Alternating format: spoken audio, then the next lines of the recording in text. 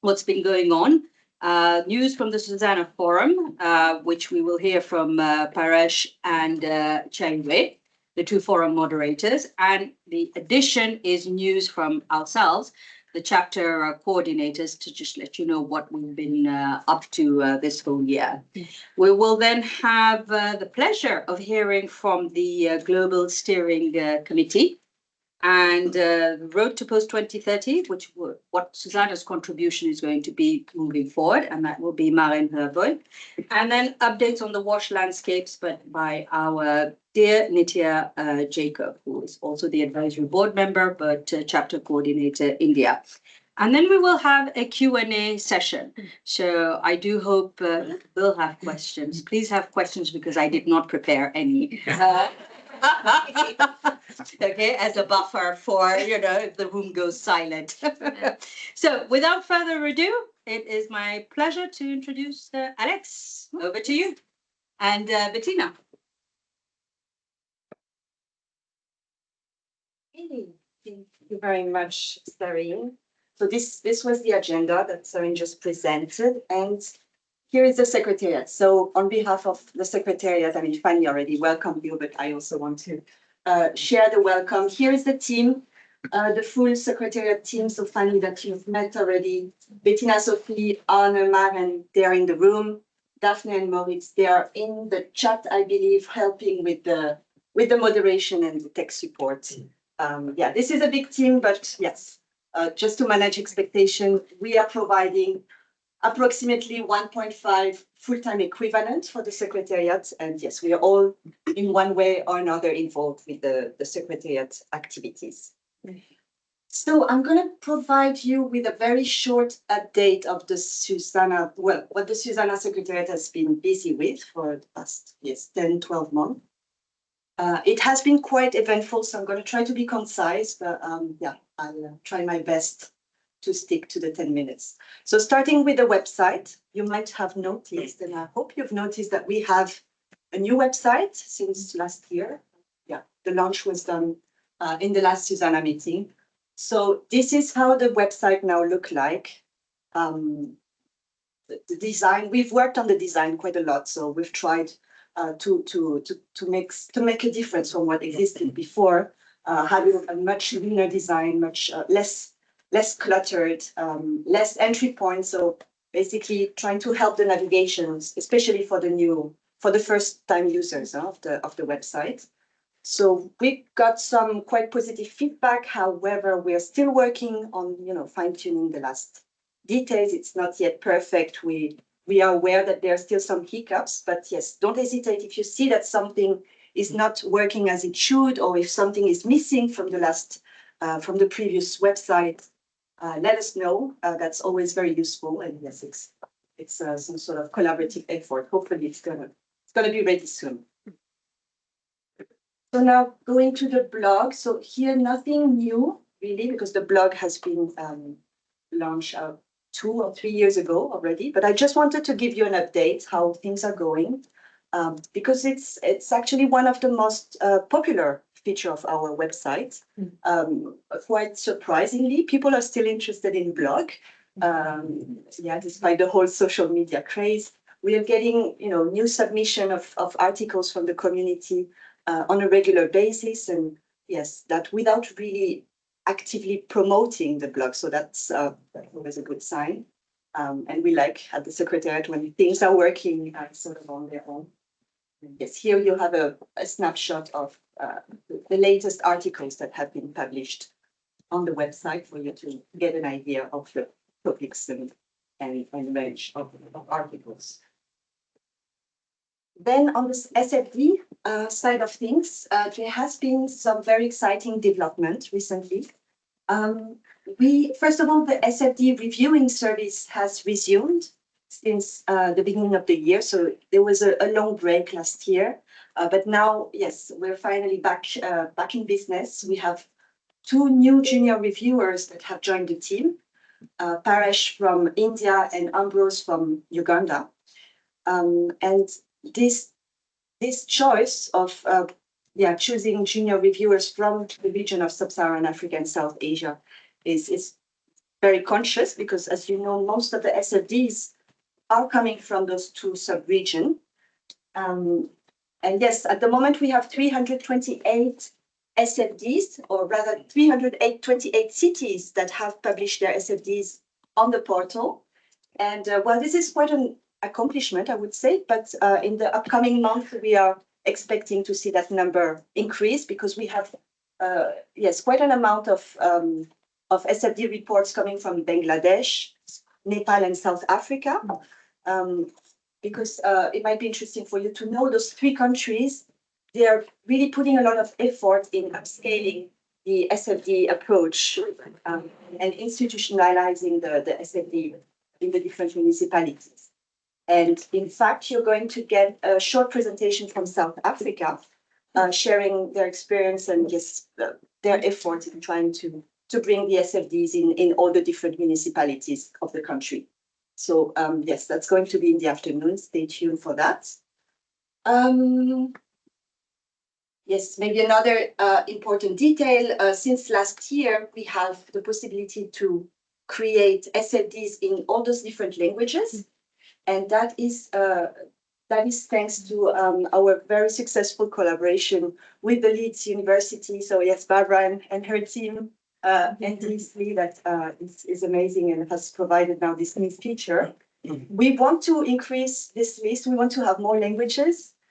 So we need volunteers. We need people who are willing to translate those weird terminology of latrine, semi-line, septic tank or whatnot.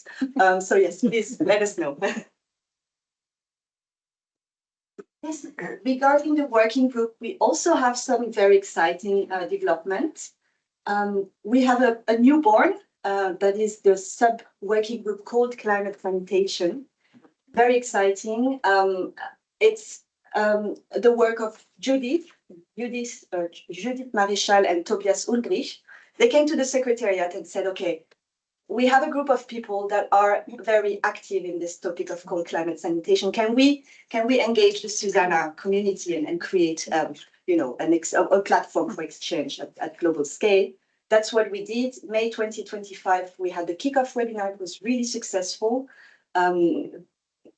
We put together a very engaged group of people that were speaking about, their work in Greenland, in China, in Ukraine, in the polar region. So yeah, it was fantastic. And now they decided that they're going to meet every 3 months to discuss a project activities and have a thematic discussion. So the next webinar, mark your calendar, it's going to be not in September as it's written, but in October, and it's going to tackle the topic of sanitation challenges and solutions in Ukraine, specifically in the conflict affected area. So yes, that's very exciting. If you want to join the working group, you can register in the SuSanA website, or you can reach out to Judith and Tobias directly on the address email that is there, called climatesanitation@susana.org.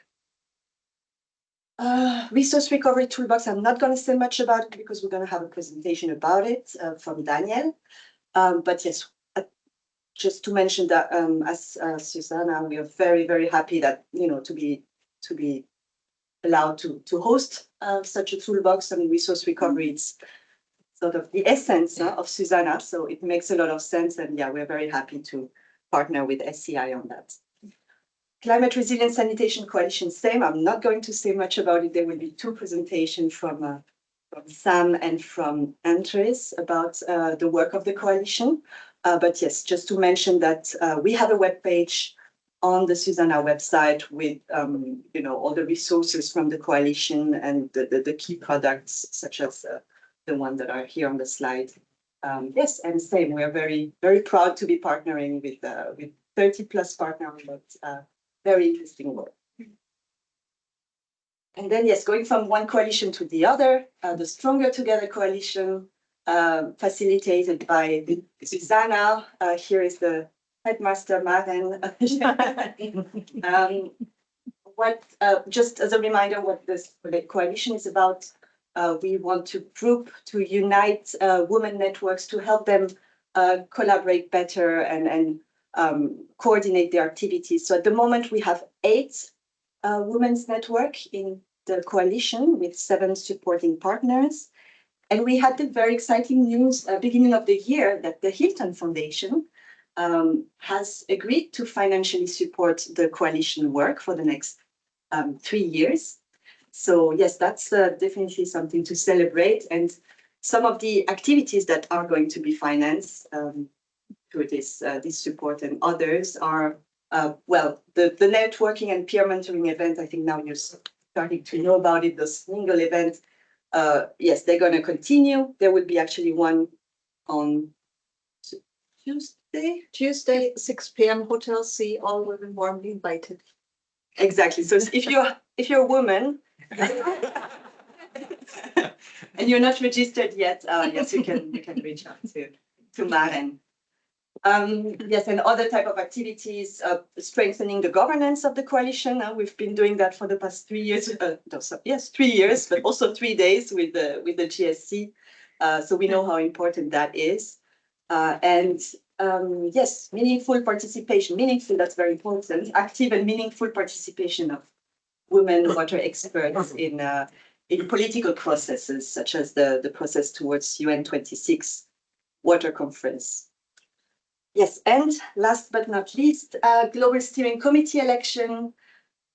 Same, I'm not going to say much about it because you're going to have a presentation from our Global Steering Committee, but just so you know and maybe start thinking about it, there will be an election coming up that's in November. Yes, we have candidates, obviously, at least 7 candidates from the 7 regions of SuSanA. So if you think, or if you're interested, or if you know someone that could fit the job, yes, please let us know. And with that, I hand over to. Okay, thank you. And yeah, thank you to Alex, the team, Sophie, Moritz, whose emails I constantly ignore. Sorry, Moritz. The wonderful work on. It's hearing. I think it's done like 10 of them. Anyway, thank you for that. And next, Paresh, are you online? Jayway, are you guys online? I'm here. Jayway, excellent. Paresh? Perfect. Paresh is not going to join us, unfortunately, this morning. Oh. All right. Well, my dear sister Yes, from Zambia, please, by all means, over to you. Thank you. Good to see you, Serene. And it's a pleasure to join virtually this session.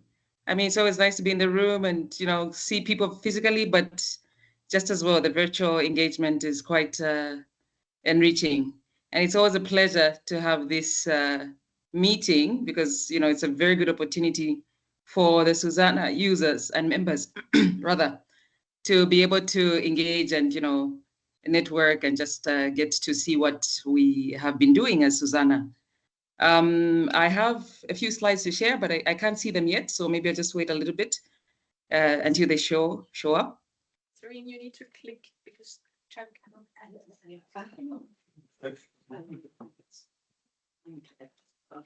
So just a bit of a background. So my name is Chaiwe Mshaoko, senator, and I'm based in Lusaka, Zambia. I'm one of the forum moderators on the SuSanA Forum, alongside a colleague, Paresh, and there are a few other moderators that have supported the forum over the past couple of years. And, there's a bit of changes here and there, often with moderation.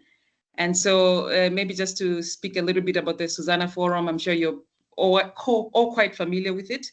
It's one of the features of the Alliance, and it facilitates knowledge management for all SuSanA users.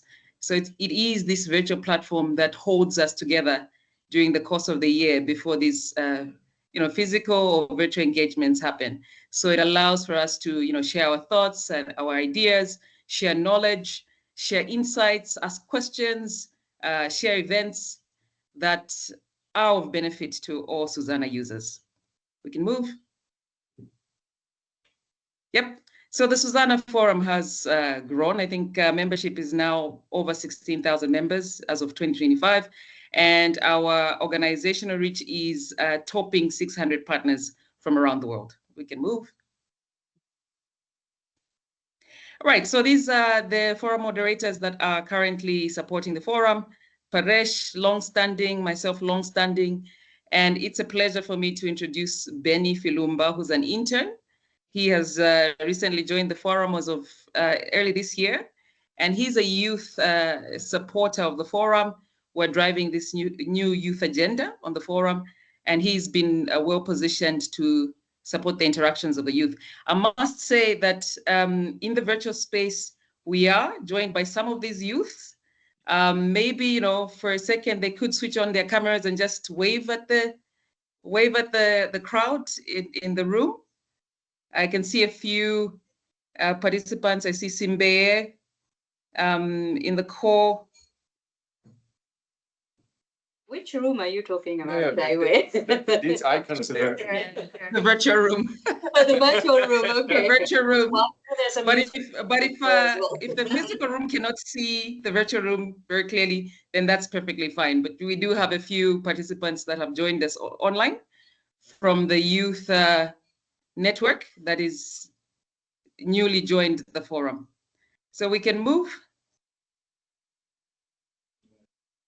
All right.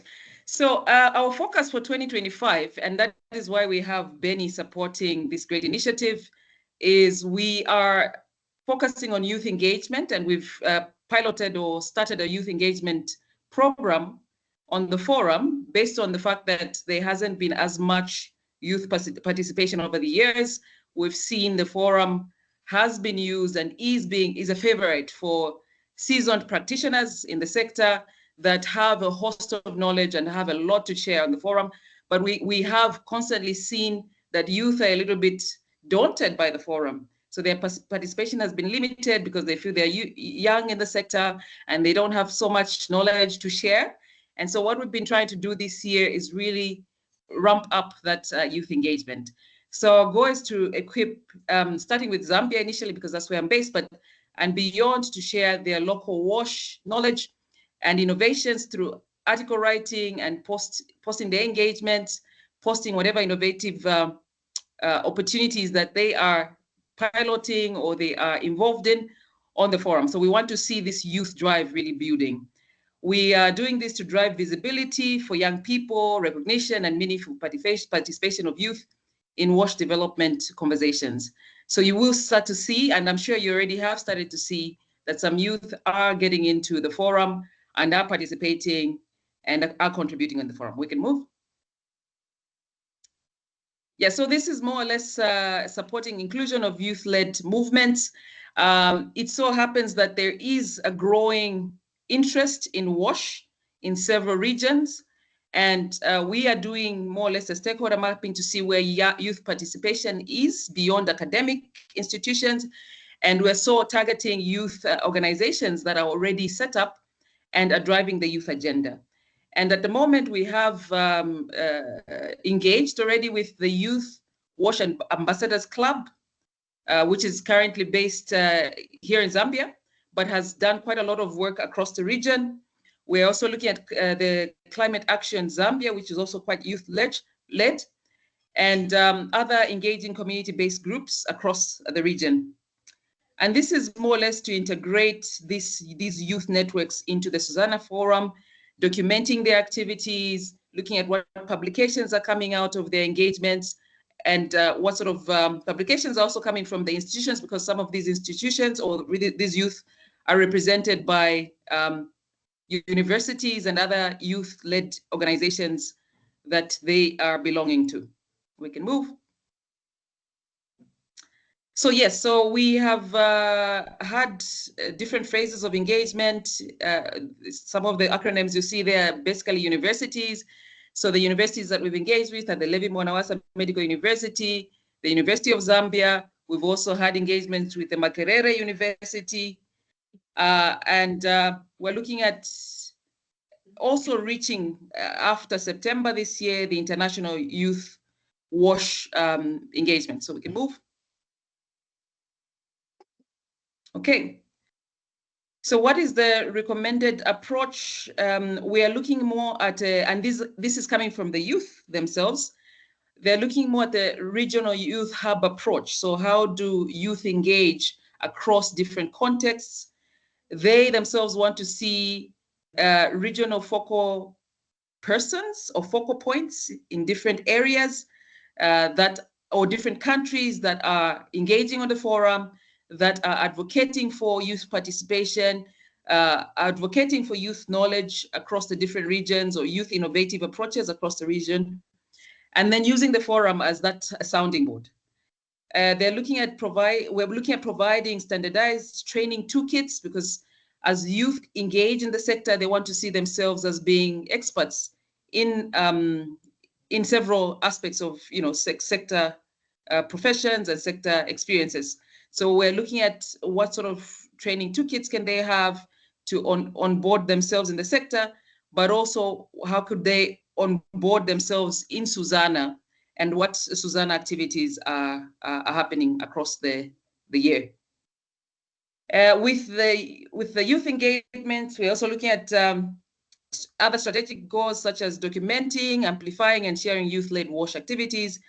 And I think I mentioned creating young WASH writers networks across Africa. So these networks are also going to be looking at, how do youth document and write articles that would end up on blog posts such as the blog, SuSanA blog that we have. And then linking youth to global opportunities. Sorry, just go back. I think we're moving a bit too fast. Hope I'm not rushing on time. But we're also looking at linking youth to global opportunities. And I think this is one of the things that they said quite strongly, was that they want to see more career opportunities. They want to see more mentorship opportunities, more research collaborations. They want to see themselves participating in global forums, more global forums, and especially innovation. I think innovation keeps coming back. So they want to see more innovation accelerators, platforms where their innovations can be brought to light and recognized. Okay, we can move.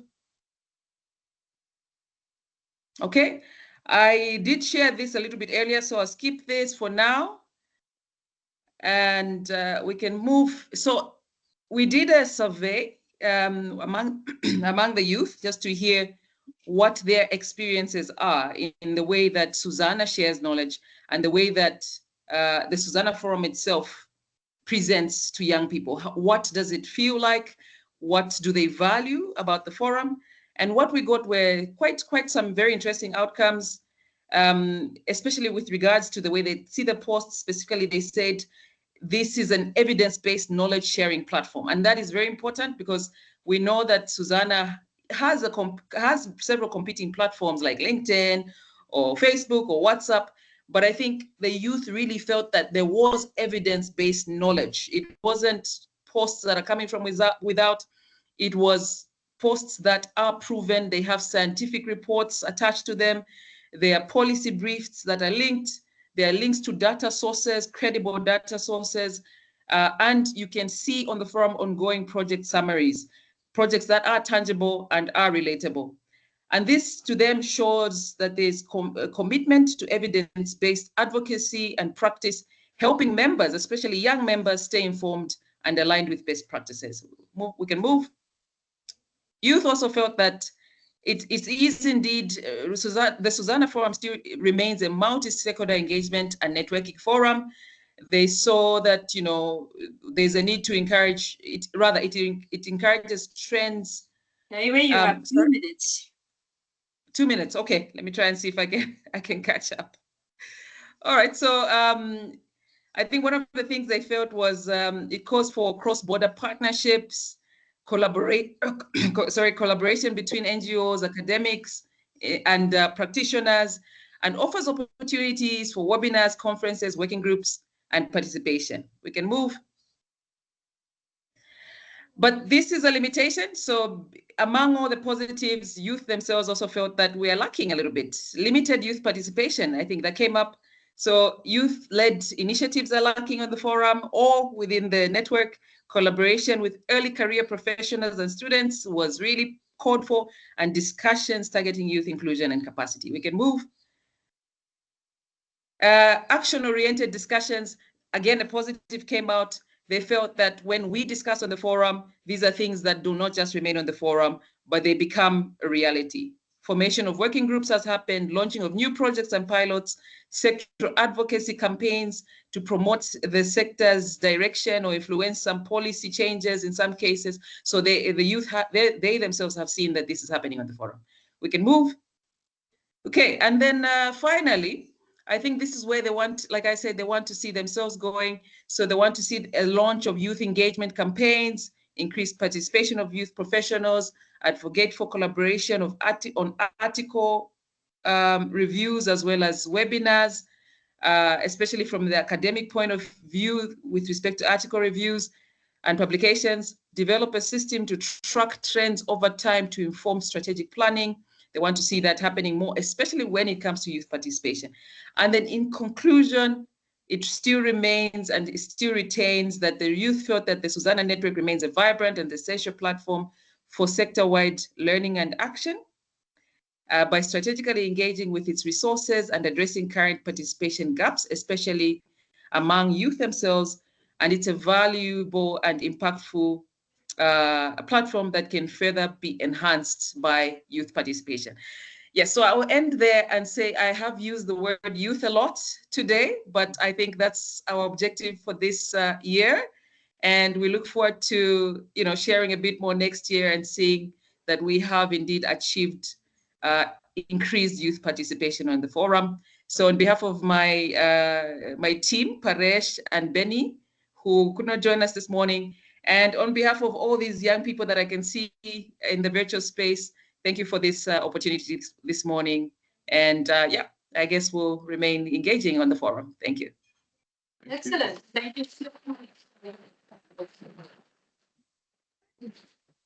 Next, you're going to hear from us. And I'd like to invite Lourdes and Nitya. Come over. Please, by all means. Let the world see you. Just one thing, Carla left, but the chat seems deactivated. But Carla's on it. Okay, sorry. Okay. Okay, please don't ask me to manage chat. Okay. All right. So who are we starting with? All right. Lourdes, over to you. Okay. That's ambitious. Yeah. Here. Okay. Is that yours? Yeah. So the theme, holy shit, the regenerative revolution was screened for a select group of key players in Bolivia's water and sanitation sector. So the event featured an opening address by Joanna Tege, the current Swedish ambassador in Bolivia. Attended includes representatives from ministries, municipalities, water utilities, consultants, and NGOs. So this event concludes with a vital discussion on sustainable investment in sanitation, a topic of great relevance as Bolivia prepares for significant sector funding. Next. 1 minute. Instead of waiting for a report, what if we learn direct from each other's experiences? This is the new SuSanA Latin America new approach, collaborative exchanges. So the recent pilot exchange between Sanima Peru and Aguatuya Bolivia is a prime example. The exchange focuses on sharing best practices for sustainable sanitation, provide technical assistance and training between organizations, and creating a direct channel for mutual learning and collaboration. The success of the Sanima and Aguatuya pilot shows that this exchange model is not a one-off event, it's a replicable and scalable approach.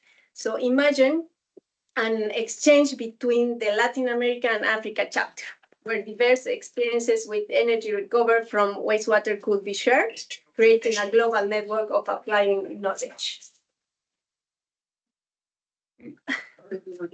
Okay. So SuSanA Latin America is actively also building an alliance with major Latin American universities such as Catholic University that have presence in Bolivia, Chile, Colombia, Peru, and other countries in the region, and TEDx to launch a marathon of talks on wash and sanitation topics. So the goal is to engage and integrate young people into the sector in an attractive way. And the model is university provide the students, TEDx provide the platform, and SuSanA Latin America provide the speakers, expert in wash and sustainable sanitation. So I will make a call for speakers will be announced soon, and I expect many of you will be interested to do these talks to the young audience. Thank That's you. it Thank you from- very much.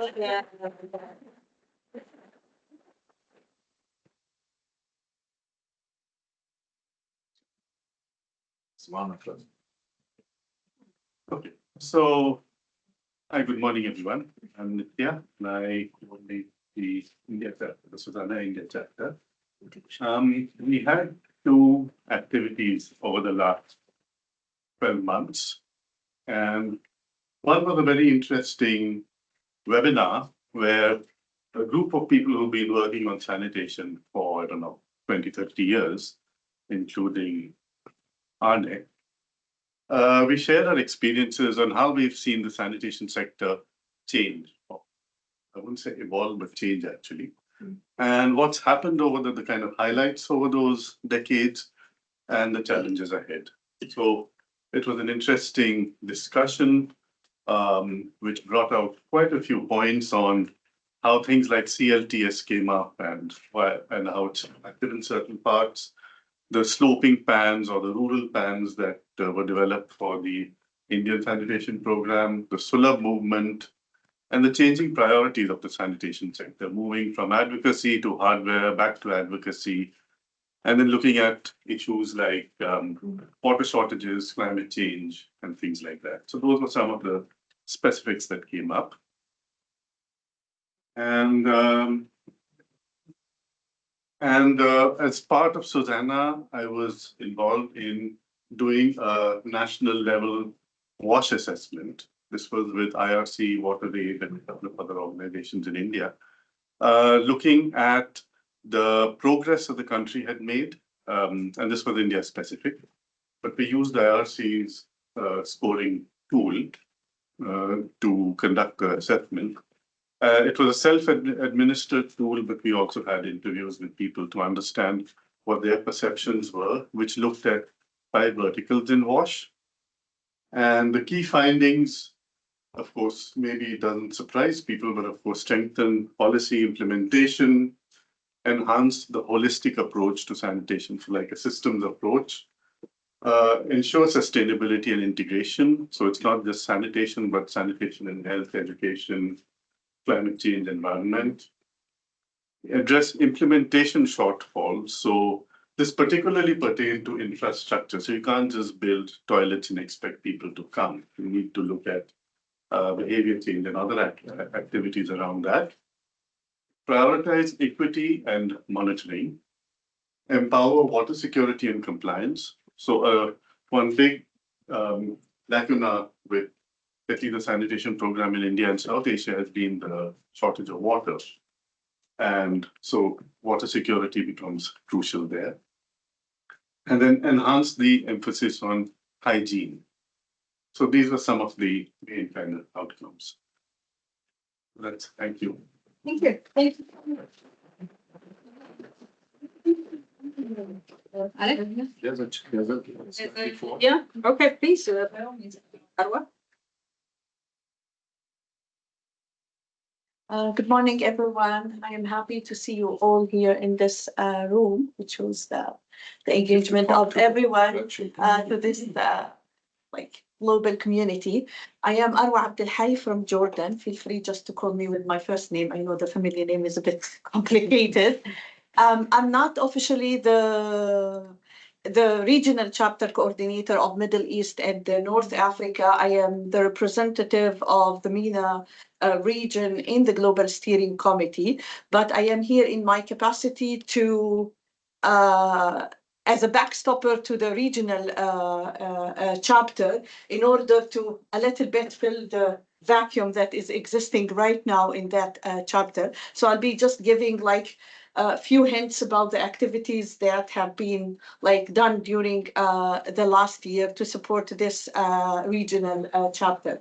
So first of all, I have to say that very quickly that we are connected. I am working in a university. I'll be introducing myself properly in the presentation of the Global Steering Committee, but we are connected to the German WASH network, okay? And we are lacking in our region the competencies or capacities or skills of the national staff, especially in the WASH sector. So what we have done, we try to connect the regional chapter to the German WASH network and of course the SuSanA in order to initiate some kind of steps towards building the capacity of the national staff, and that was done by a small step, yes, which is conducting a webinar series with a total of 4 sessions.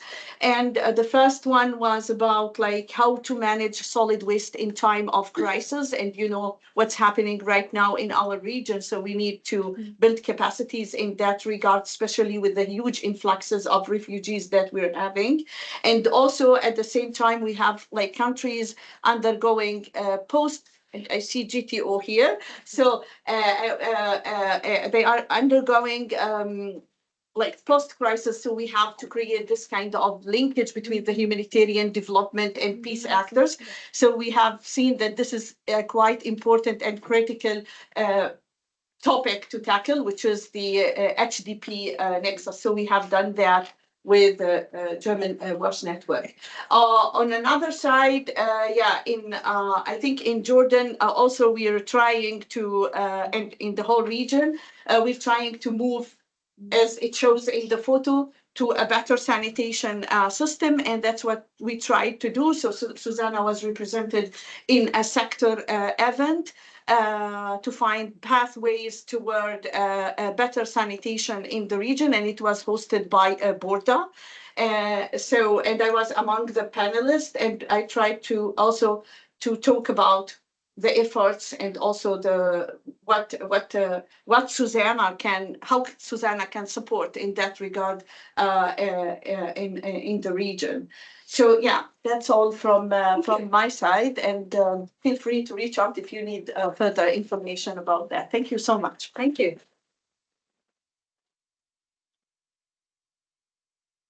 I don't have a slide. That's what Morris kept asking for. So I'm going to keep this brief. So for the Africa chapter, what we did was mostly offsite type of activities. So we had participated, or rather the chapter had participated in the 4 partnership coordination platforms which sit within the African Union Commission. And this was mostly in terms of recruiting and ensuring that, stakeholders are aware of SuSanA, because that was the other thing that we had to do on the ground, was a lot of marketing for SuSanA on the continent. So a number of those activities were held, mostly side events for any big event that we were having. Now, moving forward is we're going to be using the platform. We have onboarded an additional person to support us in about 2 big upcoming events. Number 1, of course, the UN Water 2026, road to Dakar to Dubai, in terms of using the SuSanA chapter and the webinars to really get the views of everyone at large, particularly on the continent. Number 2, a number of big things are happening on the continent, one of them being the Africa Water Vision Policy post-2025. So as we are part of the co-conveners, co-coordinators of that, a number of consultations will be taking place, and using, of course, the SuSanA platform in doing so, in terms of, putting it out there. In fact, this afternoon, you're probably going to hear from the African Ministerial Council on Water on some of the tools that they've been using and deploying. So this all really fits with the work that we are doing. And third is that 2026 is going to be the year of water security for Africa. So we are hoping that, this coalition or this crowd, will lead to the adoption of this vision at the Heads of State Summit in February 2026. So that is a bit how we're going to engage. Now, the interesting thing, I think also a success attributed to all these tools and all these platforms that we've been using. We had a really hard time getting gender in the Africa Water Vision policy. It was very difficult, and specifically women and girls. In fact, it had all been lumped under inclusive. And because of all these engagements that we were having, we finally, we were not given as an end goal, but the negotiation is that the word women and girls was going to feature in the Africa Water Vision policy. So we're really proud of that. And this is something as well that within the gender working group, that we want to bring forth. So that's a bit what we're doing, reviewing a bit how we're going to conduct these webinars, these meetings, getting new people on board, redoing the website. And hopefully next year, yes, let's see what results we're able to produce. And maybe I might just have one slide with pictures on it. All right. Okay. And now the fun part, not that all the other bits were not fun, but my absolute pleasure to introduce Carla Lira, the chair of the Global Steering Committee. Welcome.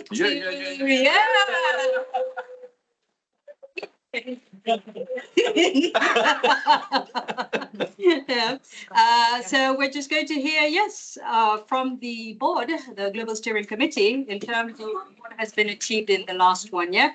Can hear some movements over here. Everybody wants to come on stage. Excellent. Let me exit from here and allow you to present.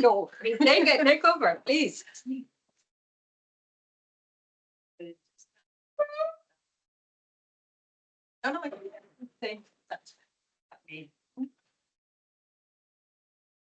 So, Tobi, gerade auf 3x4 Meter zu sehen.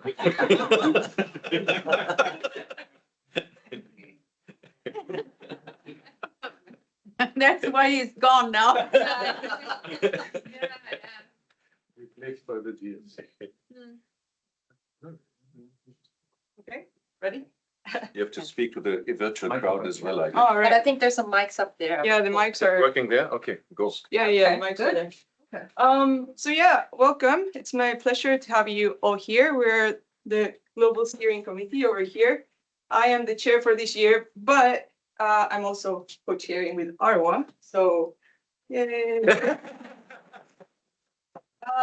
So this is us. This was the picture that we took when we formed the Global Steering Committee 3 years ago. 3 years ago. And this is us yesterday. Very tired, but very happy. And this is more or less what we'll be presenting today. So the structure, how it works, how we govern.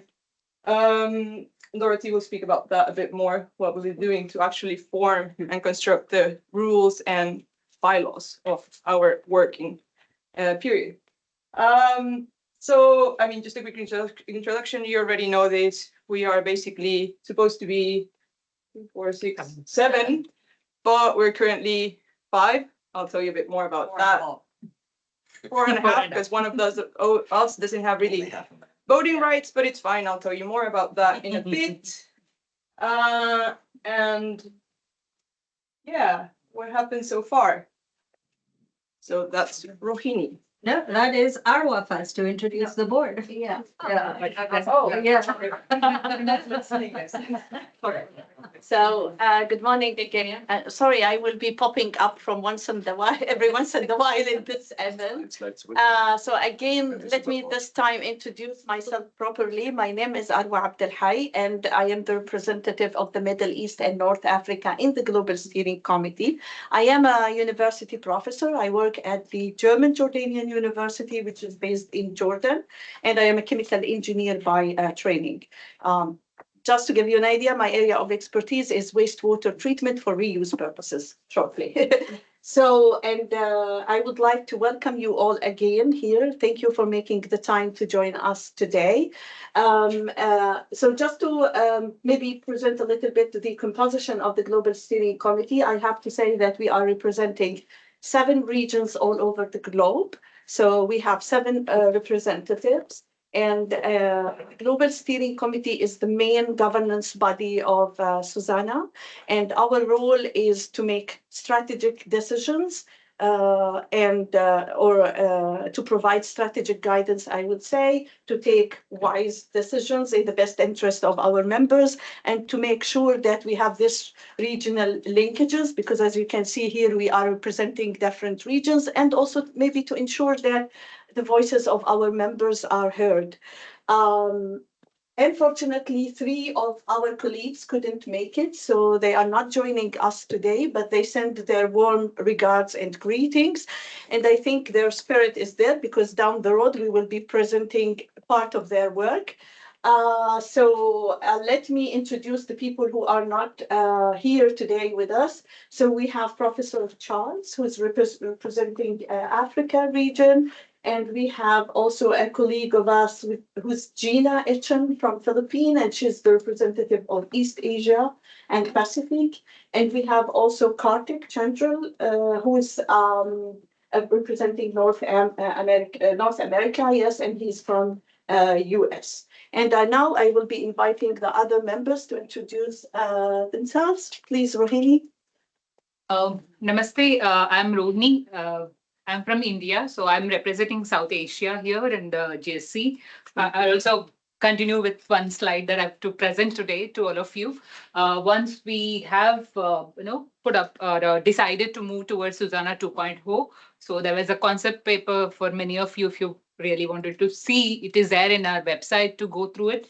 So once that is being set up, what we want to present. Yeah, I'll just finish this and then maybe you can take over. So we did our elections in 2022, and we have been onboarded, all the 7 of us. And we were here in 2023 SuSanA meeting, where previous to that, we all had sit together, worked on some of our priority work for the last next 2 years, that's till now. And we created some of the work packages for each one of us. So we took some of the key areas where we need to develop some of the, I would say, bylaws, which will be going to present also in the next slides. Each one of us took some of the priority area and little more detail it out on how SuSanA key areas to be worked on. And it's been now 2 years, each one of us completed that work, and there'll be the presentation. Along with that, we have been meeting every month along with our Secretariat team and together to discuss on a lot of things in terms of what need to be done, what are the strategies to be followed, what kind of events to be presented. And we also have an AB who is generally supporting us on taking some of the decisions on how to move forward. Annual assembly, this is the 3rd assembly, like all of us are meeting together. And with that, we'll have now, I would say, broadly comprehensive bylaws that will be ready soon. Almost it's ready. Probably in the next AB meeting or next soon, we will be presenting it to everyone. So with that, I'll hand over to Carla again to present what we did in last year. Sorry, I didn't present myself. My name is Carla Lira, and I work for the Stockholm Environment Institute. So I am part of this office and this team, and I'm a wash specialist. So, and I'm from Mexico, so I represent the Latin America chapter actually, even though I live in Stockholm. So yeah, very quickly, you're like, oh, but what do you actually do in reality? What is the Global Steering Committee doing? Well, we basically meet, we plan, and we work a lot. So we do a lot of meetings between us. So the team really meets oftenly, maybe like once every month or once every 2 months, depending on the availability. This is a voluntary role, so we meet, we have to just fix around our schedules. We also meet a lot with the Secretariat, and thank you very much to the Secretariat. Without them, really, it would be really hard to pull us together. We hold a lot of bilateral meetings with the Secretariat, and you'll see what type of bilateral meetings, especially to put these bylaws together. So it has been some work. Again, the bylaws, very popular, very, very out there. And we helped support the Secretariat in setting up the advisory board, because that was a phase of like, how do we do it? How do we transition? What do we actually do with the advisory board? And they listened, they heard us, and now we have a great advisory board. Just in terms of updates of the Global Steering Committee structure, something that's very important is that PRACTIC, the US chapter, North America chapter. He was very busy, basically managing the New York sewage. So he said, no, I actually need some support. I'm not going to be able to handle the responsibility, the role, and show up like I want to. And therefore, we just sought out some additional support with the Secretariat, and they responded, made some suggestions. We conducted kind of a consultation, and ta-da, that's how. Sour in the picture. As you know, Johan is a great expert. I'll let you introduce yourself, but he's a sanitation expert, has 35 years in the sector or something like this. Last century. You don't want. So yeah, and he has been great. He has been great with setting up the advisory board. He'll actually tell you a bit more about that. But yeah, we're super grateful for the support from the Secretariat and from John for stepping up in this role. Yeah. And I think, yep, advisory board. Oh, okay.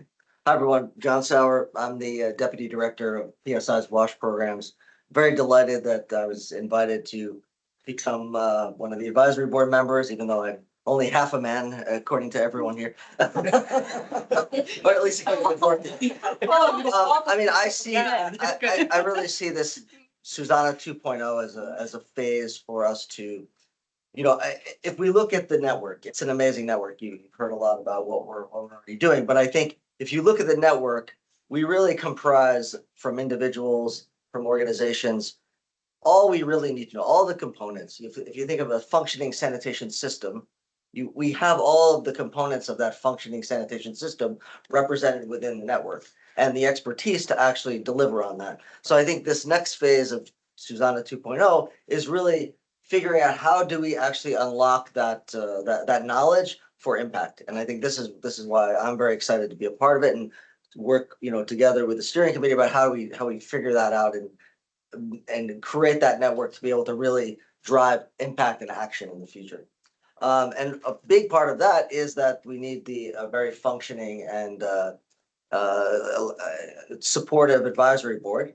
And you know, this is sort of there's this history to that, but the advisory board was set up in 2024, and we've finally had our first meeting last year, and then we had our first meeting this year, just in July.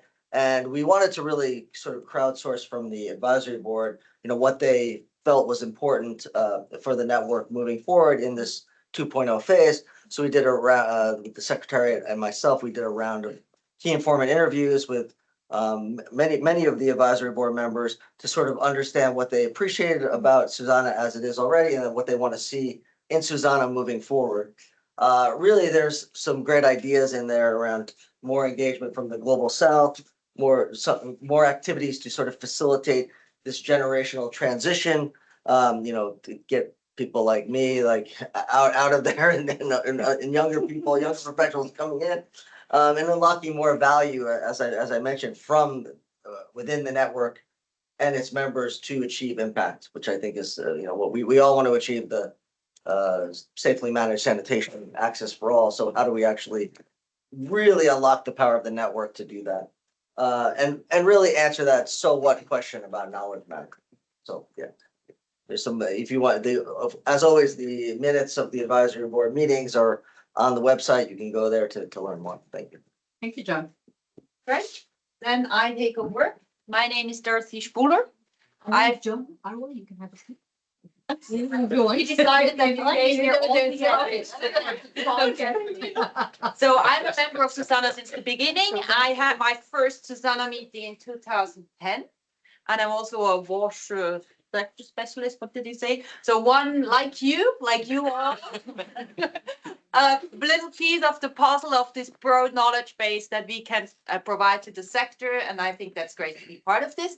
Since 2003, I'm very humbled to be the elected member of the Global Steering Committee representative for Europe. I've been also the chair in the beginning. I'm not the chair anymore. I'm very happy about that, and I'm very honored that I can contribute to this future of this network, because if you look at, I mean, what you just said, and you know it all, it's a network that is functioning over 18 years, and I think the agenda is getting bigger and bigger. That's a good sign. So growth is there, and yeah, it's great to be here. I think what what do I need to say? Yeah.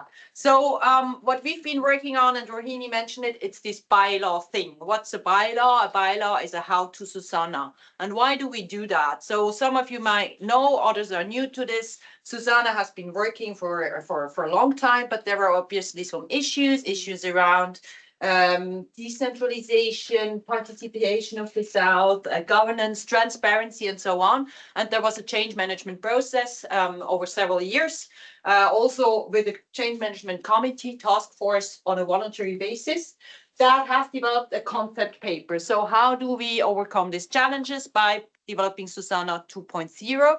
But within this concept paper, there was not a specific, really detailed description how we get there. But there was the idea to have this global steering committee, and I think that was the first step to go there.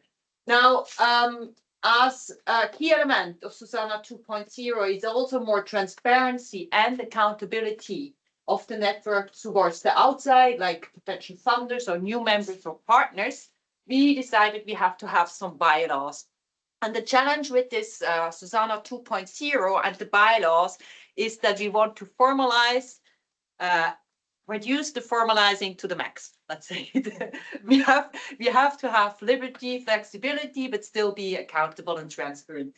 So what we seek is a clear and concise to-go paper, public, on how to SuSanA, a clarity of the governance of SuSanA with binding rules, and a detailed implementation for the SuSanA 2.0. That's what we aim for. We've been working on that. We started in 2020. Well, and we still want to maintain the roles of SuSanA.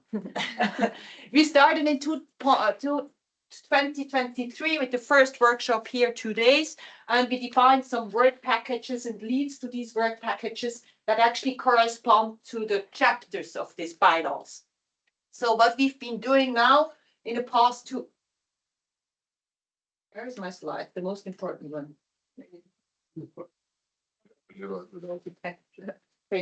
So we've been working intensively online, challenging sometimes on all these chapters together in bilateral meetings with the Secretariat, a lot of support and thinking also of Alex. And at some point in spring, we realized now we have to get to an end and compile that. So we asked the Secretariat for more support because it can't be done on a voluntary basis.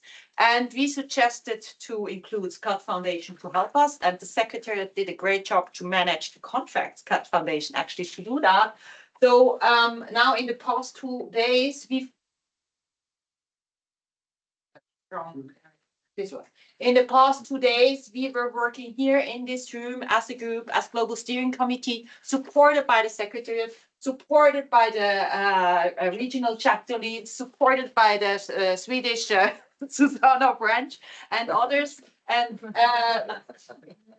we've come a long way. And I'm not going to present the result in detail, but stay tuned. The plan is more or less that with the support of SCAT Foundation, we will have a first consolidated version, and we aim to, by latest, the next General Assembly, because this is the General Assembly where we also have to present you what we do as a governance structure as Global Steering Committee. We hope to present you the first public version at the next General Assembly, and might be not us, but the newly elected Global Steering Committee members, because you can also do this job if you want.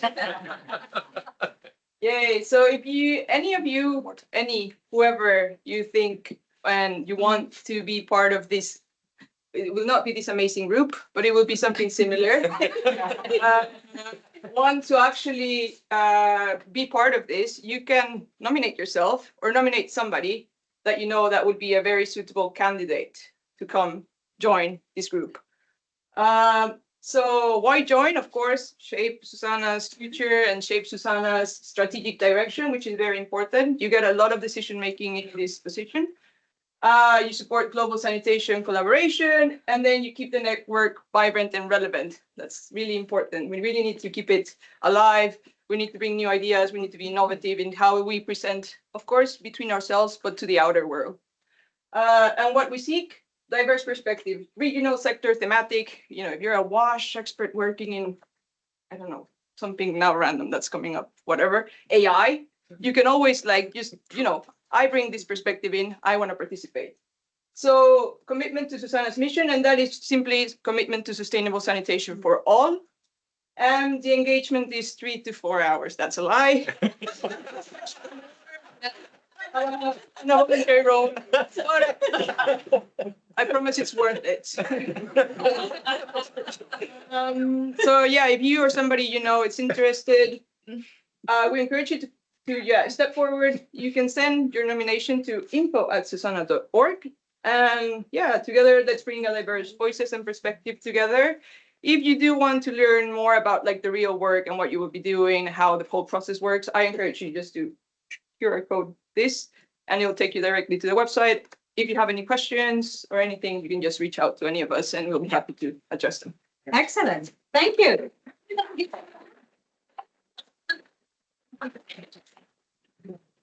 What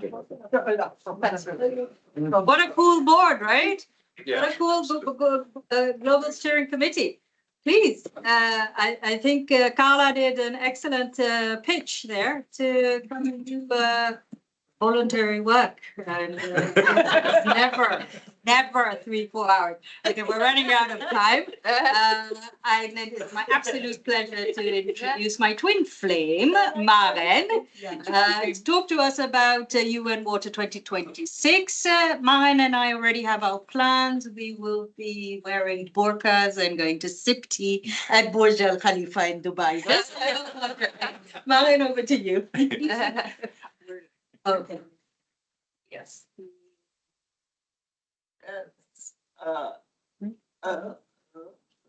Hello. No, I think it's the one before, no? It's before.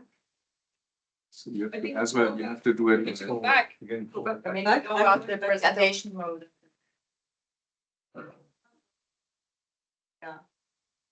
Yeah, the linking slide is missing. Yeah, there is a slide missing. Anyways, hi. Nice to see you. Maren Hoybos, I'm part of the SuSanA Secretariat. I'm also working as an advisor on global governments at GIZ. And it's going to be a nerdy travel into the future because the SDGs will end, most probably not far away. And we don't know what's going to happen afterwards. And we don't know where sanitation will be. And SuSanA is currently one of the global networks around sanitation. So we should be prepared. And I'm a political scientist. This makes me really happy. That's my nerd happy space. What we know, and kudos to JMP, I based my presentation of work from JMP here. There hopefully will be a post-2030 framework. Don't know how it looks like. We all know it's not very easy at the moment on the global landscape, but we know that there are milestones.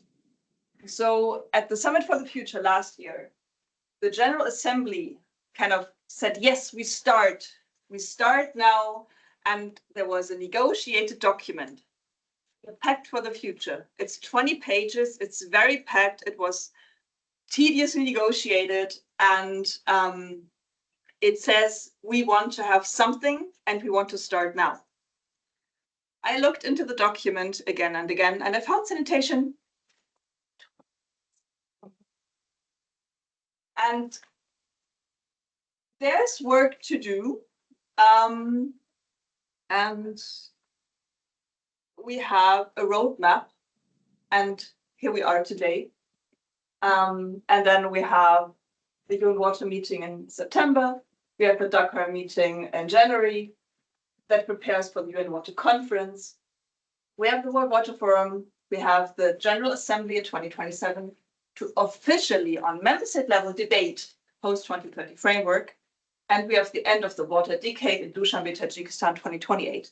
That's a bit where we could work towards. And we have experience to build on because we managed to get sanitation to the SDGs. Without sanitation enthusiasts, we might never had SDG 6.2. So it was people in this room, people online, people in the sector who fought for sanitation and the SDGs. And what we've learned, getting an early start. So we're starting here now in Stockholm. We need to join forces because, again, it's a member state negotiated process. And we need to make a good argument. So we have JMP data, we have other evidence, we have a lot of knowledge on SuSanA. We need to prove that sanitation needs to be part of that framework because it's part of like sustainable human development and the planet and so on.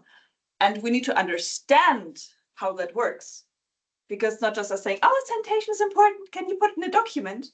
It's a very tedious UN process with very strict timelines. And we need to understand how that works and when to influence whom, with what kind of input to get it into a final, hopefully, framework. So, how to get started? What do we want? We want to keep basically the language of the SDGs, saying sustainable access. What do we want something extra? Do we want to involve like more climate, biodiversity, health? What's our key messages? And can we manage to get those into official documents that will come in the next month and 2 years? As I said, there are opportunities that are in the run-up to the UN Water Conference, and maybe a resolution that might come out of that, or a resolution coming out of Dushanbe. So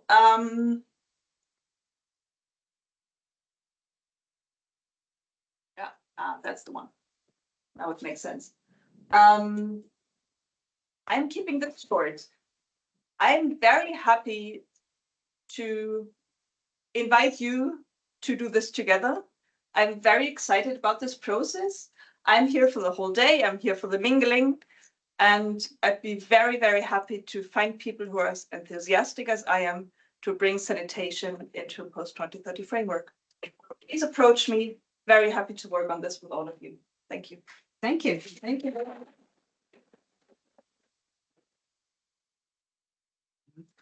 Thank you, Maren. Keeping it short first and straight to the point. So yes, basically, if you want to go to Dubai, please, by all means, get in touch with Maren.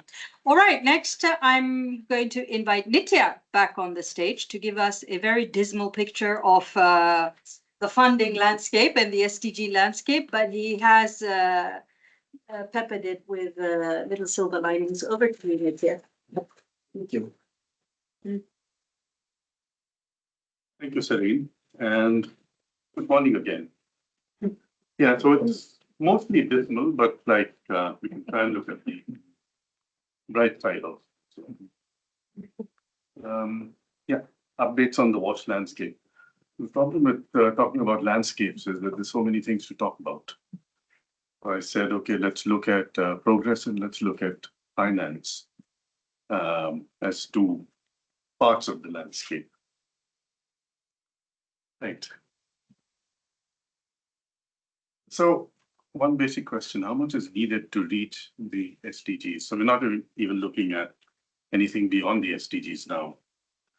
Providing basic sanitation services to those currently without access will cost $124 billion between 25 and 2050.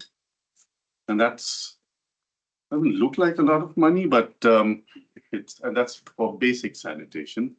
But the SDGs talk about safely managed, and for that you need 3 times that amount. So that's about 370 billion.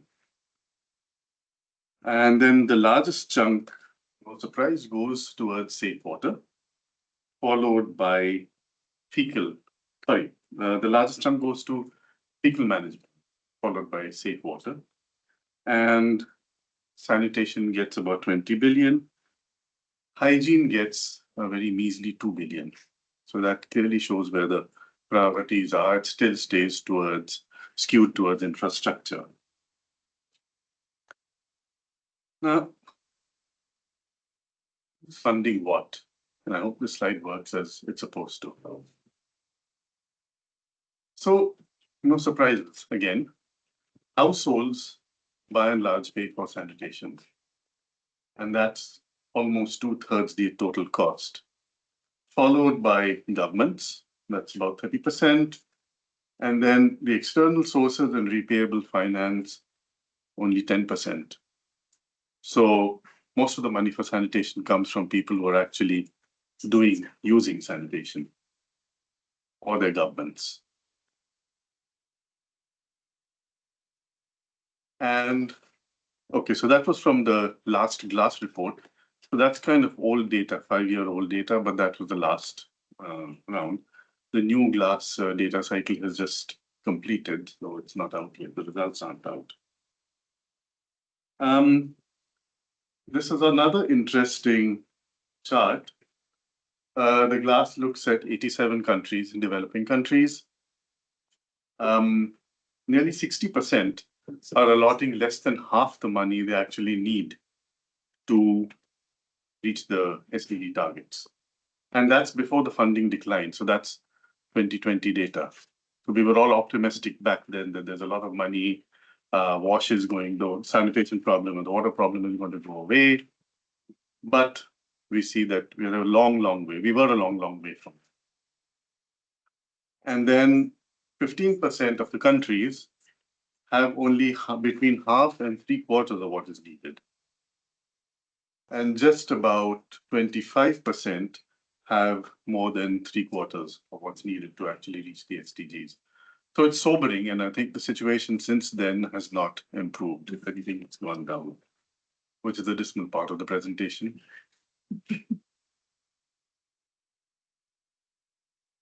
Most of the WASH organizations, I tried to do a web search and there were just too many to put on the screen, so we took them off. Most of the WASH organizations fund across the board. They fund infrastructure, they fund what's now known as system strengthening, they fund technical support, capacity building, monitoring, and evaluation. So it's a smorgasbord of project types that people fund. And this includes the banks, it includes multilateral institutions, private foundations, implementers, donors, private donors also. And the support depends largely on country priorities. So what does a country actually want to focus on, whether it's tube wells or toilets in schools, and also on available human and financial resources. Okay. Anyway, recent funding trends. So aid funding, and we thought the situation was good till 2020, but from 23-24, it's come down even further. So if you look at the figure, sorry, I'm reading from the tab here. Across the board, with the funding has been cut for water and sanitation. And it's dropped even more sharply from the US, France, Germany, UK, and Switzerland, traditionally big donors. And of course, we all know US aid is pretty much out of the picture now, so that's been one big jolt. European aid budgets have been repurposed towards defense, and Ukraine and climate have been squeezing everything else. The UN system itself is squeezed for funds, and that's been getting tighter over the last few years. So what's next? I mean, it all looks very dismal right now, but are there opportunities? There is a shift towards blended finance and private sector involvement. So it's good, but it's more hope than actual at the moment. And that's also because there's increasing use of performance-based contracting and payment by results. So there is money, but the modalities have changed. There's domestic resource mobilization. So countries are taking the opportunity to reduce aid dependency. And there are examples like Nigeria and Ghana, and also in South Asia, quite a few countries. But also because high national government debt means there's little appetite for further loans for sanitation. Philanthropy continues to move towards system change and trust-based modalities. So it's not carte blanche anymore. And the last point, something that's interesting that's come up, YouTuber Mr. Beast started a campaign with WaterAid called Team Water to raise $40 million. So that's an interesting initiative and something that I don't know how many of us in this room have actually tried, but a possible way of going ahead. So yeah, I'll stop there. Thank you, Sarif. Thank you, Nitya. Thank you. Thank you very much, Nitya, for at least giving us the solutions or what is available. All right, so we're still okay for time. Yeah, I think. Yeah. All right. Excellent. Well done. Well done. Sorry for rushing some of you. Questions? It's the question and answer session. Okay, Dorothee, you have a question. No, I don't have any. For the bad people get the questions Excellent. ready. Okay. Just a quick thing I wanted to say before, because I love voluntary work, I'm also chair of the Swiss Water Partnership, and the Swiss Water Partnership Youth Program has a funding scheme for seed funding for youth that develop wash projects, which is closing end of September. So I'm gonna put the link somewhere, and I hope China is still with us.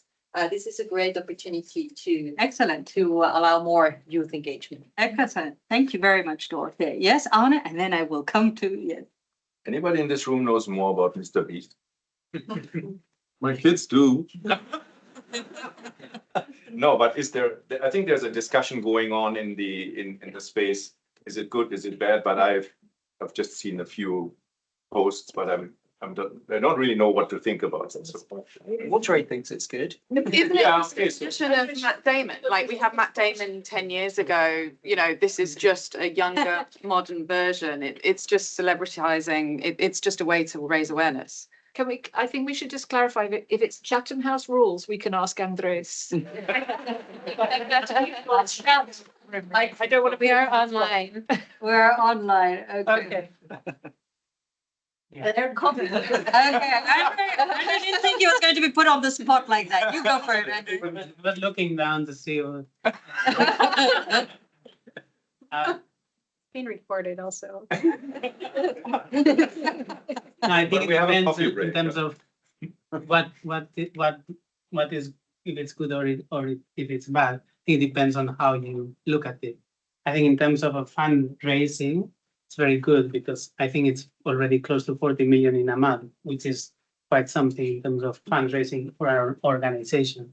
I think if you look more broadly about the sector finance, I'm not sure it will necessarily make a difference. Yeah. I think the other interesting thing to me is that there are quite a few big donors behind this. You have like YouTube itself putting 2 million and things like that, but then there's a huge amount of people putting $1, $5, $10. And these are people that may never have contributed to any fundraising or didn't even hear about WASH before. So in that way, there's like millions of people that are being reached because there's this, it's Mr. Beast and a lot of other content creators, as they call themselves, that have a huge reach. And not just, it's mostly US, but there are also other content creators in other countries. So it's a big reach in terms of that awareness raising. I'm not sure how much that will then lead to a bigger awareness globally, political pressure or political support to water in governments, etc.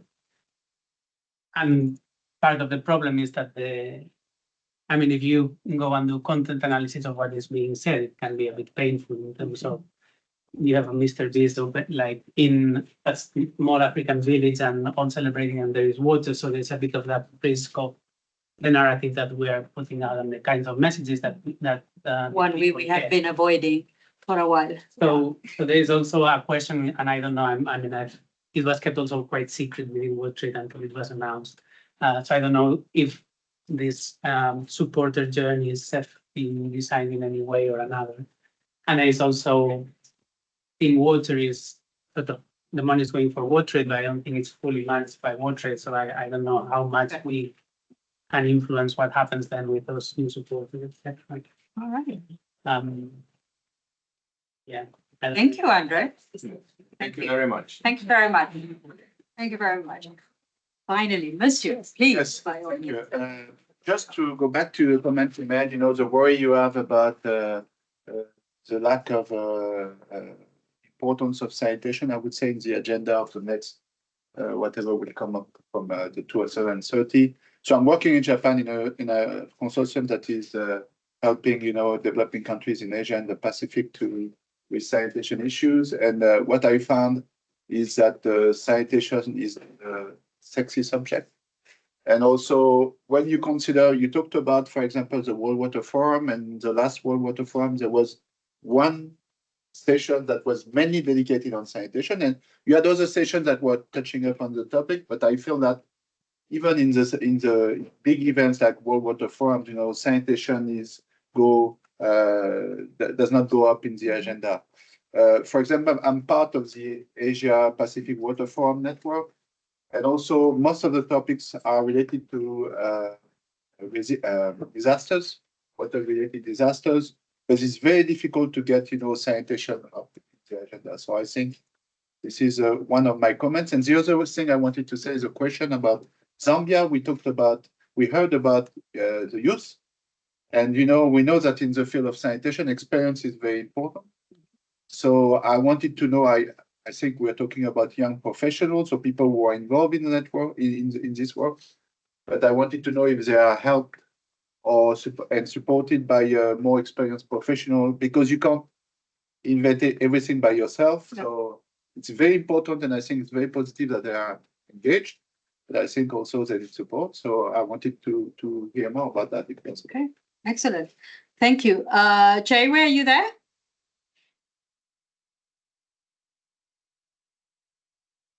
Yes, I'm here, Celine. Yes, Jaiwe. So if you just say a little bit more about the Youth Engagement Forum, and in terms of, yes, the support required or the support that you'd be looking at. Right. Yeah. Yes, I think for us, the most important thing is really looking at activating the youth engagements themselves.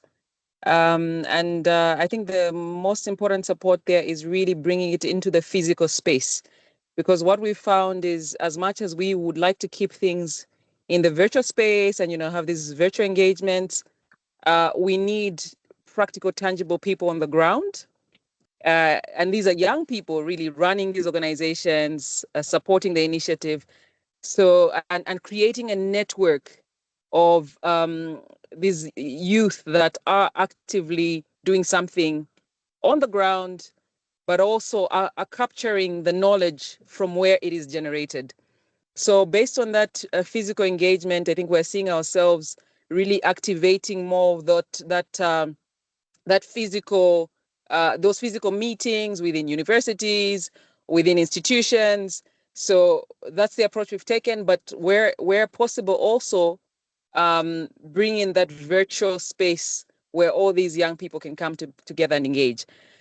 So it's really just activating that participation, but also calling to action organizations that are already working with young people and have those resources available to activate these engagements within SuSanA. So that partnership for us is also quite critical and essential. And we're trying to establish who within the sector or which institutions in the sector are already driving that youth agenda, so that collaborative opportunity can allow us access to resources to really get this groundwork going. Thank you, Jaiwe. Yes, Arne, I know wanted to get on. We have the feeling that the forum is a little bit too old and too expert driven. And by including young people into the forum, the communication between the two levels would be increased. So it's sort of there's a danger that they reinvent the wheel, absolutely. But they're in a setting where the knowledge would be available. There's the other experience with the forum that many students during their MSc thesis uses it as a source. So there's as well on that level some interaction in the forum and how to allow young people to be brave enough to tap into that resource. So that's the broader picture, I would say. Thank you. Okay, excellent. Yes, I think you first, and then yeah. Please introduce yourselves and your organizations. Thanks. Hi, I'm Remy from CBS Alliance. Two things. One on the support between young professionals and more experienced. I really like the model of mentoring by the Rural Water Supply Network, RWSN. It's really enjoyable to participate in this as often as I can. And so I'm not saying SuSanA should do something like this, but maybe there's opportunity to direct people to RWSN's mentoring scheme or to support it in some way. One question was something I've enjoyed hearing today is the exchange in Latin America, partly because I really love the organizations involved, but also because I believe a lot in exchanges as a way for professionals and authorities to be exposed to to best practice elsewhere. I was wondering whether this was a one-off or whether SuSanA would like to support this more in the future. Just to lure this. Just left the room. Oh, don't. SuSanA in general, not just Latin America. Well, so SuSanA loves to do everything, but it needs some people. It still does. It was his job. And I didn't listen to you. I was complimenting you. I was really enjoying the exchange that was organized between Sanima and Aquatuya, and I was wondering how, whether this was going to happen again with other organizations in other geographies. Thinking in CBSA also to approach, because I'm thinking maybe with CBSA and SuSanA Latin America, maybe we can think in this kind of regional exchange between Africa, Latin America. But I think it depends the organization to let us in a meeting chat about it. We'll chat. Okay. Okay. And again, and then go again. Hi, I'm Esther from UNICEF's WASH Innovation Hub. I wanted to ask about some of the stats behind the statements that have been made. So you guys have, I assume, kind of user statistics. So you mentioned there are 16,000 members and 600 partner organizations. But it'd be useful to understand a bit more about the usage percentage, because Anna's just said that you feel like it's a lot of older people who are using it, more experienced professionals. My experience on the forum is that it's actually a lot of younger people asking questions. So it'd be good to understand this balance because, for example, the UK has the Sanitation Community of Practice, which was specifically set up to get young kind of students working with practitioners and meeting quarterly so that there's that knowledge exchange and that master's students could have their projects informed by practitioners. So there are some models out there that I think it would be useful to understand how they engage. And then just quickly, one last question is, what's the source for that basic WASH spend in that last set of presentations? So there was the glass data, but then you highlighted the amount of money needed for basic sanitation. I'd just be curious on the source for that. Thanks. Okay. Who would like to take that up from the Secretariat? Alexandra, Bettina? Yeah, the forum. So I'm hearing about this initiative for the first time. I think it's good if we link up. I'm not based in the UK anymore, but there are a couple of people in the room who I know are engaged with the SANCOP in the UK. So okay, that's wonderful. Then yeah, no, I mean we're always welcoming new ideas on how to keep that forum relevant. I think that was probably said by Chaiwe. Sorry, I was running up and down, opening to people, so I didn't hear the presentation. But I imagine that you're all aware that the forum it's quite an old tool now. It actually does look like an old tool, and we need to make sure that it's staying relevant. Also, with now the new ways of communication, the new technologies that are out there, is a forum on sanitation still something that we need? We receive the feedback that yes, we do, but it needs to be tweaked in a way. So, having maybe some hybrid approach with what exists already and what is, successful in the physical world, that might be, something to explore more. A reaction. Yeah, Nitya, I think just to answer the last question. Yeah, so that was also from the glass. Okay. Right. Okay, Dorothy. Yeah, now I have to, what do I say first? So I think a forum has only an added value if you have these different generations in it and an activity across different generations, because it's exactly about having new ideas from the young and the kind of the seniors telling them, guiding them, giving advice. Yeah, so. No, and it's a key topic now with youth and intergenerational age group change. There's a huge gap how the world looks now, and it looked 20 years ago in Switzerland. You also face that I think half of the WASH experts retire in 1 year, and we also have this community of practice in Switzerland, but not with this focus of mentoring. But we have this workshop on how do we ensure to keep the knowledge in the sector when people leave, and inform the young people. So also I mentioned this Swiss program with the Swiss Water Partnership. There, the young teams get funding plus mentoring. I think also this mentoring program is something that is very nice. And the forum actually is part of the bylaws. There is a chapter because this question, what's happening with the forum, is a big question. And I wonder if we could take that up as a bit of a topic of SuSanA. How do we provide a meta page where we highlight all the different mentoring programs, or do we engage more? I think that could be a strategic topic that we could kind of think of and talk more about also in the AV meeting tomorrow. Okay, sounds good. Yes. Are there any views on the private sector involvement from SuSanA? I mean, what are the trends looking like? Because I suppose they're going to be a pivot now, considering all the aid cuts that you mentioned. So any observations on this? What might be the motivations for private sector involvement? Anybody would like to answer that? Joe, Anna? I would just say there's no opposition of SuSanA. Okay. There are positions of actors, and hopefully some speak up now, but you won't find a position of SuSanA.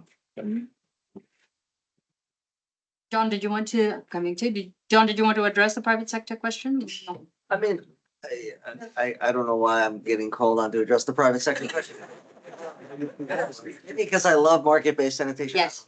But I mean, look, I think for sure, like this what I think again, this SuSanA doesn't, I think, have a position, but it's like they're part of the membership, right? They're part of the solution, like, right? If you look at all the components of a functioning sanitation system, private sector engagement and, and developing markets, market systems is a key part of a sanitation system. So I think we probably need to do a better job of engaging the private sector in a meaningful way and getting their voice, more heard in the forum so we can have better impact. That's yeah, more impact. Thank you. Hi, everyone. I'm Sam Drabble from What's Up. So I think it's a question for Nitya, but building on this private sector point, but I was intrigued by the third bullet.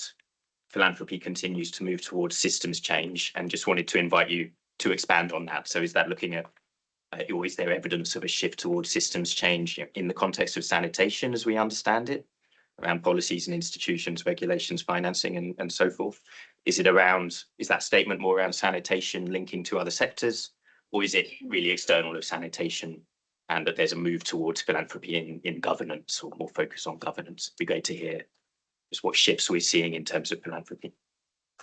I contributed that point, so I'll yeah, so the interactions I've had with WASH Funders Group and members of the WASH Funders Group are just what's come out of those conversations, but also more broadly, the interactions with philanthropy outside of the WASH sector, with some of the things you sort of read about, like the Stanford Innovation Review and things like that. You're just seeing that there's more interest in going in that direction now. Passions swing back and forth. So maybe some funders will go in that direction, get burnt, and then go back to everything being tightly controlled budget lines and hard reporting.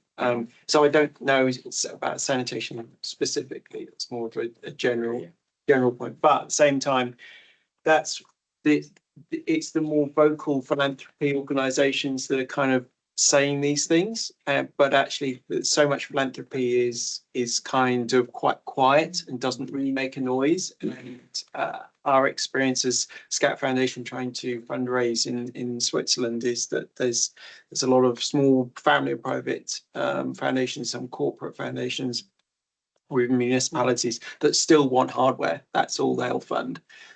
So it's a mix. It's a really mixed bag. But I think that the mood music is towards this. Seems to be in this direction. Rohini and then Nitya, and then we have a question there. Yeah, go So on. to add to your question, so we have been working with some of the philanthropists in India. So for most of the philanthropists, there is no sanitation as a tab itself. It's more come under environment. Right? So environment and education, health, those are the key areas that they work. So when you approach anyone for funding to do any of the sanitation projects, it's mostly they say, okay, tell us like how is it impacted? Because it's all related to your indicators that you'll be presenting it. And a lot of funding is more on infrastructure building than on developing anything on capacity building or on developing some good research work or even developing some projects. So a lot of things are very focused on infrastructure development in most of the philanthropies. Getting such funding is also not easy today, especially on sanitation, because in our case of in India, like there are a lot of government funding that is coming in for infrastructure development. However, they do see there is a gap in a lot of project development. So they look at, okay, let me give you funding to bridge that gap. Not on developing anything on very research oriented or capacity building. That funding has been very, very, very minimal. That's one thing that I can say, like why this point is also coming. It's very much on outcome indicator oriented funding that is coming. Just to add to what Rohini and Sean have said, that and this is India specific, so I'm not sure if it applies to other countries. In 2005, when our great Swachh Bharat mission started, the Clean India campaign started, there's a Chamber of Commerce, the Federation of Indian Chambers of Commerce. They set up what's called the India Sanitation Coalition. And the idea was to get companies to come on board and kind of orient them on sanitation and then get them to contribute, either in cash or kind or in any other way. A lot of the money in the beginning was for infrastructure, for building toilets in their CSR catchment area. But I think over the last 10, 11 years, it's kind of evolved a little. So they have, while they do a lot of infrastructure still, some of them have stepped back into a more advocacy, IEC, BCC kind of role. So there is a mix of things happening. And while it's good to see that companies do realize that making toilets is not the be all end all, there's still a long way to go there. So I think that's why that. Okay. Thank you. The question was answered extensively. Yes. Well, sorry, this is on the same point. It's just a reflection, actually. I mean, one of the things from the GLASS data, you showed one of the figures from GLASS, which I think is the most important and most interesting. The money comes from domestic government and people in country. Mm-hmm. And the thing that always makes me anxious about, what do we think about the private sector? Private sector money is always repaid by domestic governments and the people that get the services. So it's all the same, and it comes from there. So just one reflection, I suppose, thinking about SuSanA, is that we're moving in a positive sense to kind of, we're moving to sanitation and water finally finding their place as work that governments do rather than a sort of development aid space. The humanitarian question is slightly on one side, but the rest of it. So it just, my reflection is that for SuSanA, it's important to survive and to remain relevant, and thinking about this youth conversation, that we find a way of making sure that we're communicating that this is not about a sort of external group of people being philanthropic. It's about embedding a support structure for domestic governments and domestic organizations to really drive sustainable interventions. We need to be really strongly sort of articulating, 80% of the money is operating and not capital. So it just strikes me that that is a really nice opportunity, and all of these messages, I mean, your presentation, it's all taking us to that same place and the post-2030 argument. One of the things I think, for example, is that people will often look at SuSanA and assume that SuSanA is all about low-income countries or development, and finding ways of making sure that there's an articulation that this is about universality and a collective project, that it's as important to us that, I don't know, Switzerland has sustainable sanitation as it is that India has sustainable sanitation. I think there's a kind of positional opportunity that would be really powerful. And we have to be aware that from the outside, even if we have those conversations from the outside, people won't assume that's what the conversations are inside the house. So just finding ways of really having that front and center would be a good thing to have in our minds for the next sort of 5 years. Yeah, just Thank you. Any last questions, comments? Yes, Dorothy? I have a question to Warren. I'm just I reading thought what you Barbara did said. before asking the question, so you can listen to that. No, sorry, you said now we start the process, right? Do you have an overview? Who else is starting the process, and what would be our legal allies in this kind of advocacy work? I mean, JMP. Sorry, and okay, and second question, you said it's only twice sanitation. What about water? Is it 8? What about? So the JMP. I mean, it's a UN process that's driven by the UN bodies and negotiated by the member states. But we in the room might have access to member states or be part of JMP, WHO, UNICEF, whatever. A glass. Both really important. And there will be a session on Thursday on the post-2030 agenda with the WASH funders and bilateral donors to kind of also bring that momentum to Stockholm. And I really think that because we will have the interactive dialogues for the conference, and sanitation is at least, could be in 3 of them. So there could be already key messages that could then be not negotiated, but kind of officially by member state written down, and that could lead to something that then is something. And on the allies, I mean, it's the UN people, it's people in the national governments, but it's also the networks who inform with what we actually want. Because, like, I'm not sure about, let's stick with Germany, if the ministry who negotiates knows exactly what the global community wants as sanitation language in the document. So I think we have a really big job very urgently to do. So just to get that right, as an example, I, as Dorothy Spuler from Switzerland, I could activate like SDC, SECO, Swiss Water Partnership, and so on. So would it be helpful that we have a position paper on that we could use for this work? A sentence would be fine. But that would be something SuSanA could come up with. Yeah. Arne? In 2007, we had the definition of sustainable sanitation. Many SuSanA activists, members, and so on brought this in their institutions, in their countries, in their channels.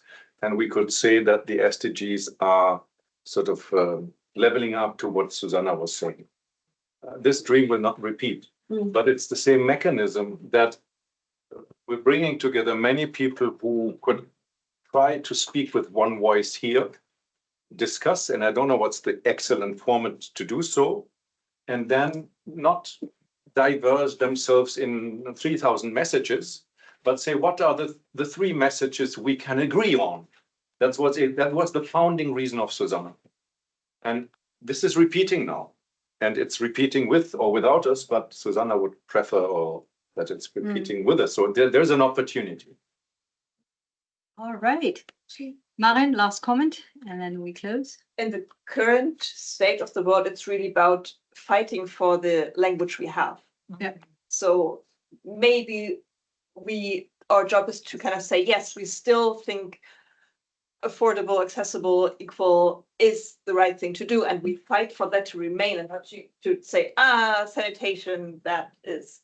And I think that that's really up to the next years and to see where we have leverage. Last point, I'm not glooming and glooming here, but I think we really need also to look at the real COPs. Climate, biodiversity, and desertification, because that's the ones who will remain, even if there is. And the global goal on adaptation. Exactly, and the global goal on adaptation. So I think there are opportunities in the real COPs we might need to make better use of, and I think the Climate Resilient Sanitation Coalition is a good way. But what about biodiversity? Because no salamanders and frogs if there's wastewater in their ponds. So, and I think that is the work that is also kind of on the to-do list of all of us. Okay, and I think you've closed it well, Maren. It's all of us. It's been a pleasure. Dorte, we'll have to, you have 25 minutes for your coffee break. Martin, I'm helping you here with cat herding. Yeah, I don't do anything. Okay.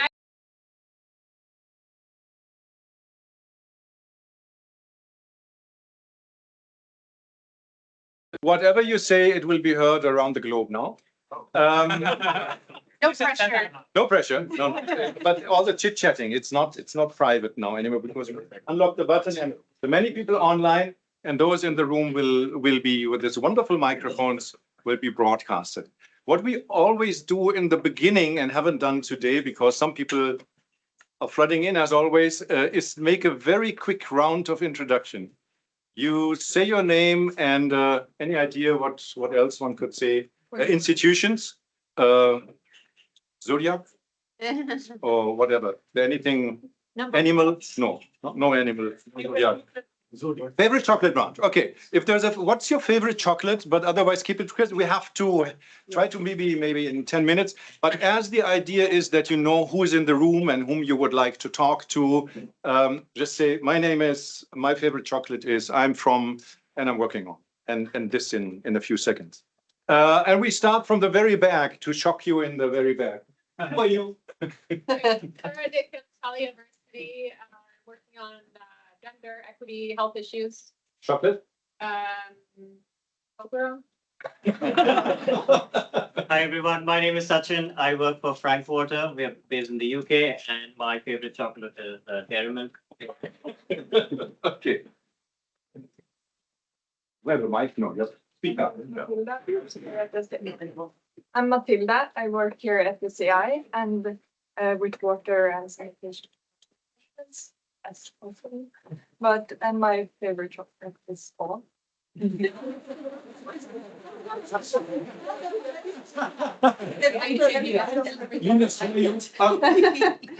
took the word. Okay. Yes, Daniel Diva. Maybe I'm in that empty chair in between. I also work at SCI in the sanitation team. Work on sanitation, resource recovery, climate change. Yeah, happy to be here. Did you say your chocolate? My chocolate. Yeah, the white milk chocolate. White milk. Okay. Linus Lagerskog, SCI, Tonus chocolate. Team Anderson, SCI. You already know me, but my favorite chocolate, I guess, really dark chocolate, but there should be some nuts inside. Yeah. Okay, wonderful. It's sure you. Yes, you said my name. Who it says I am? Yes, I work with the Pan African Association of Actors, and I like the kind of chocolate. Yeah. With AMCOW. Yeah. Hi, I'm Francesca Zanni. I'm an intern here at SCI at the Sanitation and Health team. And my favorite chocolate is the very, very dark chocolate. So like 80%. Good. Yes. Hi, my name is Catherine. I'm working as a consultant here at SCI. I'm working with research in water management and wash. And my favorite chocolate would be Bolivian chocolate. I'm Robert. I'm working for the German Toilet Organization, and my favorite chocolate is, as dark as possible. Yeah, hi, I'm Lala Fabelia. I'm a water supply and sanitation specialist of the World Bank, based in Manila. But before World Bank, which I joined 5 years ago, I was in the private sector doing wastewater projects, operations in Manila. Nice to see you. Oh, chocolate, anything. Yes, go on. Hi everyone. I'm Chibamdila Simbe. I'm from Zambia. I'm doing my PhD in Sweden. Background is civil engineering, and this is my first time engaging with SuSanA. So, what else am I supposed to say? Chocolate. Dark chocolate with some sea salt inside. It's carbon.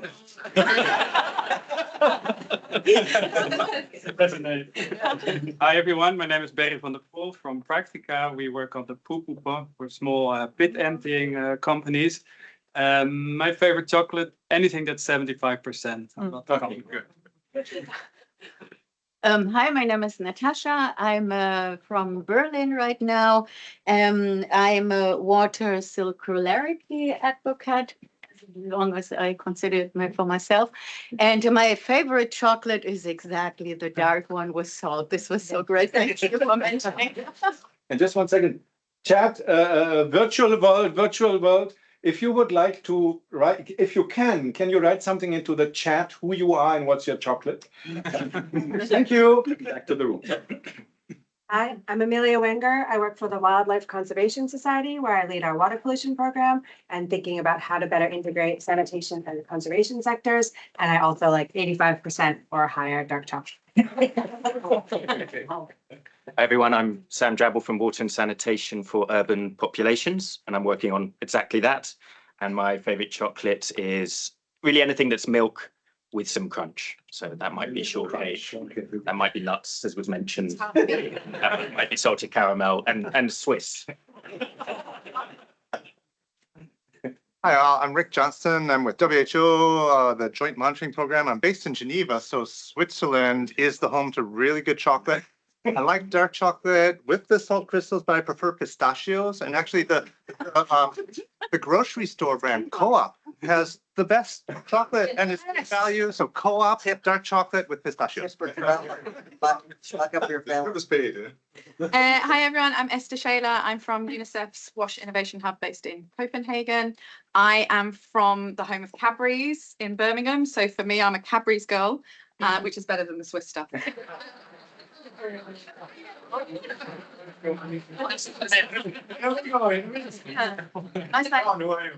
I'm Sean Fury from SCAT Foundation and the Rural Water Supply Network. And because I became a Swiss citizen this year, I have to say Swiss. I'm no longer thinking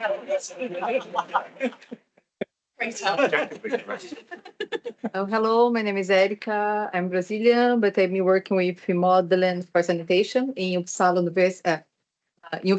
but the Agricultural University. And my chocolate, not just a properly chocolate, but brigadeiro.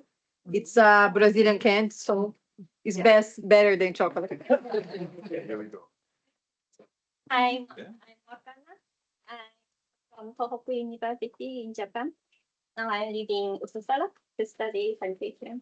My background is sanitation, infectious disease, and viruses in physics and chemistry.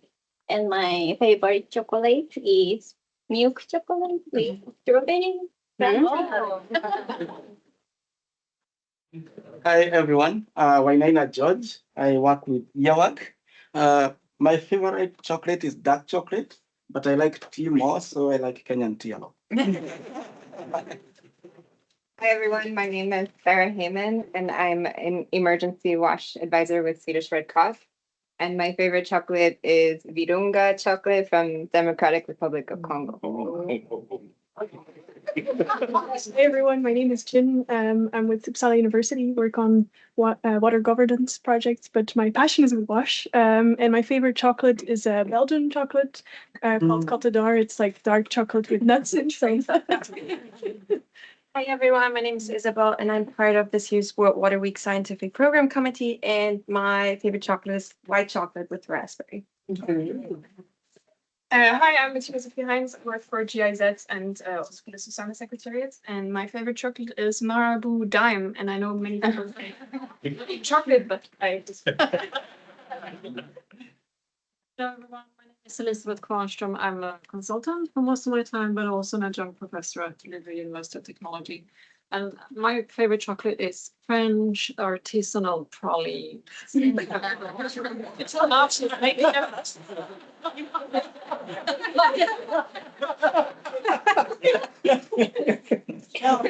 that's okay.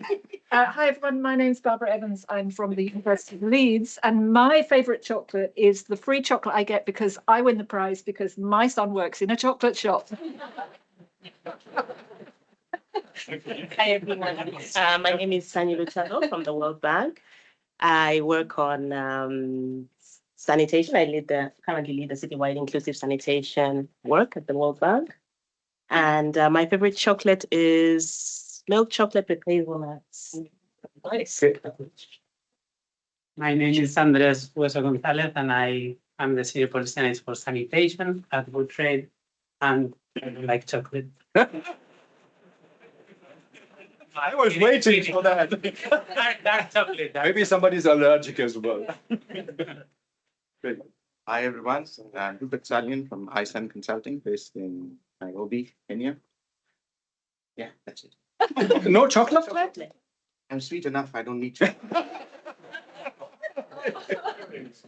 Yeah, hi, my name is Mirko Henel. I'm working for a German research center called Technology Transfer Bremerhaven. We are experts on wastewater treatment, nature-based systems, and water in general. And my doctor says my favorite chocolate is sugar-free dark chocolate. Yeah. Hi, everyone. Richard Cutler. I'm with Compostera, composting toilets. And as an Englishman living in Sweden, I do fill up my suitcase with Cadbury's. Thank you. When I come back. UK back to Still the best. Sweden. Hi everyone, Pierre Flamand from the Japan Sanitation Consortium. So mainly our work, I will talk about that this afternoon, is on management for sanitation. And my favorite chocolate is white chocolate, which is not recognized as chocolate by experts. So Maybe Serene and your neighbor in So good morning, everyone. Good afternoon, is it? My name is Muyatwa Sitali from Sanitation and Water for All. I used to like Swiss chocolate until I left last year. Now I love Ghanaian chocolate. So hi again. I know we met a lot of you this morning. Serene Malik from Kenya, ESNU and Vice Chair SWA. And yes, favorite chocolate is actually Ghanaian chocolate. Yes, I agree. Hi everyone, John Sauer from PSI, Population Services International. My favorite chocolate is Marabou chocolate, which is Swedish chocolate, as you know, and Rittersport, which is. Oh my God. Hi everyone, I'm Leanne Casey from UTS in Sydney, and my favorite chocolate is Cadbury's as well. Yeah. Prophet called Azuko, who work mainly in northwest Bangladesh. Famous favorite chocolate, anything hot chocolate with lashings of creams. Good. My name is Linda Strande. I'm head of the Sandek department at AVOG. I traveled to Finland this year, and I'm really in love with Fazer chocolate now, which was started by a Swiss in Finland. But my favorite chocolate is really with a glass of red wine. Hello everyone, my name is Olivia Kunz. I work with Weltjournalist and work on Aqua, and my favorite chocolate is very dark with some nougat filling. Oh. Hello, I'm Remy from the Container Based Sanitation Alliance and director of CBSA. I quite like Maltesers because it looks like a 1 on the Bristol stool scale, but I need to for the other. Yes, we go for the. Hello everyone, my name is Alice Latin. I work with the Wildlife Conservation Society based in Fiji, and I work on integrating wash and nature-based solutions in the Pacific. And my favorite chocolate is the Belgian chocolate. Hi everyone, my name is Nilse. I work here at SEI, so welcome everyone again. And my favorite chocolate is dark chocolate with sea salt or with orange.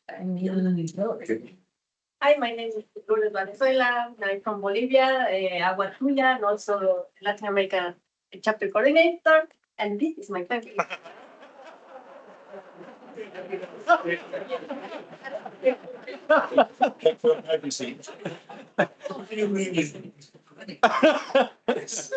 But then you won't have it anymore. What kind is it? With salt and dark? Salt and dark. Okay, so there's some people who will contact you. SuSanA, an NGO from the Netherlands. I work a lot on human rights and sanitation, Africa and Asia. And my favorite chocolate is from the Dutch brand Tony Chocolonely Caramel Sea Salt. Good morning, everyone. My name is Jess MacArthur. I've worn many hats while I've sat in this room over the years, but here I'm representing AVOG with Linda and George. My favorite chocolate is anything from Co-op, also living in Switzerland. Yeah. Hello, everyone. My name is Wali Mwalgongo from Nairobi, Kenya, working with Synergy of Fresh Life. My favorite chocolate is actually the DRC chocolate. Yeah. The second best Ghanaian chocolate. Here we go. Hi, everyone. I am Elizabeth from Nairobi, Kenya, working with Wali, Synergy, Fresh Life. Yeah, my favorite chocolate is the pistachio dark chocolate. Hello, everyone. My name is Dorothy Spuler. I've had the Brile Village to work a long time for EAVAG. Now I don't have that anymore. I'm at the Eastern Switzerland University of Applied Science, still trying to do some good work. I'm from Switzerland, but actually there are not so many cacao trees in Switzerland. But I'm lucky. My best friend developed her own chocolate brand. So she brings cacao from Ecuador by sailing boat to Switzerland. And then he has during What's it called? Laxo. And dark and salt or any kind. She has many different. She's always experimenting. Okay, so if you're interested by sailing chocolate, Dorothy is your. Okay. Rohini. Hi everyone, I'm Rohini Pradeep. I work with CDD India as a senior program manager, majorly working on DWATS and Picus West treatment plant. I like coffee, so any chocolate with a coffee. I don't know how many times I'll be introducing myself. Yeah,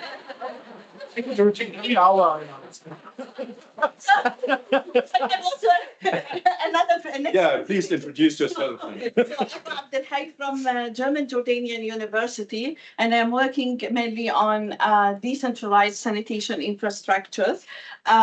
Regarding the question of the chocolate, that reminded me, and I'll do the same like my students when they don't know the answer in the exam and they have this multiple choice options.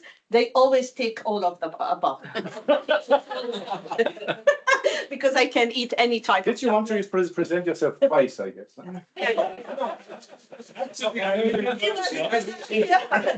Gentleman in the corner from Viva Con Aqua. You have to introduce yourself and tell us which is your favorite chocolate. All right. Okay. Hi, I'm Christian Wiebel from Viva Con Agua, one of the co-founders of this international platform.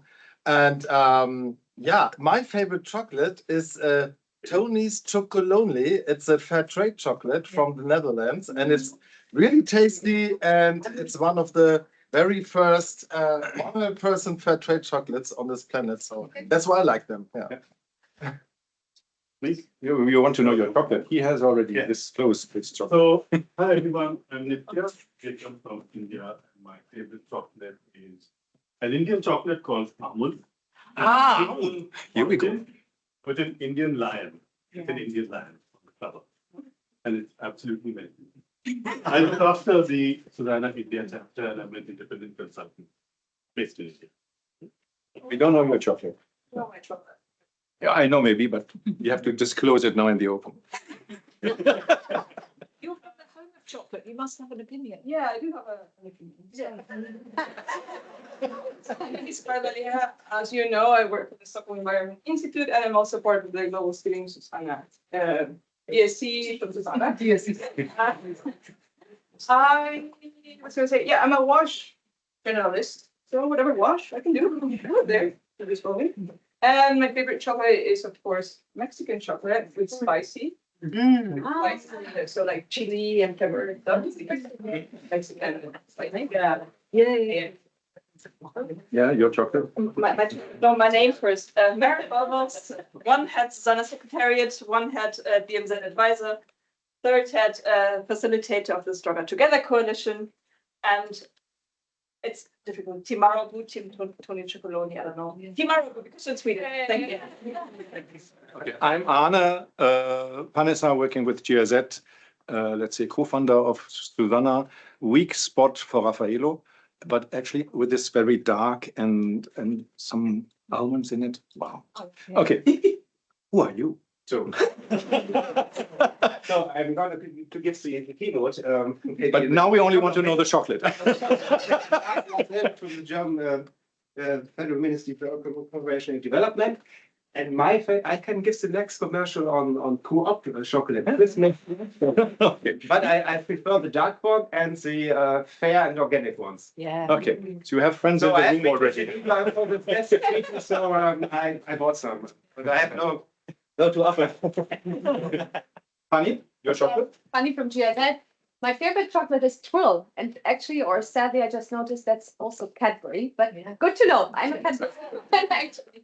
And finally, our moderator of this session. Hello, yeah, I'm the moderator. That's why I'm standing here at the next session. Martin Gambrel, formerly of the World Bank, now a consultant on the advisory board of SuSanA as well. And I'm very happy that Linus and the gentleman in the cap mentioned Tony's Chocolonely, because it's really important. It's actually about fair trade, giving a fair deal to the cocoa farmers' chocolate, and you can get it everywhere now. So sustainability and equity is what we're about. Okay, so it's got to be Tony's Chocolonely. So I've spoiled our completely overloaded agenda because we took some time for this round. But it's always a key thing that people know each other. So I'm guilty. That's set and done. And over to you. Thank you. Excellent. I don't need to introduce myself. We've just done that. With that, you're going to now hear, you're going to see what we do every year. We have a whole series of espresso, what we call espresso presentations. And a lot of you who do this for the first time think 5 minutes, really? And it's amazing when you try how much you can get into 5 minutes. And the idea is to give a flavor of your work so people can connect with you in coffee and beyond. So we're going to have a series of these espresso presentations starting right now. I'm going to invite George up because he's first up. So George Wainena is group leader at Sandec EAVAG in Switzerland and is going to talk. So this first segment is about climate resilient sanitation. And we've got a number of presenters you'll see from the agenda. And George is going to talk about organized to adapt climate resilient organizations. Over to you, George. And I'm going to be strict on the 5 minutes. So those of you that know me, I will cut you off. Okay. So hello everyone. George Wainaina, that's my email if in case you want to get in touch. And I'm also here, you can ask for it personally. Organized to adapt. So why focus on organization when there's a lot of focus on infrastructure? Because I think no matter how resilient infrastructures we build, if the organizations themselves are not resilient, then we'll go back to square one and we will start again building them. And that's why we still have major problems with infrastructure and the building, which has been a challenge. But before I go to the water sector, I want to give you a story about Netflix, Netherlands, Pirate Bay, and other things. So in 2013, when Netflix wanted to go into Netherlands and make their market bigger, they went to Pirate Bay and other sites that pirate movies to see what people in Netherlands were downloading to watch. When they realized that people are watching a lot of Prison Break and such movies, Netflix licensed those movies. After licensing them, they went into Netherlands with this bunch of movies that they already knew that the people in Netherlands were watching. Then after that, a lot of subscribers in Netherlands subscribed to Netflix. They used this same strategy in India, in China, and made it into an organizational culture and a strategy that they follow to get into new markets. However, over time, Netflix has also faced a lot of challenges. For example, in 2017, they were encouraging password sharing. Now they are discouraging it for those who use the service. Also, it has faced other challenges such as increasing competition from other streaming organizations or such. So what does this have to do with WASH in general? This is basically what I've said. The thing is that organizations that survive risks, threats, and leverage on opportunities have three characteristics in them. They're able to sense the opportunities, think about where are the opportunities so that they can leverage them. They're also able to sense the threats so that they can, and threats and risks so that they can avoid them along the way. And then leverage on these to transform themselves over time. And this for me is adaptation to build resilience. And I think this is what we also need to borrow from this kind of market-based organizations. Such capabilities are what we need to borrow from so that our organizations don't fail when something from the external of the organization happens and it doesn't align with the current ways of doing things and the current ways of thinking. So I'm not saying that working on infrastructure or researching on infrastructure, but I'm saying that there's also a component of organizational side of it that we really need to think about, which is essential for sustaining the resilient infrastructures that we want to bring about. Now, in a nutshell, this is a concept from research named GIS. It's a bit old, being updated over time, but it's about sensing, seizing, and transforming organizations over time. And if there's something that I would like you to get out of this talk from, is these three terms: sensing, seizing, and transforming, and knowing how you can do it within, or thinking about how you can do it within your organization.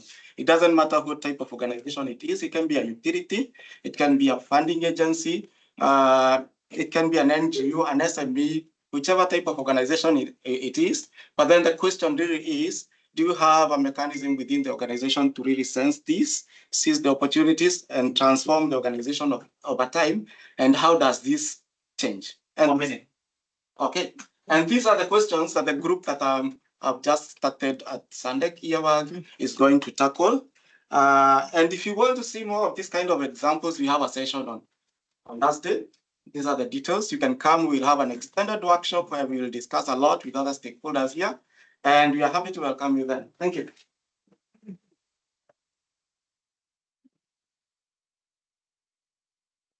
You set the tone because you did that in 4.5 minutes.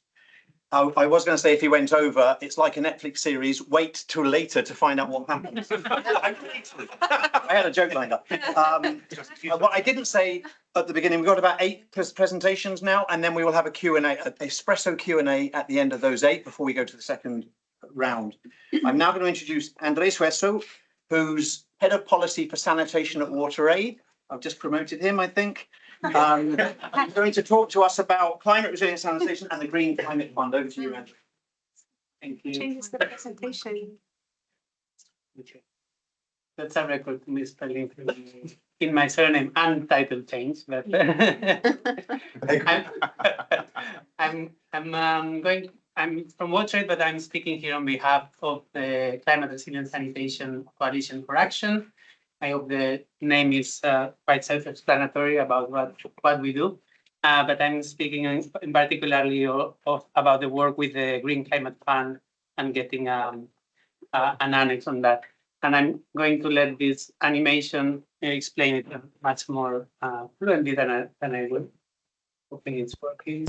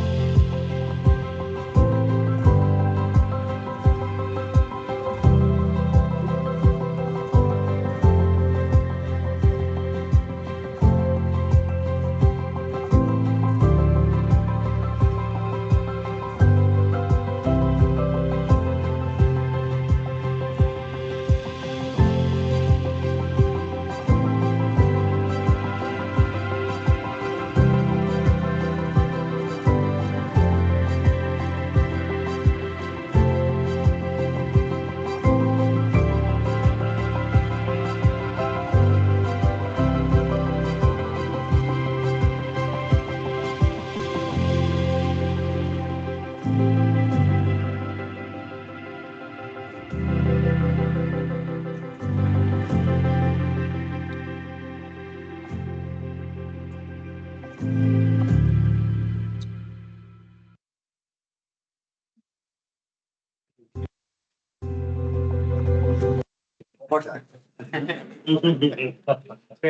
So these guidelines that are mentioned in the video, very top lines, I'm going to give a bit more detail. But I think again the significance of the guidelines is, I think, it's the fact that a climate fund is now very explicitly saying sanitation is part of our business, and also giving some guidance on how to get it.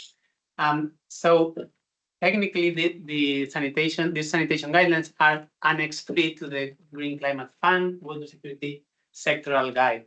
So this Water Security Sectoral Guide describes what is to be achieved in WASH for the Green Climate Fund, and then they have one annex on water, one on water resource management, WASH, drought, etc. And then was felt a third one for sanitation was needed, and that one is called practical guidelines for designing climate resilient sanitation projects.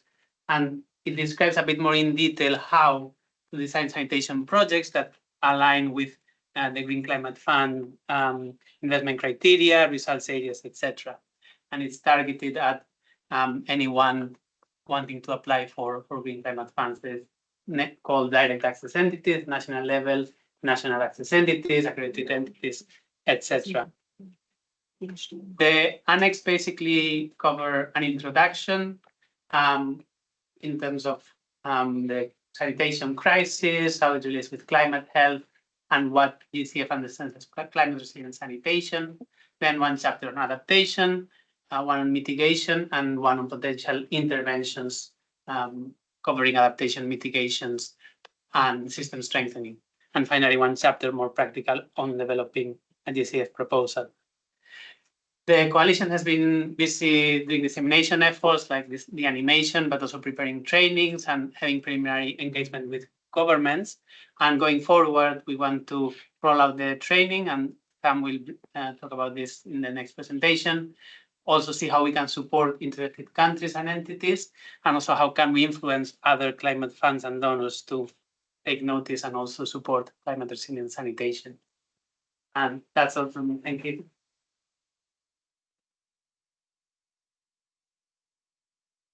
Perfect timing. That was exactly 5 minutes. Thank you, Andres. For those online as well, if you have questions, please put them in the chat, and we'll try and come to your questions as well to not leave you out when we go to the Q&A. I think one thing that's really important for our sector and moving to the post-2030 agenda is how we get our messages about sanitation across. Sanitation touches on everything in development, and we're not always good at doing it. And things like that video really help tell the story to those that don't understand our sector. So we need to think about these creative ways of telling our stories as well. Right, next up, Sam Drabble. Sam is the Director of Research and Development at Water and Sanitation for Urban Populations. And in a segue to what we just heard, we'll be talking about the new training materials to support the sanitation proposal for the GCF. Over to you, Sam. Thank you. Yeah, okay. So hi, everyone. So yeah, I'm presenting with Water and Sanitation for Urban Populations, but really on behalf of the Climate Resilient Sanitation Coalition, and building on Andre's presentation, presenting new training materials, which we'll be launching this week, and encourage you to come to a session on Wednesday where we'll be piloting these materials. So beginning with the objectives. So those are, of course, for participants to gain a thorough understanding of climate resilient sanitation, but more specifically, it's really to understand the Green Climate Fund proposal process. So that's important context. These materials were developed in consultation with Green Climate Fund, and it's to position really country level delegations to make proposals to Green Climate Fund, and also to gain familiarity with key resources that can inform that. The structure of the training, this is a 2-day training. It's being developed initially with Green Climate Fund regional conferences in mind, but they will be open for everyone in this room to use, and encourage you to co-opt the training materials in any way that's helpful. So it's a 2-day training. It follows the structure of the annex, which Andres presented. So session 1, setting out the vision for climate resilient sanitation, including Green Climate Fund's vision, investment criteria, key strategies as seen by GCF. We then move into the climate science basis. So this is aiming to position participants to be able to articulate those linkages between climate change and sanitation, both on adaptation and mitigation, to then develop a problem statement, which is really a foundational element of any proposal to green climate funds. We then move into the responses, operational and systems level. And finally, in-depth group work. So delegations, the principle here is that they will work together and they will develop actually the initial outline of a concept note to green climate fund. Emphasis on initial, you can only do so much in 2 days, but it's beginning to get that process moving forward. I want to give a sense of the content, and this is, I think, a fantastic graphic from World Bank, which is in the report that will be launched again this week, showing what climate resilient sanitation looks like in practice across the service chain. So this is in the introductory session where we address the principles of safely managed sanitation first of all, but then climate resilient sanitation beyond that. Also the counterpoint, what does failed non-climate resilient sanitation look like? And the transformative potential of sanitation. So again, this is a key principle for Green Climate Fund. These proposals cannot be normal sanitation proposals. They have to make the link to other sectors, food security, energy, health, water resource management, and so forth. We set out the critical path for funding applications to GCF, and there's one key decision point here to reflect upon, which is around readiness proposals. So there are two options really for countries in this process. One might be a more fully formed concept note, a higher ticket, millions of dollars, maybe even tens of millions of dollars, but the others might be less than $1 million, a readiness proposal, which might be, for example, to support data collection in this area, to support capacity development, move countries to a position where they're able actually to then give a fully formed proposal to GCF. And we talk about the decision-making criteria within that. This is to give you a snapshot then of the group work. Again, you'll see this in action on Wednesday. So we take groups through this flow. Group work is in every session, aiming to then develop an outline concept and just a little bit more on the content. So we introduce climate risk assessments, which are the first part of that graphic that I just showed. We look at GHG greenhouse gas emissions mapped to the sanitation service chain to give foundational knowledge in that area, not too complex, but also introducing key resources. We then, at the end of the first day, invite groups to refine their problem statement. So this is where they'll be at the end of day one. They'll have thought about climate risks around potential emissions in their context, their problem statement. We then move into day two. This is the content from the annex, which is looking at sanitation adaptation responses. This is presented in detail in the annex. You see a summary here. We then invite them for a final reflection, again, trying to drive home this key point that these proposals need to reflect interlinkages with other sectors. We have a session specifically on that, as well as on theory of change. And I think that's all. Sorry. But please do join us on Wednesday. I should have had a slide like George. But yeah, Wednesday, I think 11 to 12:30, part of a 3-part seminar series on climate resilient sanitation. So please join us then. Thanks. 4.5 minutes. You've got a lot of stars. You can get so much information across in a short amount of time. It's worth saying that the Climate Resilient Coalition was truly a coalition. There are about 100 people on the distribution list of the CRSC. Many organisations contributed to what Andres and Sam have just presented to us. And we're very happy that SuSanA is housing the climate resilient sanitation material as well now. So, and that's his 5 minutes up. So next up, sorry, get to my notes. Remy Kaup is the director of the CBS Alliance, Container-Based Sanitation Alliance. If you don't know what CBS is, I think you're going to hear about it now. A little bit. You're going to hear about carbon credits, but if you don't know container-based sanitation, you need to talk to Remy, Elizabeth, and Wally afterwards because it's really cool. Over to you, Remy. Thank you very much. Hello, everybody. Let's see you again. 2 years ago, I was here to talk about the potential for carbon credits because we had just done a feasibility study to see whether it was possible. And the study said, yeah, maybe. So I've got a date. Thank you for coming back to this.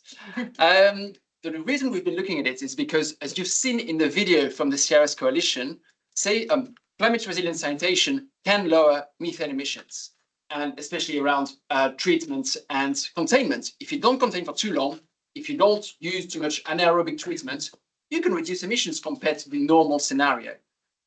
Cool. So what happened is that CBS providers who empty toilets very often started to measure emissions or to model them to find out what's the potential for emission reductions.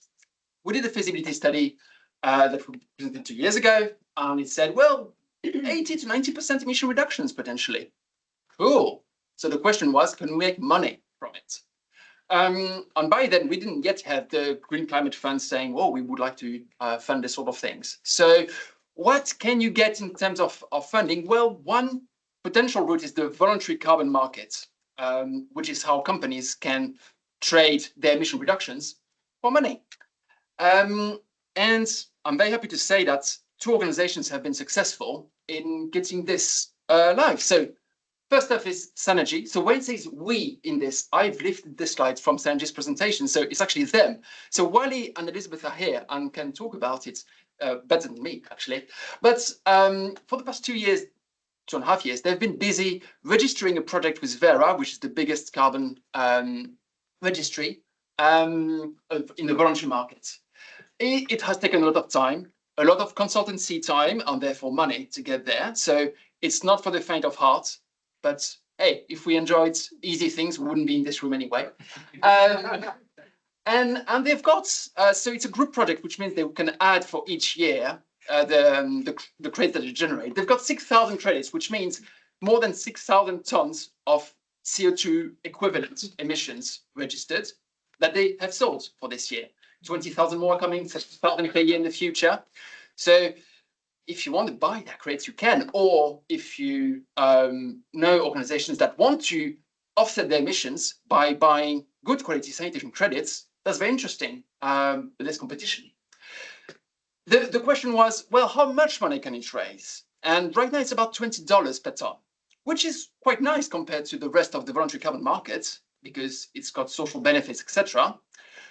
It doesn't solve the whole funding gap. You won't get super rich doing this, but still about, I think, correct me if I'm wrong, but about $20 per toilet per year, which again, compared to the whole funding gap, isn't that high, but is actually making a nice dent on, you know, it adds up to what households are paying, to what government has to contribute, etc. And this is growing even further. So congratulations for this big effort. Another example is soil, and soil hasn't gone to the voluntary carbon market because it's so expensive and so complex to do this. And what they've done instead is that they've done really rigorous research to measure their emissions on their emission reductions. And they've partnered with the Global Water Intelligence, which is an organization doing publications on conferences. And when they do this, people are flying from everywhere. That's a lot of emissions. They want to offset this. And they've done this by basically buying soil's emission reductions, a direct trade. Again, that's not easily scalable in the sense you have to create a big partnership around that, but it's still very, very interesting, and more of the money goes directly to soil's operations. So that's very exciting. Now, the thing is, it's expensive. It's quite hard to do still, but there's a lot of potential if you do sanitation that doesn't do as many emissions as normal. So what we're doing in CDSA, we are working on creating a new methodology with gold standard, which is the higher integrity standard, the second biggest. We're documenting this, and in a few weeks, we'll publish a lessons learned brief on this. We're creating a how-to guide for other CDSA members. And we're looking at other ways, and I won't go further into it, but if you want to learn more about it, we've got a session on Wednesday at 2 p.m. So you get a whole hour and a half to look at this in much more detail. So please join us.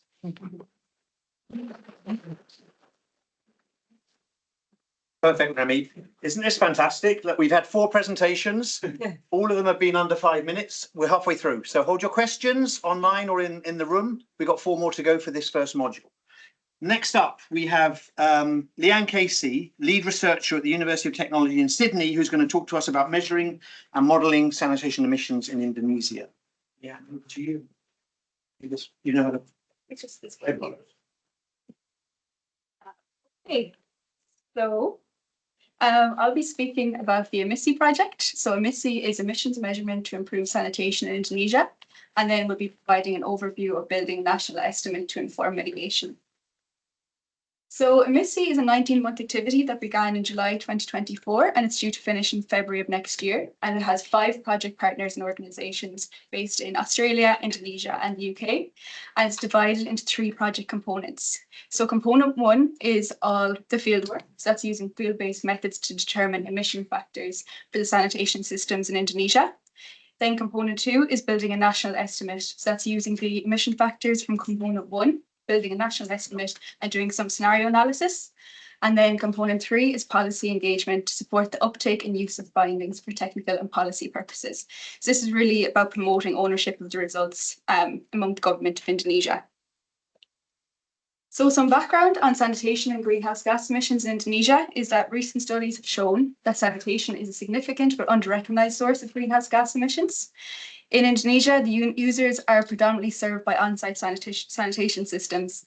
So these vary in design and operation conditions.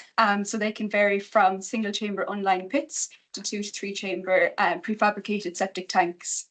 Then a smaller proportion of the population are served by off-site communal systems. So these are normally anaerobic systems. And up here on the left, you can see a picture of one. This is an anaerobic battle reactor, and it's essentially a series of septic tanks, but some of them can have aeration steps added, some of them could be baffled, some might not be. And many of the on-site systems are poorly constructed or non-functioning. So here's one of the narrow openings down here on the septic tanks we came across, and an overflowing system here as well. And then an even smaller proportion of the population are served by centralised systems, so less than 2%, and the population of Indonesia is over 281 million, so it's quite significant.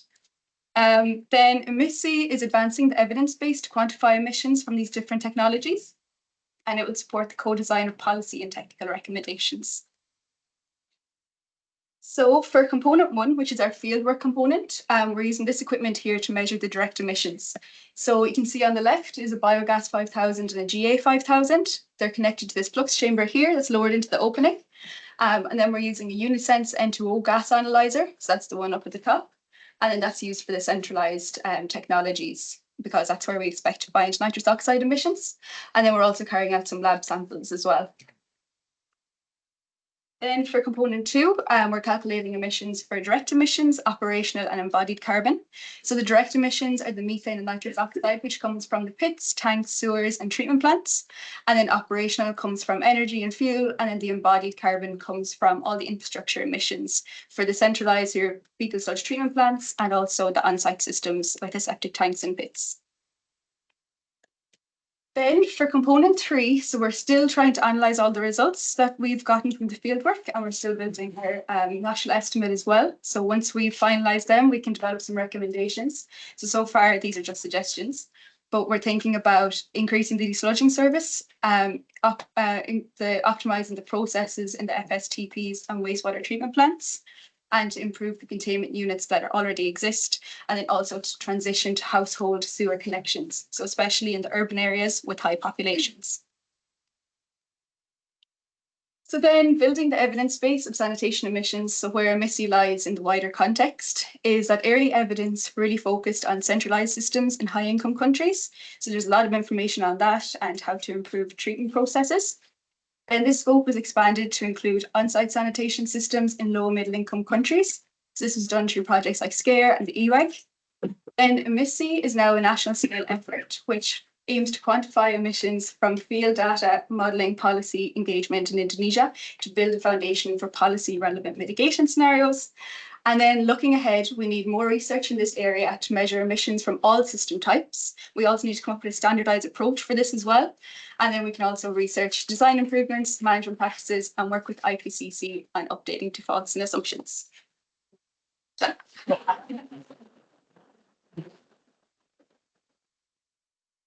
So much, Leanne. This thing doesn't demonstrate how complicated our sector is. That does. And it's just great to see you doing that work to break it down and understand what's happening. And as Barbara says, you know, other sectors such as energy and transport, we can eliminate methane from our waste and from sanitation. We cannot. So we need to understand it, we need to measure it, and we need to manage it better. So this sort of research is really helping us do that. That's fantastic. Right.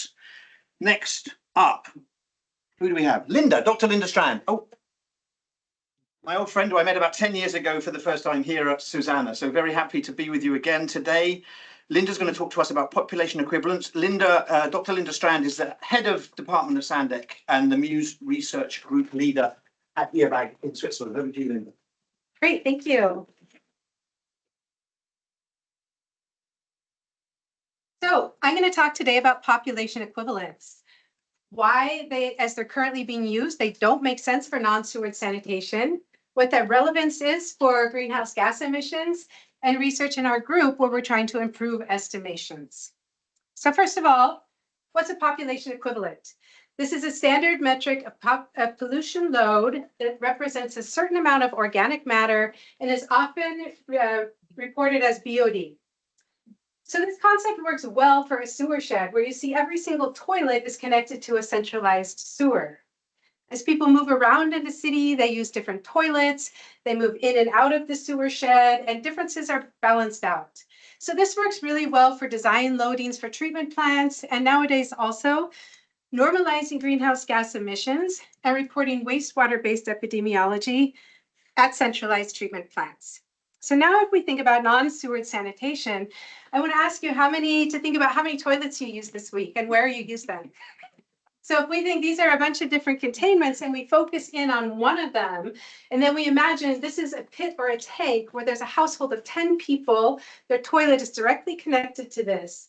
So there's 10 people in that house. Do we call them 10 population equivalents? Or do we think they spend 2/3 of their time outside the house, so we're going to call it 3 population equivalents? Or do we think they mostly make their long calls at home, so we're going to call it 5 population equivalents? So I'm going to ask you to even zoom further into this containment and think about why it makes sense for greenhouse gas emissions. And the reason why is because the IPCC method is based on population equivalents, and their BOD loading is based on population equivalents and something that's called MCF, which is methane conversion factor. So we have BOD coming in. MCF represents the internal kind of conditions that create gas production.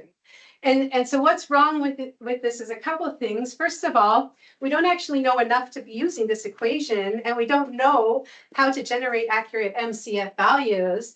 And the other thing is that it's based on population equivalence, which I just explained why it doesn't necessarily work for this concept. So scientists now are taking lots of measurements, just like you saw in the last presentation, trying to improve these estimates. And one thing things that have previously been reported in the literature are often measuring these things that you see in orange here. But what we see is that they're actually only measuring things that are relevant for one side of the equation. So it's actually not telling us any more about the MCF and how we can learn more about why and how methane is being produced. And then scientists are also often taking this methane that they measured in the field, not saying you, Leanne, and then they're using these same overestimated population equivalents to normalize the data. So it means it's not correct. What can we do to improve it? These are things we're working on my group. I propose they're the things we should be measuring, and they're the things in red. These things here, so we actually know what's happening inside the containment, and we can predict methane conversion factor. We have 2 PhDs in our group working on this topic. Kelsey Shaw just finished all of her field work and is writing her papers up on this topic. And another thing we can do is think about, what does population equivalent mean? So we did a study in Kampala, Uganda, to think about what does population equivalent mean. And we asked 700 people in the city, how do you move through the city and where do you use the toilet and how? So we went to 350 households and we asked 350 people on the street. And this is kind of a preliminary look at our data where we say, okay, this was households where people had jobs outside of the household. And 1/3 of the time, they were doing their long calls outside of the household and 59% of urine. But then if we focus in and look at very low income houses, then it goes all the way up to 43% of long calls being made outside the home. And if we switch over to high income households, then it goes down to only 13%. Additionally, the people that we talk to on the street, 1/3 of them aren't even living in Kampala. They're passing through the city, but still also using those toilets. So I'm not going to tell you any more about this today. It was just a teaser to get you interested. You can ask me more about it during the break or wait for our papers to come out. I just want to say thank you to my group because these are obviously the people that are doing all the hard work, all of our collaborators with which this work couldn't be possible, and our funding organizations. Thank you.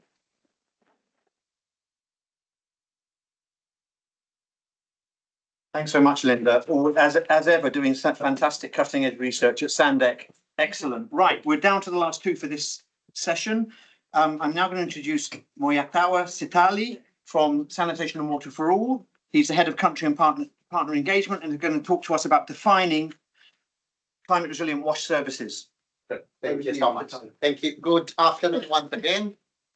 Good afternoon. Come on, we are well caffeinated. We've talked about chocolate and now we're doing the espresso presentations. We're well caffeinated. And talking about caffeine, I started my journey coming here on Thursday evening. And I only arrived this morning because the first flight, which should have been the only flight anyway to Alanda, 7 hours and 30 minutes, we took off and I took a small nap. And then I woke up and in the middle of an announcement, and the announcement said, "Ladies and gentlemen, fasten your seatbelts. We're about to land in New York." We had just taken off. So anyway, there was a malfunction. We went back and almost 30 hours later, here we are. So the presentation that I'm making, first of all, I'd like to thank all SWA partners and those that have been involved in defining climate resilient wash services. That's what I'm going to talk about. And I need to click here. Yes. Oh, great. Thank you so much. So as we all know, climate change is already impacting wash systems from different angles. Infrastructure is being affected. Services are also being impacted due to different climate challenges. And now, without a definition, a proper definition, it means that we would continue with different approaches, and it will be difficult to measure. And if you cannot define it, how do you measure it? If you cannot, if you don't know what you're measuring, then do you really know exactly what it is that you're working on? So having a common definition is really important, and we have a lot of partners in SWA working with our climate task team that have worked together to put together this definition that I will that is now on your screen. Now, what's important about this definition is that climate change is that this definition is looking at both adaptation and mitigation dimensions of climate resilience. It is not just about infrastructure, which of course infrastructure is important, but it also includes service delivery, it includes governance and community engagement. And some of the key features of this definition are to anticipate and adapt. So looking at how to use climate risk assessments to prevent failures in sanitation services as well as water services. And also to look at coping and recovery to ensure that systems withstand climate shocks and rebuild better after disasters. The definition also looks at minimizing emissions, recognizing that wash systems also contribute to greenhouse gas emissions, especially through wastewater and sludge management. The definition also looks at equity. It has an equity focus, so it's really quite encompassing. It provides us a really good measure of things to look at when we're looking at climate resilient wash systems. And then one thing that I just got as a note from my colleague who's been working on this, Jose Gesticanuto, you might know him. He just told me that we're also trying now to add to this document some new aspects related to implementation.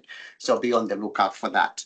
Now, a clear definition, of course, helps countries to integrate climate resilient wash into their nationally determined contributions and also the NAPs. So it's not just for having a definition sake, it's also for practical purposes in terms of NDCs and NAPs.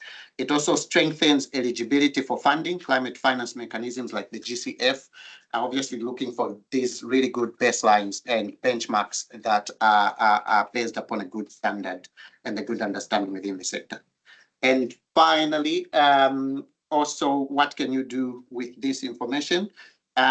You could work on, you could help with advocating for policy integration in the NDCs and NAPs, as I was mentioning. You could also help to strengthen global collaboration in global processes such as the UNFCCC, and also develop metrics and indicators. I think Rick will be speaking a little bit to some of these after me. And of course, mobilize climate finance. And I wanted to end picking a leaf from Dr. Linda, thanking our partners, SWA's 500 plus organizations, and also thanking those that contribute to make this work possible. Thank you so much. Was that 3 minutes?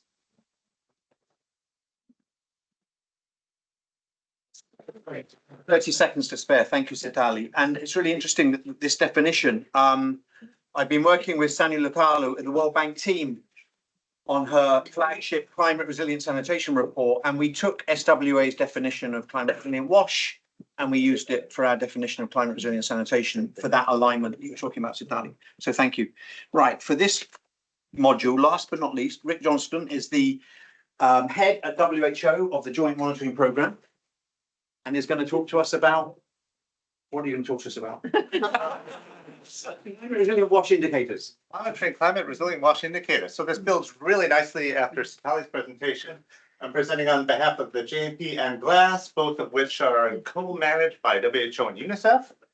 And as global monitoring programs, people have been asking us for years, well, how many people have climate resilient wash services? And what's the direction of travel? And it's been really hard. We've always said, well, we don't have common definition.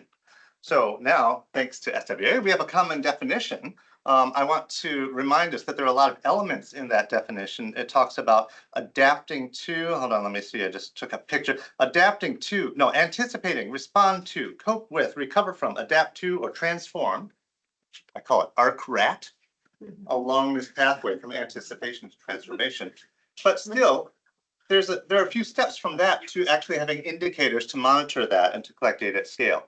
So what we've done at the JMP and GLASS is we've started a process a little more than a year ago. The first thing we did is we got a bunch of smart people to work with us. So we assembled a team of academics. We've got Barbara Evans and her brilliant grad students, James and Kelly at Leeds.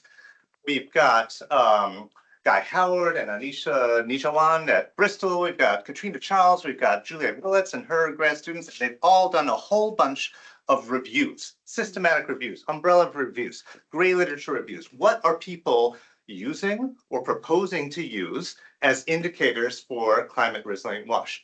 And they came up with hundreds and hundreds of candidate indicators. We also engaged a technical working group of about 22 people with different experiences from around the world. We had a webinar just about a year ago, and then we really started digesting the reviews that the academic team had come up with and trying to understand which among those might be eventually something that could be global indicators that the JMP and GLASS teams would take up. So we've gone through a process of moving from those reviews to a long list of indicators and now a shorter list of indicators. And we're right now in the process of developing a shorter still list of indicators. At each step, we have public consultations through webinars. We work with our technical working group. We're going to have a meeting in about 3 weeks to try and come up with a final shortlist, which will also be consulted in public. And then we really want to get cracking with pilots and seeing if these work at scale and if they can be practical. We have a framework for this that basically talks about actions that different stakeholders can take, whether it's a government or a service provider, so that the infrastructure itself is more climate resilient, so that the functioning is climate resilient, and that the user experiences are climate resilient. So there's different stages along this results chain, and there could be indicators at all those different stages. I just want to throw out there some of the candidate indicators that have been found. You don't have to read them all, but these are things that have been proposed by someone somewhere. Doesn't mean they're a good indicator. And there are a lot of kind of woolly indicators that have been proposed, but we wanted to see what's out there. So, these are kind of at the beginning of the chain, a budget, maybe what service providers can do, what users themselves can do, having, say, backup supplies or storage. And then further to the right of the chain, is that infrastructure functioning?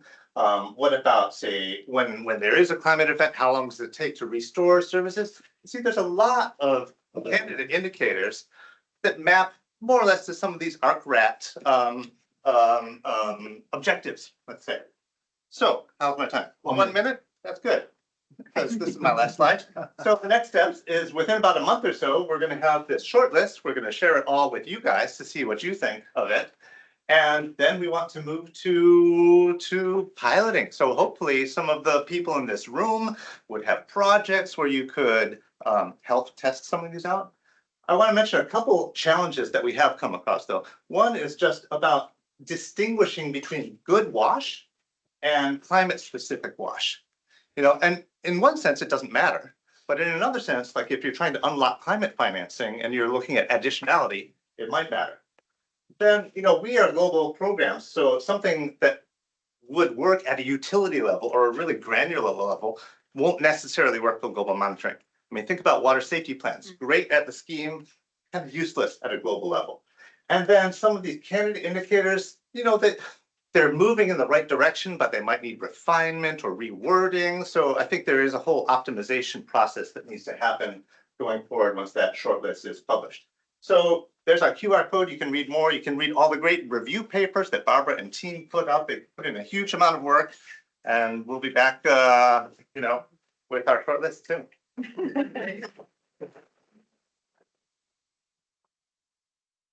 So, I mean, the amazing work that WHO and UNICEF do every year to produce that JMP, those reports for us that we all draw on. A round of applause for you for that. Tuesday, JMP report coming out. Whoa. And on top of that, he's doing all this as well. They're doing all this as well. So that's really great. Right. A breather. Are there some questions for that first round of espresso caffeinated? Will the presentations from this meeting be downloadable? Yes. Yes. That's an easy one. Any other questions in the room, online? Anyone? John. Question for Sam, just very easy one. Are each three of those sessions, are they the same? It's like repeat, or they're all different content? The seminar series. Yeah, the one of Yeah, 3, 2 of 3, 3 of 3. Yeah, thank you. No, so there's a narrative flow, we hope, through the series. So the first session is establishing the evidence base. I'll just stand up. So the first session is establishing the evidence base, what we know around climate resilient sanitation, both adaptation and mitigation, with a range of experts. So Barbara will be presenting on mitigation. Once we have that foundation and the evidence, we then move into Tuesday's session, which is the interventions. So the response is both operational and systems level, with case studies again from Bangladesh and from Kenya and from Panama. So it's global in scope. And then the final session on the Wednesday, we've established the evidence base, we've established the interventions exist, how do we finance them? And then that third session is where we'll present this GCF training and hear from GCF. So Bapon from GCF. Excellent. Andres. A question from Linda, for Linda. And maybe the answer is it's more complicated than that, but is what your research showing that using IPCC methods, we are overestimating the methane emissions and the actual ones might be much lower, or not necessarily? That's my impression, yes. Especially if you dive into the methane conversion factors. And if you look at things like, why does Canada have a 0.2 higher BOD loading than United States? Or why does Uganda then have a 0.4 lower? And why is the methane conversion factor 50% when we've never measured that in the fields? The gentleman at the back in the cap, and then one question to Remy about the carbon credits. And hi, I'm Chris Weaver from Europe and Agua. And yeah, interesting presentation. I have a question if you face any critical questions about trading with carbon credits, because in Germany, for example, there is a broad discussion about greenwashing, blue washing, yellow washing, however you want to define it. Yeah, and it's based on critics about the calculations, how the CO2 emissions can be calculated, and the different standards that are set. So yeah. super short version because that's more for Wednesday. I but, know, I know. the question can come, how you generate the credits? Are you doing a bogus conservation project that didn't need to exist? Or in this case, are you doing an important social, doing a social good with actually proven emission reductions? So that's good. There's who you sell to. Yeah, do you sell to an oil company to offset their emissions? But in this case, it was sold, to organizations that actually support the kind of social and environmental project that we care about, so that who are also willing to pay a bit more for this. But yeah, if you choose to trade freely on the registry, then yeah, it could be sold to anybody. But you get more money on more integrity by trading directly. But yeah, these are very important dilemmas. The third one would be which platform you go to. And Vera isn't the highest integrity platform by default, unless you choose who you sell to. But the high integrity ones tend to be smaller, have fewer customers, etc. So you have to balance the risk also about what you do. But yeah, these are very important questions. Come to discuss more on Wednesday. Remy, before you sit down, there's a question online from Tanya Bizana. Are sanitation systems with no water also participating in the piloting with carbon credits? I think you need to quickly explain that CBS is waterless. Yeah, most CBS systems are waterless because it's about having small containments, often with urine diversion that's emptied often, as in once a week on average. So you don't want to add water to minimize the smell, to make it easier. So yeah, they're mostly waterless, but it doesn't mean you need to be waterless to use that. Exactly.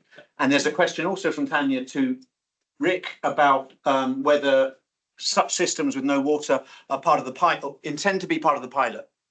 Yeah, so I think we need to distinguish between interventions that increase climate resilience and indicators of climate resilience. So we'll be monitoring indicators of, just trying to track how many people have or are increasing their climate resilience. So if those non-water systems are part of the framework of resilience, then sure, but we don't have that set of indicators yet. I think that would be more specific than we're looking at, though. We want something that applies to all types of sanitation. Thank you, Britt. Britt, last question, then we're going to move on. Okay. Britt, you said you had. Yeah, my question is more generic in the sense, are the GCF funding tied to the NDCs of every country? And if so, is anybody working on actually supporting governments to change the NDCs? Because I think that is a critical one when it comes to actually putting a proposal in place. What's an NDC? Yeah. Sorry? What's an NDC? Anyone? Nationally Nationally declared. National determined contributions. So that's what countries use to commit to reduction of emissions. And basically, unless countries including their NDCs or NAPs, national adaptation plans, the sanitation objectives, then the Green Climate Fund, it will be much more difficult to then put a proposal to the Green Climate Fund unless the countries have already included in those more strategic. Barbara. And yes, we are working. Thank you, Andres. Barbara. Yeah, I mean, there are multiple people doing that. So I just did say that the Misty project is a great example of that, where there's three things going on. There's a real effort to improve our understanding of what's actually happened with cancer emissions, and absolutely endorse what Linda's saying. We're doing empirical work to really measure what's happening rather than just using theoretical models to build out a national model, which should, if we do our policy engagement correctly, then engage with the NDC process so that the government of Indonesia can say, this is how significant we think sanitation is, yes or no, and therefore, yes or no, we go to look for GCF funding. Okay, thank you. Liam has Sam, information. and then we're moving on. Yeah, no, it's just a very quick clarification on the training because the question is spot on, but it's not absent from the training. So there is a discussion around moving sanitation into NDCs and NAPs and the requirement to do that. And the training, it really is envisaged often as a step or first step potentially in initiating that dialogue and that planning process. Thank you, Sam. Okay, you'll notice we're running behind schedule. I blame Arnie and chocolate for that. Okay. We have 3 more to go before lunch, 3 more presentations, and we're now moving on to resource recovery. Dr. Daniel Dieber of SEI, you're up next.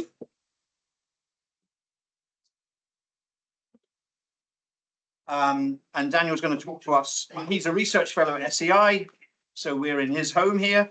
and he's going to talk to us about launch of the resource recovery toolbox, which was touched on earlier today. Daniel, over to you. Thank you very much, Martin. And warm welcome everyone once again to SCI. So I'm going to be speaking about the resource recovery toolbox. It's been probably discussed for quite some time now, the need for resource recovery and recovering the resources that are embedded in our sanitation systems, water, nutrients, energy. But the question usually is, where can stakeholders begin from if a utility or a government agency or ministry wants to explore how to implement resource recovery in reality? What exactly can they do? Where can they start from? What tools can they use to assess the possibilities that are available in their locality?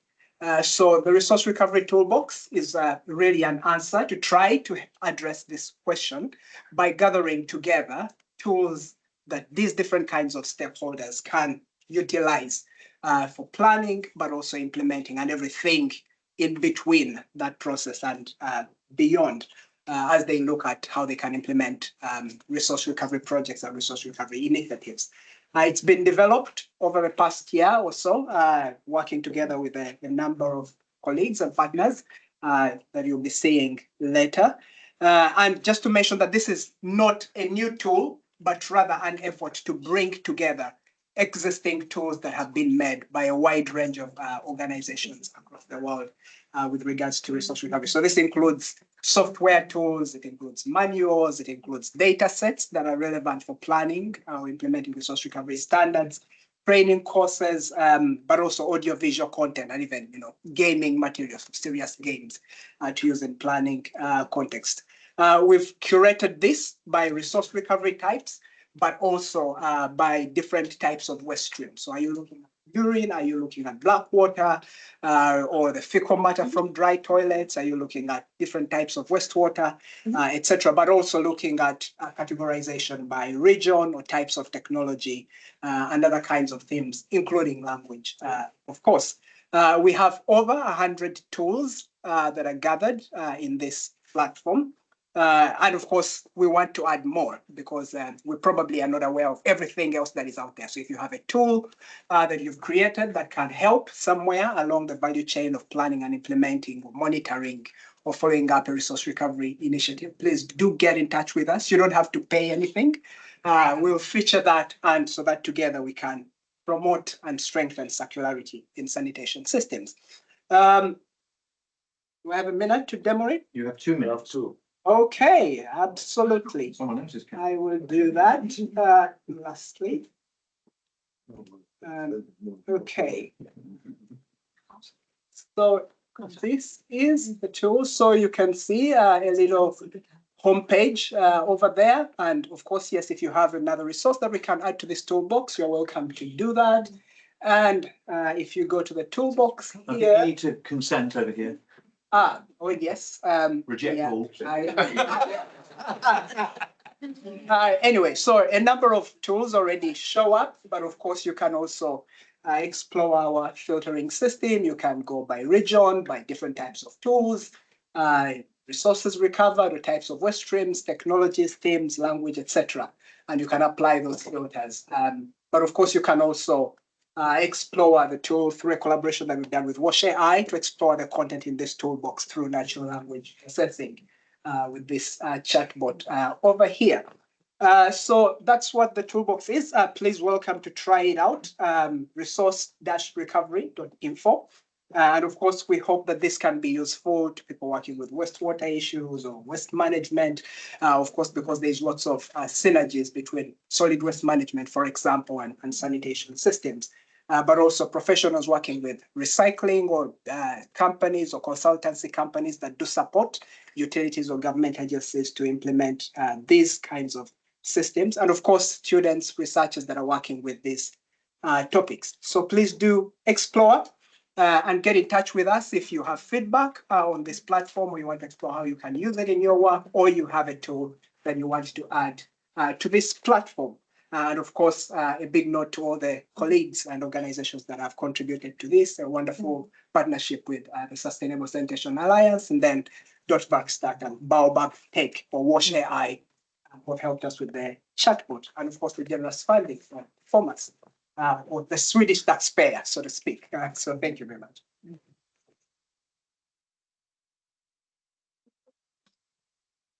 Okay, timing, Daniel. It's impressive how much is out there, and it's a very important job to curate and help us access a lot of this information, which that is doing, and it's going to be housed, it's going to be linked, the toolbox, if it isn't already, on the SuSanA website as well, which is part of SuSanA's mandate to do that sort of thing. Thank you for that. Right, 2 to go before lunch. So Chibambila Sembeye works with Sanitation 360 at the Swedish University of Agriculture Science, and is going to talk to us about what Sanitation 360 does, closing the loop on sanitation through circular resource recovery. Thank you, and over to you. Is it working? Yes, everything's working. Hi, everyone. Yeah, so I'm here to talk about Sanitation 360, and I'll get straight to it. So at Sanitation 360, essentially, we turn urine into fertilizer.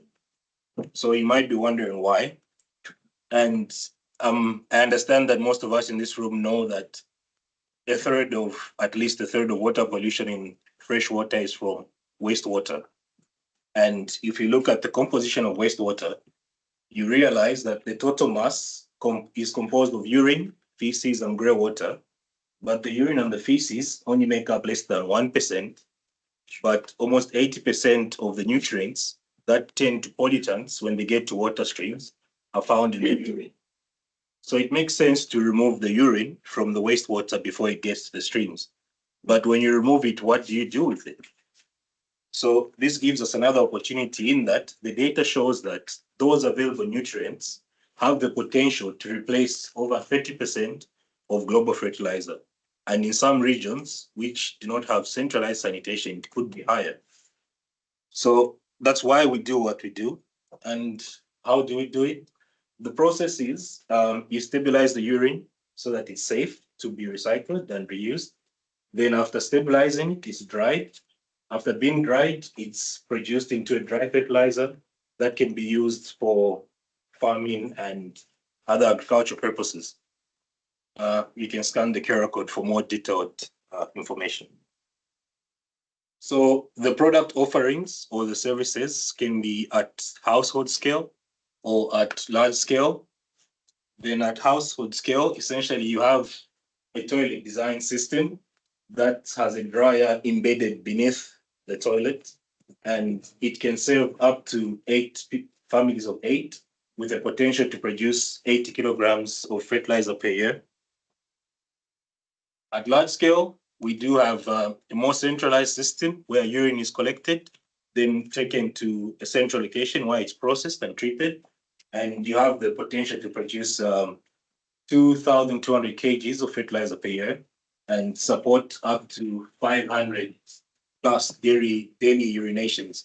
And one of these systems is being implemented right now in Uppsala at the football stadium, Studenternas. So when it's running, that would be really good observation and project to scale up. Then another innovation is the possibly first unisex urinal implemented, which was first used in April this year at the Valborg festivities in Uppsala. That's the design of the urinal, and it has like a mesh to prevent splashing and people throwing waste to contaminate the urine. And essentially, when you have a festival, people can book these. It's called Kissamaya, Kiss P in Swedish. So you can book them and use them for several festivals. A few weeks ago, or last week, I think, it was being used in Malmo at the Malmo Festival. So just to talk about the fertilizer, the process actually is tested like across the entire value chain. So from collection, treatment, production of the fertilizer to usage and to end use. So the dry pellets are actually used in Gotland to grow barley, which is then used to produce beer in collaboration with Gotland breweries. So it actually works and it's being implemented. That's the team. So you have Jenna, Prithvi, Bjorn, and Nicola. So the three first people there are actually my supervisors. That's why I'm a PhD student with them, and I'm presenting what they do. Thank you. So if you want to chat more about the company, collaborate with them, please feel free to be in touch with these people. And we would also like to thank sponsors and partners. And if you are interested in more information, please scan the QR code and you can go to the website and see more of the work that's been done at Sanitation 360. So thank you.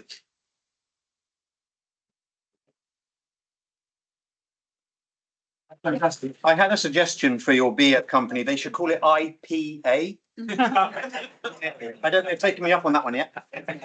Also, I think we want to make our sector, the sanitation sector, more sexy, right? I mean, what's better than P in Swedish? It means kiss.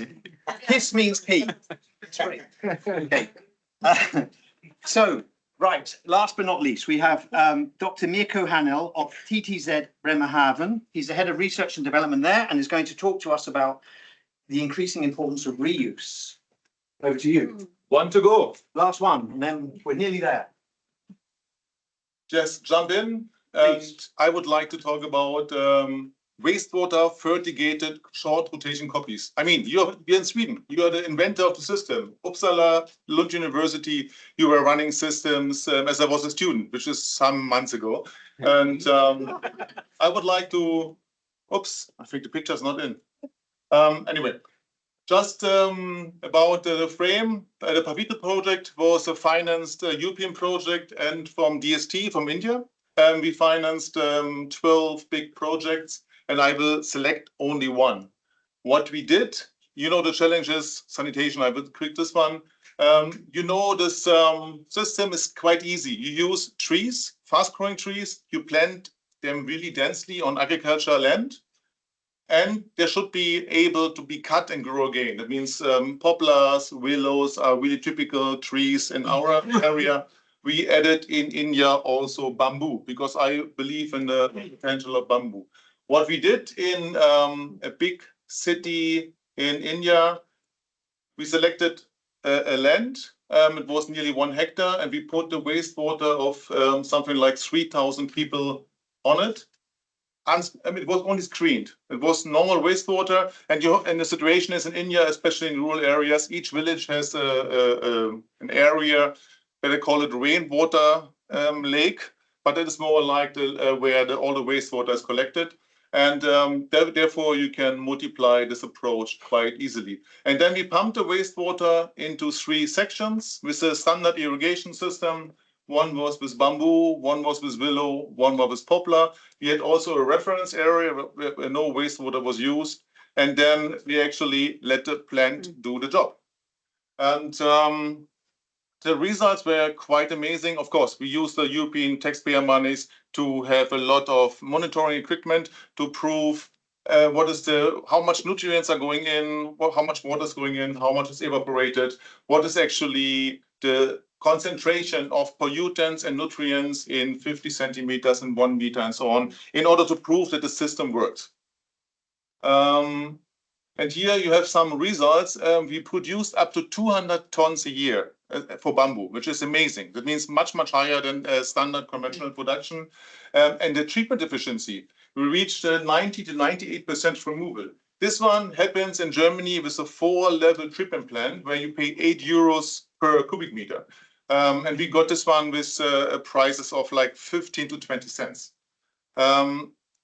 We had a high removal of nitrogen, of phosphate, and we also checked the E. coli in order to have like the safety issues, and we had no problems at all with this one. This one you can see as an example. This were the poplars, and this is not even 2 years. Then we cut them off and they grow again. We can do this one 7 to 8 times. For the willows, you can also see like a small difference in this time. And my personal favorite are the bamboo. The bamboo was so dense that you cannot walk into the system anymore. That means that you have some issues regarding snakes, for example, and other points. But we also checked carefully the cost, because what we wanted to see if this system can cover the investment and the operational cost. And Surprisingly, yes, it can. That means we believe that using this system, a farmer can make up to $500 a year, covering all costs for investment and operating.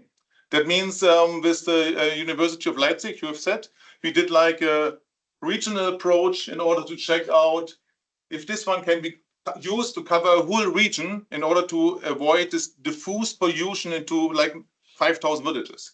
And we believe this could be a system to treat the wastewater of villages, to produce a sustainable amount of biomass. And the key question is what kind of trees to use in order to make this system run in each region? Because of course you cannot use a German plant in India.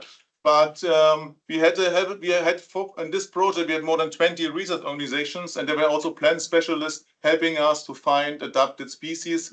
And for us was good. India has a bamboo initiative. They would like to produce more bamboo because they're importing quite a lot. That means here we have a perfect marketplace. And I think this is a profit-making system. And the reach potential we did. This is just an example how much you need. These are the areas, and the spots are the systems, the green spots. That means you don't need so much land. And that's it. Question? Wow, I mean, it's like sanitation speed dating. Okay. Any questions online or any questions in the room? Your questions are keeping you from lunch. I'm going to mention one thing before I forget. Daniel mentioned to me that there are also toilets that way. It might be important during and after lunch, as well as that way if they're busy, okay? Just so you know. Yes.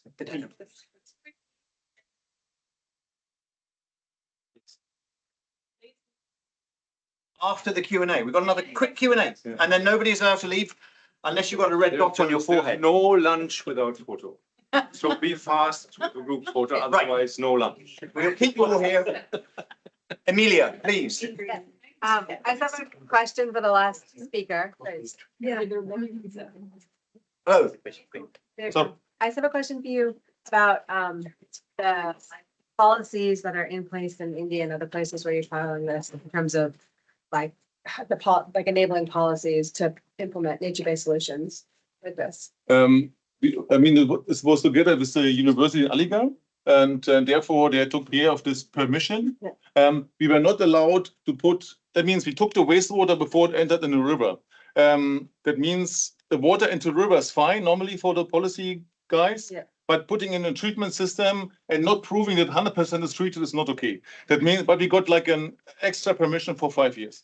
But yes, this is a point which has to be considered, that even if the system reached 98%, you could have problem because of 2%, and as long as you don't prove the 2%, the water is going 100% into the river. This is the situation right now.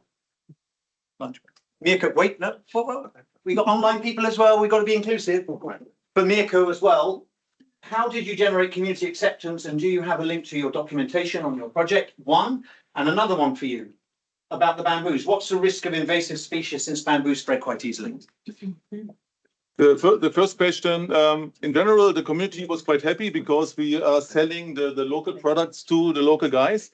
Some of the farmers are not happy because it is not like that the wastewater is not going to the rivers and then the pollution. In India, many farmers are using wastewater for fertilization. I mean, that means we had farmers are taking the system. That means this is something you have to consider. Yeah. Yes, we have a lot of documentations. I did my PhD on it. There are articles online. I can send the material, and we have documented everything, hopefully quite well.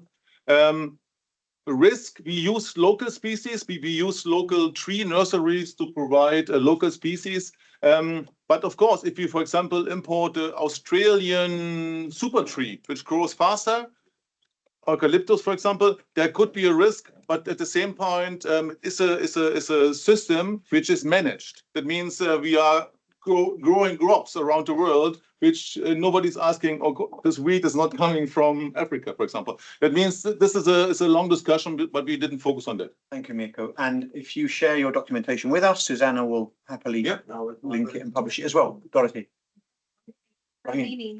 So just to add, in terms of the policy, like India specifically looking for a nature-based systems for a smaller towns, even at a village level. So the rural area, they actually promote for nature-based systems. towns with a less than a 0.1 million population. So they actually say that go for an HA-based system. So policy-wise, there are enough support to do it.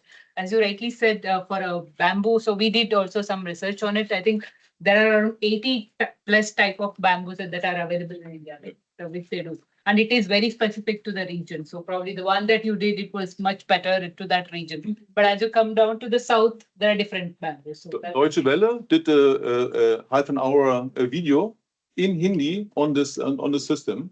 That means I can provide also the link to this Deutsche Welle. Thank you. One more question, Dorothy. I skip. Okay, anyone else? What time- One last question. What time is lunch? What kind of lunch? After the photograph. Right. So if you don't have a red dot on your forehead, you need to come up to the front of the room. Is that correct? Yeah, that's, I don't know, who is organizing the photo? Where's it happening? Because we're Yeah. So I want to thank everyone online because we're going for a photograph. Thank you for being with us. Hopefully online they can hear, but thank you. Don't feel like you're. Again, so we are going to have another packed espresso session in the spirit of German timekeeping. I will now start the 25 minutes icebreaker by asking you what your favorite drink is. No, yes. Sorry, I thought this is how you did it. So we've got 4 topics now, each with 2 or 3 presentations. So it will break it up a bit. We'll have a Q&A after the first 4 sessions. So let's get started. The first topic this afternoon is sanitation workers, a topic I absolutely love. And we've got Professor Sarah Dicken of Uppsala University doing the first presentation. 5 minutes and I will be almost as tough as Martin. Okay, good afternoon, everyone. Hello. So I'm going to be talking about sanitation workers, but actually in the broader context of menstrual waste. And this is some findings from a project called Complicated Plastics. And we use this term complicated plastics to refer to menstrual pads that have this plastic content, but that are also very entwined with human rights and dignity issues. So they're very hard to untangle and find alternatives. I am presenting on behalf of a larger team, including some collaborators who are actually part of a USAID project that ended. So just wanted to mention that. And so this project included a policy review, a survey with sanitation workers, and also an analysis of pad samples. I'm not going to go into that, the analysis of pad samples. If you're interested, you can come and talk to me later. Just to start with the policy reviews. So we were looking at where menstrual waste is included in sanitation policies, solid waste policies, also menstrual health and hygiene policies. We looked at 15 countries with a geographical spread, but also countries that had in some way already prioritized this issue. And we found those by looking at the GLASS reports. So we can see that most countries, or 56% of countries, responded to the GLASS survey saying they do have some kind of menstrual health and hygiene policy aspect. Most of it is in school policies, though, as opposed to sanitation policies. And then in our actual policy analysis, we found about 47% of the countries that we looked at had a menstrual health or hygiene policy, and all of these included menstrual waste in some way. But we see that only 27% of sanitation policies included menstrual waste and 20% of the solid waste policies. So this means we can see there's been a lot of efforts on the advocacy side to push for menstrual health and hygiene, but the environmental sectors, sanitation sectors even really haven't necessarily caught up. And so there are some policy incoherences that are happening. Now looking at our case study in Kisumu and informal settlements in Kenya, this is a survey with about 150 sanitation workers, most of whom were doing manual emptying. I wanted to pull out a few findings just with limited timing here. And one thing that's interesting here is disaggregated data. So looking at women and men workers and their different experiences. We can see here that men are more involved or are more likely to be unregistered sanitation workers and are more likely to be working at night. So this is on the right-hand side here. They also have been involved with this kind of work for a longer period of time. So women have kind of joined this type of work more recently. Women are much more likely, so about 70% 9% more to be a registered worker compared to 45% of men. So there's a really big difference, and this has implications for the kinds of health risks that the workers are facing. This kind of shadow or nighttime work has additional health risks and, of course, risks of fines and those kind of legal issues. In terms of menstrual waste, in this particular case, we can see that, first of all, most of the fecal sludge is taken to the Kewasco Lagoon, where they're not really supposed to bring solid waste. They always find menstrual waste, so disposable pads in the emptying. The majority of the solid wastes are menstrual waste. And then finally, there is a growing trend. So this is an issue that's expected to increase. The sanitation workers are encountering this kind of waste more and more. This is a picture here of the Kewasco Lagoon and how this waste is being handled there. So this kind of informal, technically illegal separation approach. So overall, we could see that sanitation workers are facing a range of different risks, and dealing with menstrual waste is basically exacerbating those risks. Menstrual waste was seen as more taboo and more dangerous biologically by the workers. We also did some mapping exercises, which I don't have time to get into, but we found differences in terms of how government actors mapped out menstrual waste flows with the actual sanitation workers. So it's a very big difference in terms of what the different respondents are describing on the ground. So in terms of government, we don't know if this is due to ignorance or just kind of an idealistic vision of how the waste flows are working, but we did see distinct differences there. So yeah, I will end there. Just if you are interested, there's one paper out so far, and if you can help us to validate the policy review, please come talk to me afterwards. Thank you.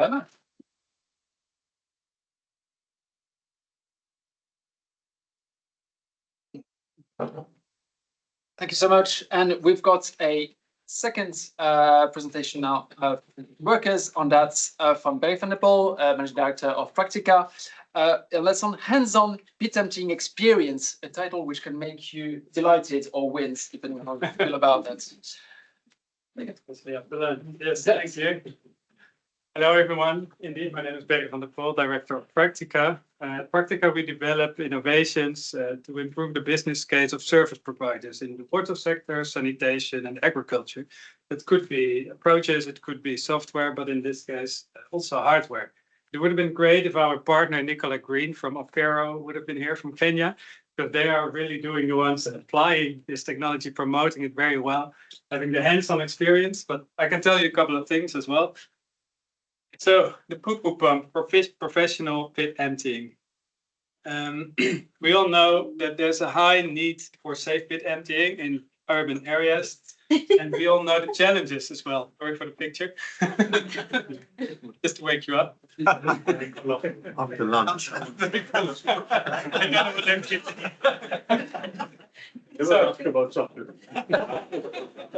that's one problem, right? The content of the pits. Yeah, and it's not just this. The problem of the content of the pits. If it were only this, that would be good. But these pits they're also used as bins. We can find anything in those pits.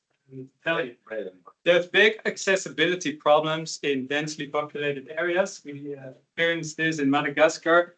And as a result, we said, okay, we need to develop something to access those pit latrines and make sure that service providers coming to empty those latrines also have a viable business case. And small-scale mechanization can really help to improve the services and reduce health risk and environmental impacts.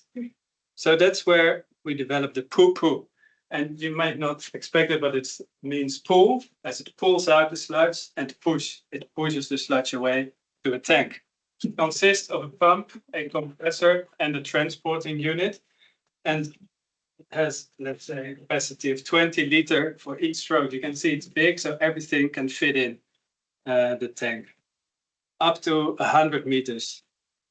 And from then it will pump the sludge to any kind of vehicle, any tank size. That's not a problem we need to solve. There's many options there. Features, I'll spare you the details, but the most interesting is that in 1 hour you can pump about 60 cubic meters, which is enough for most latrines. And the since we use a compressor, we can use water and air bubbling injection because sometimes it dried out and it can become quite solid. But by adding water and air, can bring anything into circulation again. It's quite efficient. Yes, it uses fuel, but not a lot. 1 liter per 3,000 liter of sludge. It's simple, repairable, robust, all of it mechanic, hygienic, and designed to work in very densely populated areas, which looks more or less, oops, like this. Is this working? No, maybe it's not. Well, anyway, that's a shame. If you go out of full screen, you should be able to click on it. Press escape. Well, you'll see more pictures after. The idea was just to show that here's the pit and the pump, but from there the pipe will go 100 meters over fences, underneath houses, taking many corners. And that's why vacuum trucks can really not work in those kind of areas, those kind of neighborhoods. So we did a couple of projects in Tanzania where we had the same problem that vacuum trucks could not reach the area and could not even empty the latrines because of all the materials that we found besides what you just saw. We've been working in Ethiopia with municipalities that like to combine solid waste and the waste of latrines. And then, of course, in Kenya. Now, the next step is the technology is now done. It's ready. It's been manufactured in India and from there, distributed over the world, mainly in Africa, where we established regional poo-poo hubs like Opero in Kenya, but we're also working in Burkina Faso, establishing some more hubs. And we are upgrading this technology to come with GPS monitoring and volume control tracking, which is a really important step in controlling what happens after. Because emptying the latrine is one thing, but safe disposal is the next step. And monitoring can really, the volume can really help also to make the link. We talked about carbon credits, monitoring is key. So that's the next step for us. And that's where I'll end. Thank you very much. Thank you so much. If this is your first time at SuSanA Meeting, this is why I come here, to have a nice big picture of sludge just after lunch. Sorry. As a treat, I've got a treat for you. I've got a super short presentation without a PowerPoint. Kitch, would you like to? Without? Okay. You have a representation, but I can. Oh, no, no, we don't actually. That was the thing. No? Okay, fine, no problem. Okay, thank you, Kitch. My turn starts now. Well, yeah, a couple of minutes. Okay, I represent the guys who use stuff like this, who empty, but also who transport and who manage the treatment plants. And it's the biggest platform where you have small and medium enterprises of sanitation, small and medium sanitation enterprises working across the value chain to ensure that we reduce what we call non-revenue poop. And we'll talk about that later. I'll let you know. I just want to let you know that PASA is no longer the small organization that was formed in 2019 in Cape Town. It's a big network of small and medium sanitation enterprises, organized international associations in over 30 countries. And we had an investment that was routed through AFWASA for the past 2 years. But as I speak, by next month, 2nd of September, our Secretariat is ready in Dakar, and I'll be installed there to build a strong organization that will continue to support small and medium enterprises to access credit, to influence policy, to create the enabling environment for their work, and to be able to, learn from one another and provide safely managed sanitation services for all. So that is why I'm here. Where our strategic plan is 2023 to 2027, and one of the major pillars of the 3 is partnerships. And I look forward to working with all of you to ensure that together we provide safely managed sanitation services across the continent. How many minutes is that? That's fine. Thank you very much.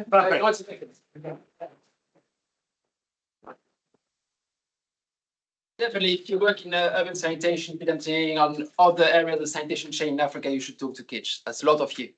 If you also enjoy sanitation workers, before we finish that topic, there's a great session on Thursday at 11. At 11, thank you. Talk to Andres to know more, but where you can learn what's has been really successful in supporting sanitation workers, even with very small amounts of money for big results. So that's very exciting. Next topic now is going to be on private sector. But it won't be John Sauer talking for some reason. Instead, we'll first have Bala Wabe from Akias. He's the co-founder of Akias, and he will be talking about advancing on-site sanitation with effluent diversion units, which is a very exciting technology. Bala, can you unmute and hear you? Yeah, hey, Remy, thank you for the introduction. Yeah, ready to go. Can you hear me? Yes, very well. Go Fantastic. Okay, good afternoon, everyone. Today I'm introducing the effluent diversion unit and how we're transforming pit latrine from containment unit into a mini on-site treatment center. Next, please. So the problem with wastewater, we often have mixed effluent with solid and liquid, and that makes the treatment very complex. But if you manage to separate both liquid effluent from solid, treatment becomes easy for both streams. Next. If we take a sample of 1 meter cubed from a pit latrine, less than 50 liter would be fecal solid, and more than 950 liter would be liquid mix. This is the challenge. So separating them would make sense in terms of treatment. Next. So the concept of separation is at least 50 years old. We have the UDDT. These urine diversion dry toilet did not manage to scale up for two main challenges: the unit economics of it and the behavior change. We tried to overcome the behavior change earlier in the picture in the middle, but we found that there is social acceptability. The lesson learned from those two examples is we need to provide a back-end system. So this is where the unit diversion unit came, the EDU. Next. The EDU is a plastic fitting that is plugged to a plastic pipe.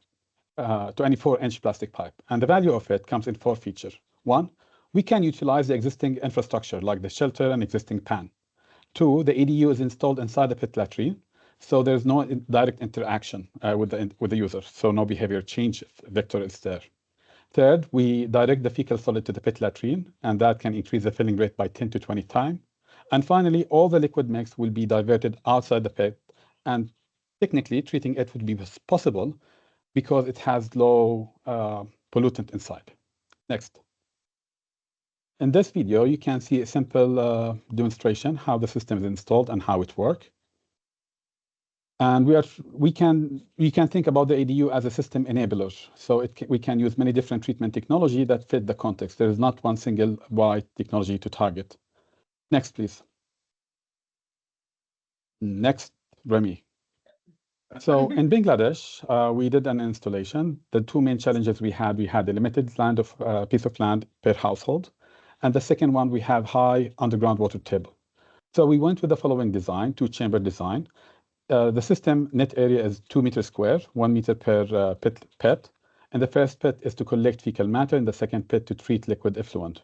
The second pit was divided to 2 chambers, one settling tank and one as anaerobic treatment unit. Next, please.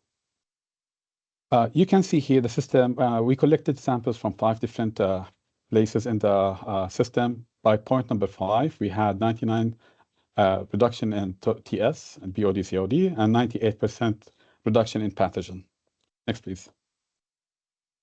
Next. So the nice thing with the EDU is designed to tag with the existing supply chain. The only new component we bring is the EDU, and then we use everything exists from the local supply chain. We managed to install in Jordan, Kenya, and Bangladesh, and literally we only brought with us the EDU. The rest of the component is how we put them together. And this is a very important point to tag on the scale-up phase. Next, please. So currently what we do is we go to a country, we talk with sanitation entrepreneurs, we provide them with the EDU, and we provide the sales promoter with digital marketing material and physical marketing material, and they do the sales and they buy from the SE. On the scale-up phase, we will partner with the local partners who will provide manufacturing capacity and supply chain, and we need program partners to build programs around the EDU. tapping to the existing pit latrine and double pit latrine program in the country. Next, please. So what we also do is we provide capacity building and training materials. So we go to country and we focus on masons and unskilled workers. Next, please. And we provide them with training. And what we found that if we provide people with the right guideline, they will be able to install the system properly. Next. So we design an installation guideline that guide unskilled worker masons in the work, and we managed to achieve good results so far. Next, please. So the system is versatile. It can tap both like rural or low population, high population, different topography, and we looked at the ADU as an enabler to different treatment technology. Example, next. We can use it to tap to constructed wetland if your ultimate goal is to use the treated water, for example, in northwest of Kenya, where water is really like people are looking to use it to the last drop. Next. It can be used also to tap to condominium sewer. Now, it's a big thing that all water utility companies are looking to build condominium sewer. But the main challenge they face that these sewer lines clog often, so they need to have high operational costs to keep it open. Installing ADU in front of a building, household, or public toilet can prevent solid from entering the line. Pretty much, this is the presentation for today. Next, please. Down there, you have 3 QR codes, one about the ADU brochure, one about our executive report we published earlier this month, and the last one is for the animation. We're looking for partners to put more pilot, co-design new treatment center, technology, and put more units in different settings. Happy to talk. Our email is below. I hope I did not pass the time, Remy. Thank you. Thank you very much. Thank you. I was interested in this because behavior change is hard, and that's one way to get around the behavior change on the user side. So I'm keen to see this grow. Thank you very much. And now the final presentation for private sector. And before we go into Q&A, the first Q&A in this session is going to be by Valentin Post, who has arrived just a few minutes earlier, just on time. Well done. Thank you. So you will have to please introduce yourself, and we have already introduced ourselves with our favorite what we do, but also what is our favorite chocolates somehow. Chocolate. I blame on. Oh no! We know all our chocolate bits in the room. Someone saying with red wine, someone saying no chocolate. So what's your chocolate? I was ready for anything, but not this one. I'll come back at the end. So my name is Valentin. I'm the director of Finnish Mondial Foundation. Finnish Mondial Foundation is a spin-off of the Finnish Mondial program. So in the last 15 years, we've been running a program. It grew very big. So we mobilized some 600 million locally, 600 million euros, not Ugandan shillings or whatever. So it became quite complex, and it became also too much partners in this. So we became an entity. I'm one of the executive directors of that entity. We have only 2. And our ambition, and then I'll get to the chocolates, our ambition is to build a multinational bottom-up. Very nice ambition, and we're working on it. And I think most of you in the room I know, or they know me, including PASA, you name it. So I'm happy to be here. Chocolate. No, I'm not into it. Wine. You just stick to the wine. Okay, good. Okay, good. Thanks. So Finnish Mondial is an acronym: Financial Inclusion Improves Sanitation and Health. So once and for all, we have nothing to do with Finland. Now I'll start.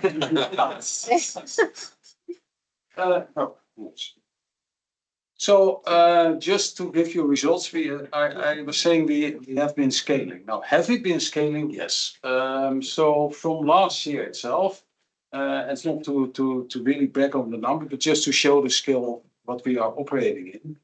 And operating and thinking to scale opens opportunities. And that's really what I want to talk to you about. So we apply what we call the diamond model. So I'm happy to sit now on the business side.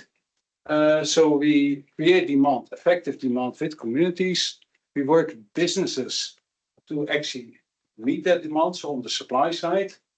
What we often find the communities are are poor, they don't have the resources, so we link them to financial institutions. And many NGOs ask, yeah, if you work with microfinance, very expensive. We said, no, our thing is not to change the market, we operate inside the market. So we target these guys or ladies to reduce the cost of sanitation. And that offsets whatever interest rates people are charging. In the end, if you have a mortgage, then it's what you pay per month, which is interesting. So on the business side now, what do we really do and where do we see the opportunities? So we do assist for a couple of reasons. I talked about the lower capex. That's related to interest rate burden of people. So if people take a loan or they pay out of pocket, if you reduce the cost of sanitation, it's going to cost time. How much do you think? Quick answers. A sanitation system complete with treatment cost. $57 per capita. $500 a year. 7,000 baht. $67 per capita. $500 a year per house. How much? 67. 67 per capita. I just This could be lower. I just per year. I know in total. Per year or 400 years. I don't know. But what we see is we are actually collecting the waste from the toilets, not through container based, but people do it themselves. So that's a complete standalone system. There's hardly any operational cost. So it's not a big item for us. Anyway, so 67 is okay. We should be targeting below. We're in Uganda at 250 euros. So that is 50. And that means if you then take that for interest rate, that sort of offsets the 20% interest. So employment, sustainability, innovation, healthier clients. From a financial point of view, are much better clients. People don't repay their loans because they fall sick, they have medical expenses. So from all angles, healthier clients, better clients. So we have one of our largest partners, microfinance. They have set up a group insurance, and there's hard data from them that 100. I have 1 minute. Okay. Okay. So the normal expenses are 125 euros for their clients, and these are poor women in slums in India, and they make them do 4.5 per year. Imagine the savings. Now, the micro, small, medium enterprise, our client, we try to target them to financial institutions without distorting the markets. That's very interesting. How are we trying to do that? And this is my last slide, so I should be on time. We aggregate demand. So having one bag of cement or one Sato pen or one other pen, whatever it is, and collecting them one by one doesn't make any sense from a business point of view. Getting them in bulk gets you discounts. Training verticals. To do a training here, training there.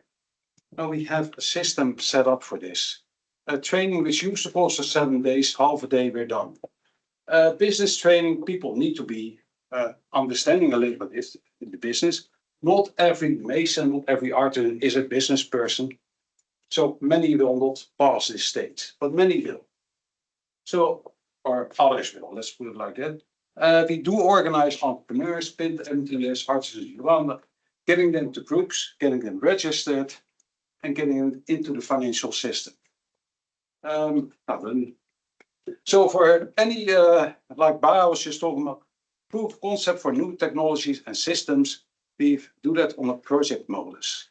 So we don't want to disrupt our main model. If we want to do something new, we do it as a project, and then we see if we can scale it and include it into the microfinance portfolio.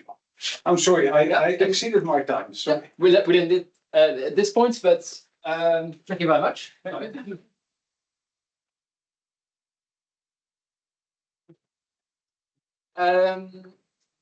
We've got now 10 minutes for Q&A on the few presentations you've just been seeing.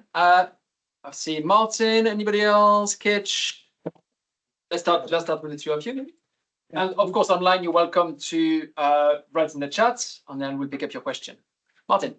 Yeah, I had a question for Bara when we were discussing it here. Very interesting. Nice to see the simple technology. We were wondering how you empty the fecal sludge compartment when you've removed all the water. Question. Bara, go ahead. Yeah, thank you, Martin. In fact, there are different technologies for the context. Right now, we're using worms, tiger worms in the fecal chamber. And we expect our pit to get filled maybe in 3 or 5 years. So by the time we hit 5 years, I will let you know. Right now, I don't have a pretty answer. Using tiger worms in that chamber to digest. Yeah. I love worms. As long Either as tiger worm or we design it to dehydrate. So both techniques, but none of the units we installed up to this moment get like 100% filled. So we don't have an answer. And the oldest unit installed up to now is like 2.5 years old for the difference. That's a very nice problem to have.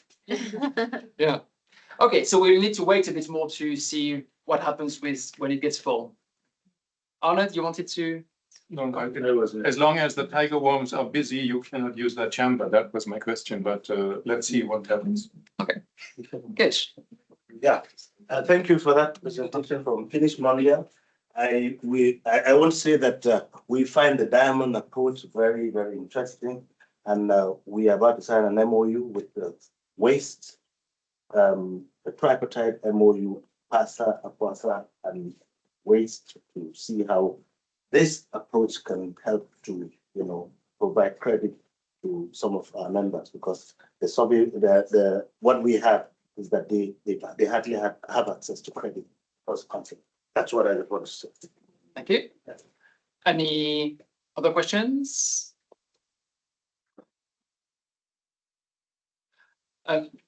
Sarah, do you have it? And then I'll. Yeah, it was also for Bara. It was a question. He mentioned that the technology also solves the issue of solid waste or like solid waste getting into the pits. So how did it do that? Did you hear about? No, I didn't understand. Can you repeat or rephrase? You said that the technology prevents solid waste from entering the pits. Oh, yeah, not the pit, the liquid effluent treatment unit. So the EDU is able to divert both fecal matter, solid fecal matter, and any other thing like food waste or small plastic item will not go to the liquid stream. Okay, that's clear. Thank you.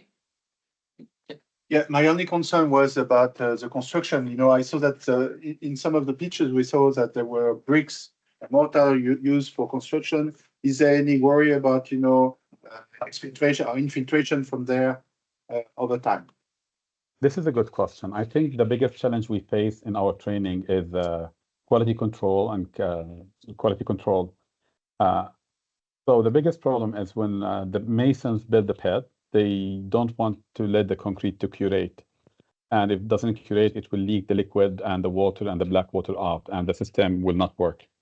So what we are trying to do in this phase is how to make sure that the mason would follow the instruction in our user manual. So I think this is something we're working on. I think a very good guideline with visuals and instruction is good, but still we need to find a QA, QC protocol for like scale up inspection. Thank you. George, and then we have John. A question to Barry from PRACTICA. Could you give us a time dimension from product design to now this point you are at almost scaling for the program? Can I ask you to stand up actually when you ask questions and when you answer them, because it's easier for the mics to pick it up for the online audience. Thank you. We had the idea for a long time because we have experienced the problem for many years. I think the actual development took about 5 years to finalize, and now we are ready. But yeah, the scaling part will bring again new innovations as we've seen. So the product is never ready, but it's it's never finished, but it's ready to be used, and that took 5 years. Larry, stay standing. So maybe it was in the presentation, but I missed it. What are you at in terms of sales now or deployment, and what are you sort of thinking of your projections for the next immediate future? So I said there is a high need for this technology, but there's no demand because it's new, it doesn't exist. So no one is asking for it. So we really need to actively create the market. And we're thinking about hundreds per country. Not more because it's service providers that will use this technology. So it's not a product for end consumers. That's it. And that's what we're thinking about. So it sounds like Cage and Barry need to talk together lots more. So that's maybe we can see whether it's well suited or not. Excellent. Thank you. I think that's it for questions now. So we'll move on to the next topic. So we've got two more topics before the coffee break. Topic now is going to be emergency wash, and we are going to hear from Linus and a colleague, or the two. We heard it was 5 minutes, maybe maybe only me. Okay, on the WICER project in Iraq. And yeah. Hi everyone. Here we go. 5 minutes. Now. So we are a perfect example of funding cuts. This was a 40-month project that was cut to 9, 2 weeks before we started. So I'll give you a quick recap of what we could do with the 9 months that ended this summer in the WICER project, Water Innovations for Circularity and Enhanced Resilience in Iraq, with a range of partners. Why we're in the emergency session, I think, is because Iraq is facing a water emergency, drastic reduction in water quality and water quantity in the Euphrates and Tigris, the two main rivers. And of course, there's a lot of water management now to be done when you suddenly have half the water you used to have. But also managing the wastewater and other waste flows can make a big improvement in terms of water quality and of course also water quantity if you can reuse wastewater. So we tried to look at this as a system through 3 work streams. One was the water management part, where we had the trainings for the Ministry on Water Modeling and Water Planning, and also a course at the University of Sulemania. A second work stream was exploring urban circularity, Daniel Diba and Sevas, looking at the wastewater, the ecosystem of wastewater and solid waste in Basra, and also developing blueprints. And then the third one was exploring rural circularity, which I was also involved in, and I'll dig into that here. So what we had ambition was to assess the circularity potential in Iraq when it comes to waste streams, and especially then nutrients, water, and organic matter. Also, we wanted to document good circularity practices that already exist and develop a management model for community wetlands, community constructed wetlands, because they are right now being implemented in Iraq. So when it comes to circularity potential, we looked at nitrogen and water. From this slide, I just want you to take away 2 things. That if we look at the manageable waste flows, human waste, wastewater sludge, organic waste, slaughter waste, and the manageable manure, there's quite a big potential per hectare, equivalent of roughly 60 kilos of nitrogen per hectare compared to the 36 kilos of nitrogen per hectare currently used in chemical fertilizers. So, of course, there's a proportion of this that is already reused, but we don't know how much. And you can also see that the human waste part of it, the wastewater and sludge, is a big chunk of that, roughly half what we could calculate. So human waste management is important for nutrient management on national scale in Iraq. But they're more worried about the water. So the water evaluation or assessment is here. And from this slide, sorry, I just wanted to note 2 things. One is out of the roughly 7 billion cubic meters they use for municipal purposes, 1.1 is collected as in sewers, so they can manage, manage 1 billion meter cube, and that's compared to the 31 billion meter cube used in agriculture.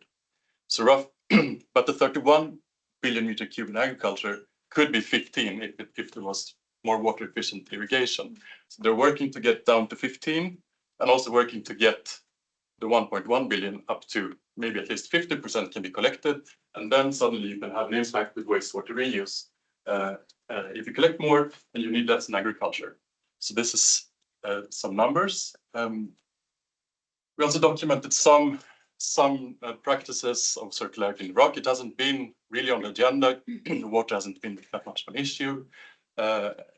there's much more experience in neighboring countries like Jordan, but we documented 3, 1 constructed wetland, 2 BWATs in Erbil, built by Borda, and also some really cool agricultural circularity practices that you can read about in a report coming up soon. And with Sevas, we did a management guide for constructed wetlands, because now they're building a lot of unity level constructed wetlands, but of course we know that they have to be managed over time. So this guide is also fitting into the ministry and the WP work to protect wetlands. And the conclusion is that the water quantity and quality challenges are acute, as we know. And we have the water resource as an entry point, but we can also use that entry point to work with circularity and wastewater and other waste flows. And there's an increasing interest. There's yet little on the ground. So there's more options to try out and adapt.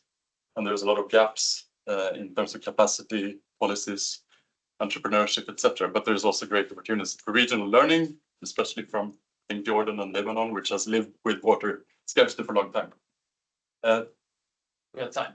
That's it, right? That's it. Okay, good. Thank you very much.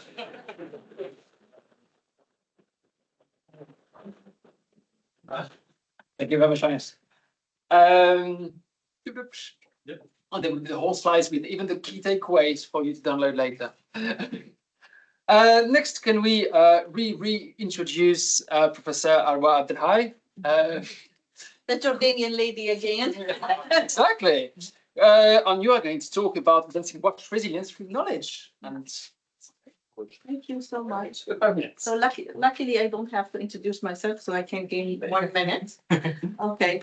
So so today, surprisingly, I will not talk about a technical topic, but I will try to provide like insights on how my university, German Jordanian University, tried to contribute to advancing water resilience through localizing learning systems. Yeah, so the story started back in 2018 when we were approached by a French NGO, Action contre la faim, ACF, and they said that we see that there is really a need in the region to localize learning systems because you have good engineers, okay, but they are not well equipped with the skills and competencies needed to respond in emergency time. And to respond or to deliver efficient or to develop efficient response plans and also at the same time in a timely manner. And we were happy with that because we had the feeling that always academia is not perceived as a strategic partner in that regard. So we started to think about it. So we conducted a market survey.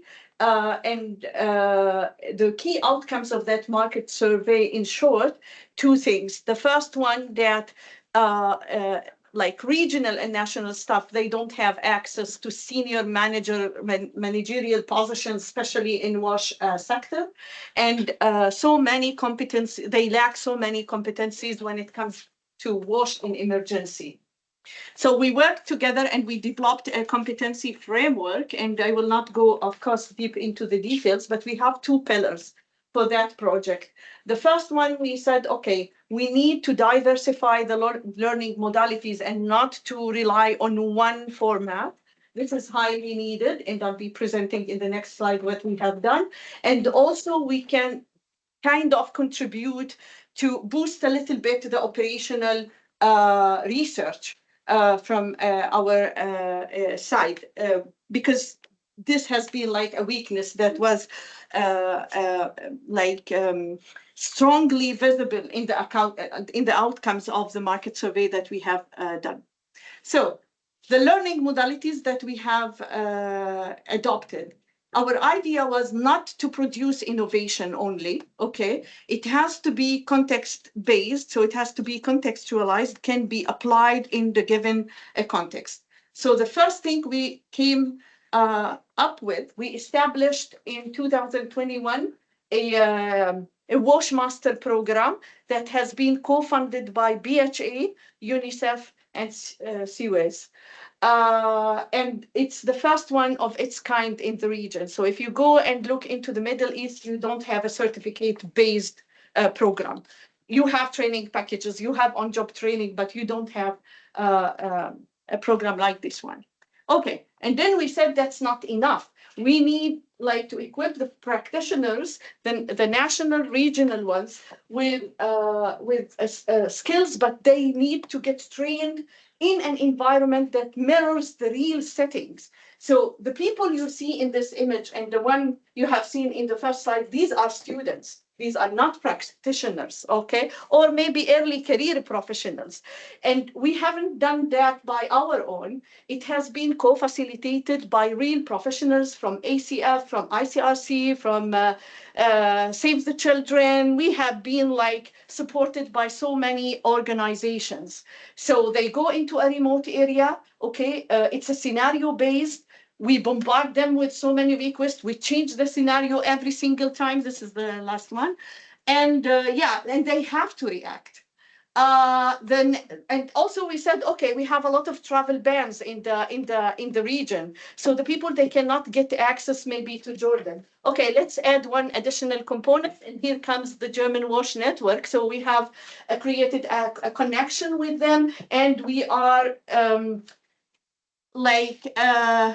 carrying out different things. So webinars, for example, and this has been done in collaboration with SuSanA, regional workshops to make sure that we have a knowledge transfer across the different regional countries, and we learn from each other, and so that the practitioners can, as I said, can respond to the specific challenges and the contextualized realities. And also, finally, tailored training packages. So this has been done, for example, to ICRC employees, and it's a contract for 3 years with the university. And we are delivering the training based on needs. What's needed in Jordan, what's needed in Lebanon, what's needed in Syria. So this is like just a glimpse on what we are doing in the German Groningen University. And thank you for your attention. Thank you.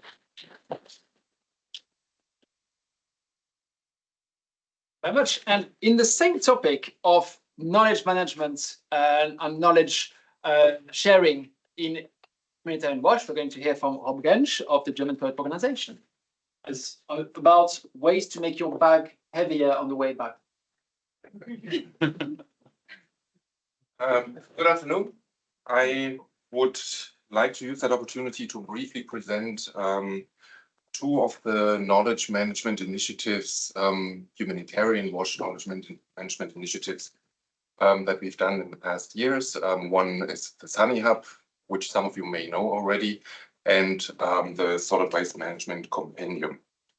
Starting with the SuSanA Hub first, it's meant to be the global sector go-to point for humanitarian sanitation and fecal sludge management. And at the same time, we also try to provide some remote support with a help desk and a team of practitioners behind it. We also have several active work streams on the platform. And yeah, it's basically a compilation of all the resources the sector currently has with that specific lens on humanitarian sanitation. It has several sections, a topical entry or various topical entry points. So we have this resource base at the bottom, so everything is just dumped in, particularly all those resources that you usually won't find online, or that's usually hidden on laptop on the laptops of experts, like BOQs, designs, etc., all these kind of things. So all dumped into it, and then you have access through those different entry points. If you want to approach it more from a project cycle level, then you will find everything from assessment up to the final monitoring evaluation. We have challenging contexts for yeah, droughts, floods, cold climates, whatever it may be. We have a region country entry point and various others. In addition, as I said, we have this community around it with several active work streams, a comprehensive search function, and this help desk. And we are currently in the process of implementing an AI module into the platform, bake that in the next 1.5 years. And here we're particularly looking for experts who can support in validating the AI responses, help in the curation process, etc., or just become super users of the platform to get some insights also from active practitioners. So in a nutshell, it's kind of the humanitarian counterpart to the SuSanA, if you like. Just smaller because the humanitarian sphere is just a bit smaller. And the second one, and this is where this nice little book comes in, we have developed this series of WASH compendia, emergency WASH compendia. We started with sanitation technologies and emergencies, followed by water supply, hygiene promotion, and the most recent one on solid waste management. Usually one of those areas that's quite neglected. It's considered part of WASH, but hardly any humanitarian practitioner has any or much knowledge about it. So it's like the previous ones, a comprehensive compilation of all the available technologies with a particular focus on domestic waste. So we are not so much focusing on all the other special waste types, but really what accumulates at household level. And it has, just briefly going through the structure, it has an initial part on preparing for solid waste management with a focus on waste prevention, waste separation, solid waste assessment. The solid waste management service chain, it looks similar to the sanitation service chain in a way, just different technology options. And then some cross-cutting issues. At the end, we have kind of an annex also of some special waste type management. We've briefly touched upon managing solid waste from sanitation facilities and drains.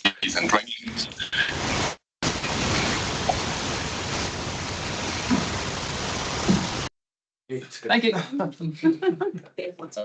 Menstrual waste was mentioned briefly, so these kind of issues are also handled at the very end of the publication. There's also an online platform where you can access all 4 of those compendia, and that's it, I guess. There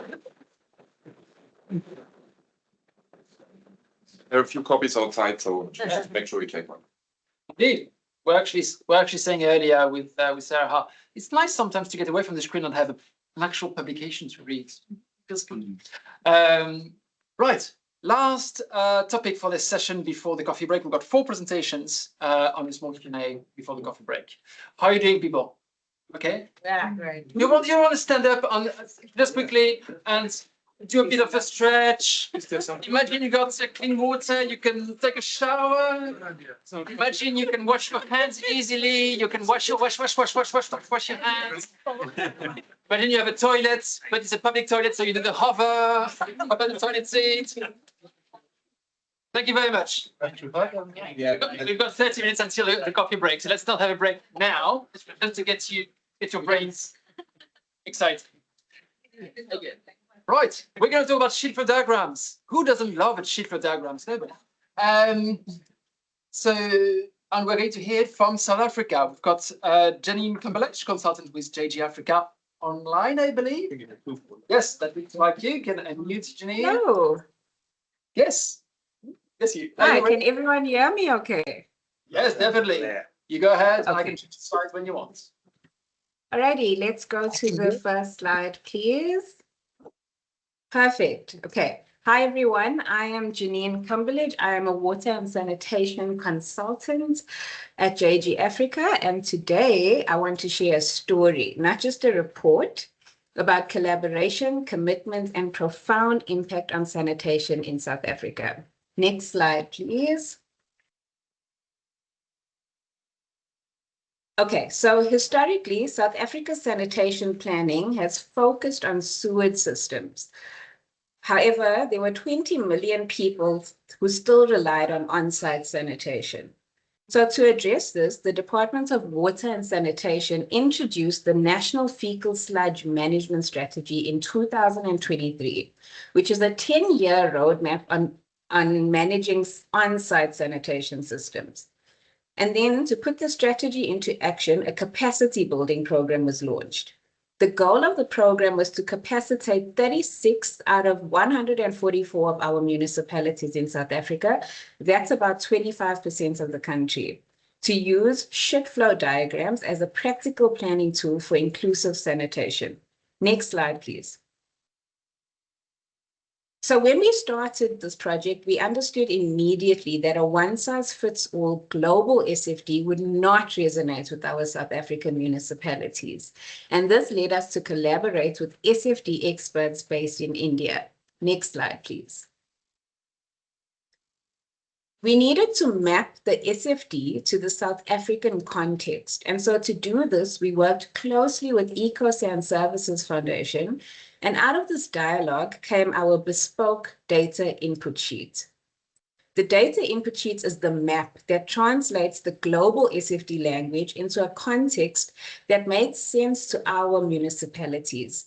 This tailored approach holds immense potential for other countries seeking similar success. The important thing is to contextualize. Next slide, please.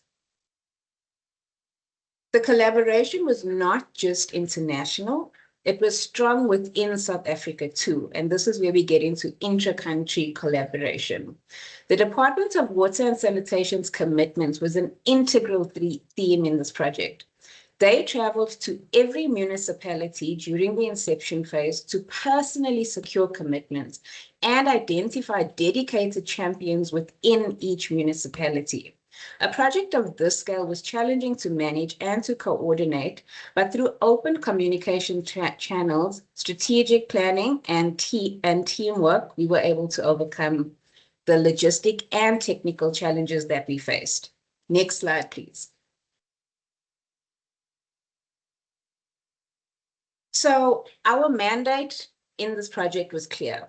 We were not there to produce SFDs for municipalities, but instead we were there to build their capacity to do it themselves. This created ownership. The Department of Water and Sanitation owns the SFDs nationally, and the municipalities own them locally because they developed the SFDs and they saw the value intrinsically.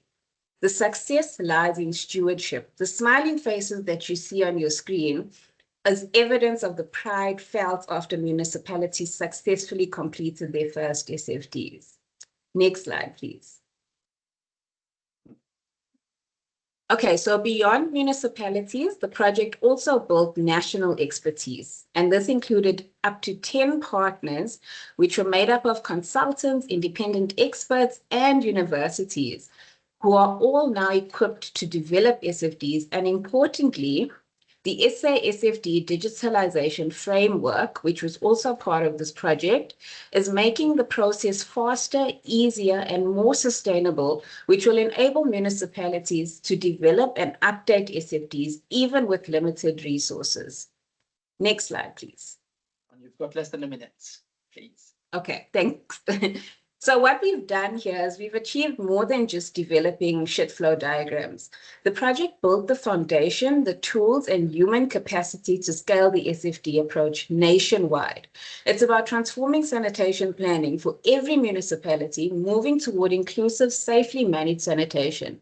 This project shows the power of strategic vision, South-South expertise, strong collaboration, and national commitment, which is driving us toward achieving SDG 6 and a dignified sanitation future for all. Next and last slide, please. Okay, I'd just like to thank you for your time and your attention, and I'd like to take a moment to thank the Department of Water and Sanitation, the Water Research Commission, who is the implementing agents of this project, and the universities and all the partners and independent consultants we had the honor of working with, and of course, SuSanA. We believe that contextualizing the SFD for scale through integrated dialogue, rigorous coordination, and strategic capacity building offers valuable lessons for the wider SuSanA network. Please feel free to scan the QR code on your screen to learn more about JG Africa and our work. Thank you, thank you, thank you. Thank you very much.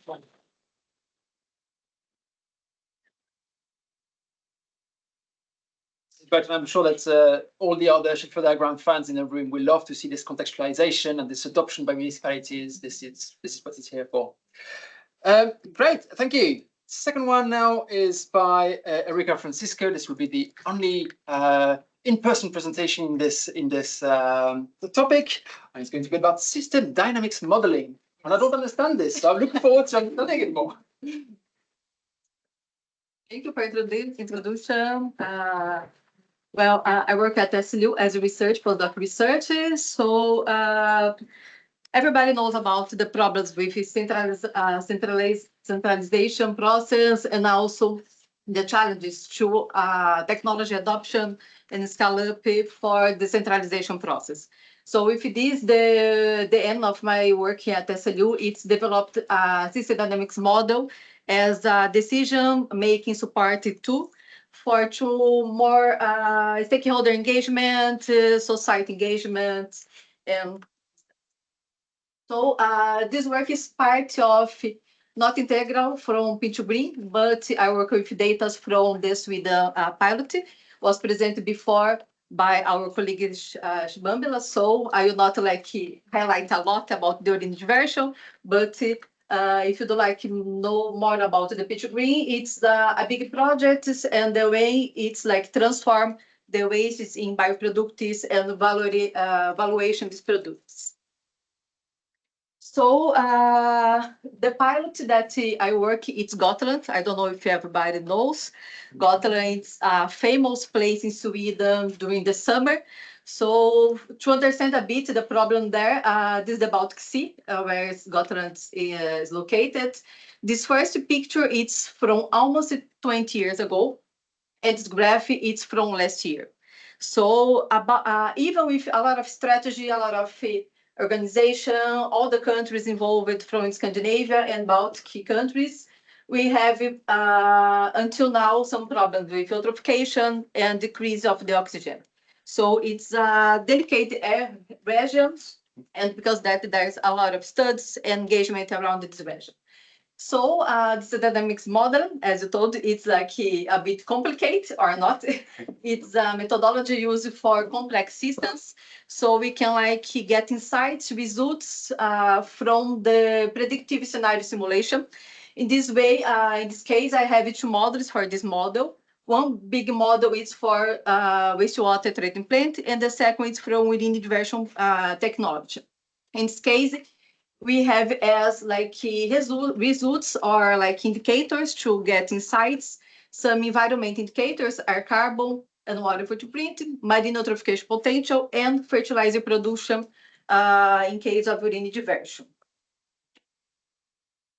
So I bring just few results. This is not the last update PPT that I put, but we have three different scenarios here. The first scenario is modeling, it's simulating how the wastewater treatment plant is operating, not just in the current way, but also during the decrease rotation time, because sorry, I didn't mention before, but Gotland, it's really famous, as I mentioned, during the summer, and during the summer, the city of Visby and all the island of Gotland receive around 2 million people. And of course, this data, it's spread during the whole year, but most of the people travel to Gotland during the summer.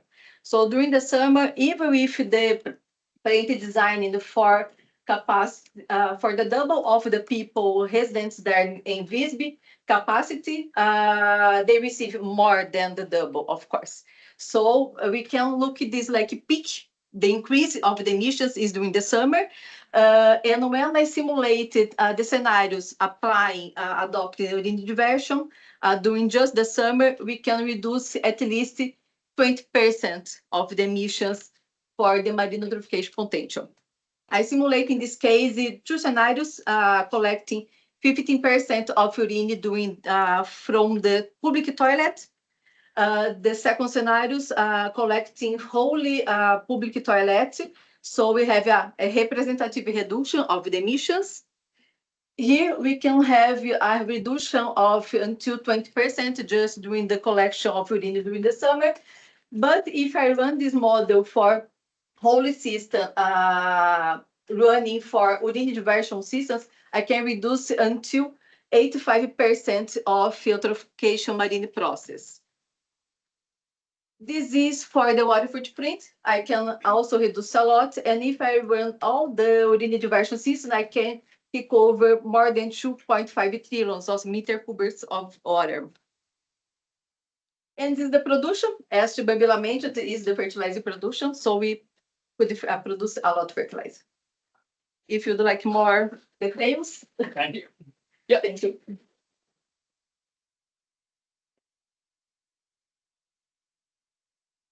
Thank you. To continue in the field of sanitation planning, we're going to hear from Nepal. Sakar Lai. Welcome to I hope I'm audible, right? Yeah, we can hear you. Thank you very much. So you're an engineer with the Clean Development Consult company, and you're going to talk about all-wide inclusive sanitation planning. Yes, thank you. Thank you so much for that wonderful introduction. So good evening, everyone. I am Sakar Hara, and I'm a civil engineer working with Clean Development Consult, which is an engineering firm working especially in water sanitation and its management. So today I'll be sharing the inclusive sanitation improvement plan in precise and fast as I can. And this is actually developed for the Patarasi rural municipality, which lies in Jumla district in Nepal, as a part of the Sumatra project in collaboration with Kirdark, Midwest University, and IHE Delft. Next slide, please. Okay, so this presentation will briefly cover the background and purpose of the plan, the assessment and methodology that we used, and key findings from our study, the proposed solutions, and finally, our conclusion and acknowledgements. Next slide, please. So Patarasi Rural Municipality is located in Karnali province and has over 16,800 residents and faces a major sanitation challenges, including limited toilet coverage, unsafe waste disposal, and flooding issues. So the goal of this plan is to ensure inclusive and sustainable sanitation aligned with Sustainable Development Goal 6.2, Sanitation for All. So it provides a roadmap for safe sanitation, proposes context-specific solutions using the citywide inclusive sanitation framework, and supports the municipality's planning and resource mobilization efforts. Next slide. Now the assessment and the methodology. So these three things are the things that we use to collect the necessary data for sanitation situational analysis of Patarasi Rural Municipality. So we surveyed about 421 households and 79 institutions with the help of enumerators from that municipality. So for this, we prepared a questionnaires in Kobo Toolbox, and we trained the enumerators on how we collect the data from Kobo Collect, and it was supplemented by focus group discussions and key informant interviews.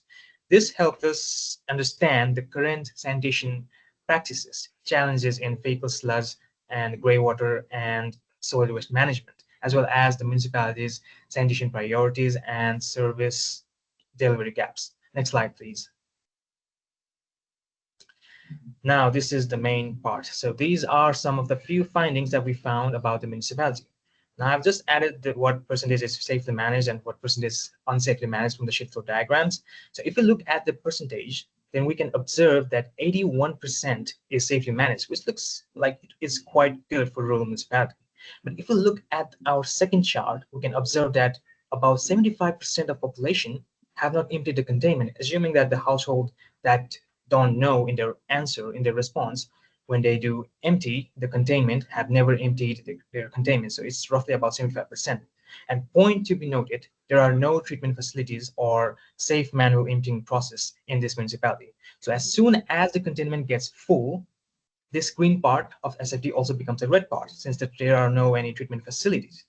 So our findings revealed low toilet coverage in some wards, unsafe manual emptying pits, and lack of organized solid waste management, and gray water stagnation contributing to health risks. And only about a third of households have basic sanitation facilities. So next slide, please.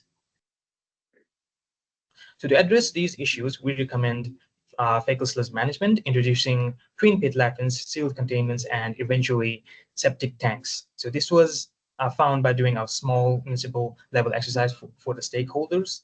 And the next one is the service models, safe manual emptying for now, transitioning to small mechanical emptiers and trenching and possible fecal sludge treatment plant. And for the solid waste, community-based collection and segregation systems. For the grey water and stormwater, promoting soak pits, drains, reuse options, and improved drainage in flood-prone areas. So this app. So can we go to the next slide, please? Okay, so this approach is actually scalable. It is evidence-based and ensures community engagement and sustainability. So in conclusion, this plan has been a structured and inclusive approach to the sanitation plan in the rural municipality. Next slide, please. So I would like to thank Kirdak Nepal, which is the implementing organization of this project, the municipal leaders of the municipality, and all the households and institutions who contributed to this work. So next slide. So that's it. Thank you. That's it for my presentation. If you have any question, please drop your questions in the chat box, or maybe you can email me in the email address. Thank you. Thank you very much. Thank you. We're going to go to the last presentation in this session before the Q&A and the coffee break.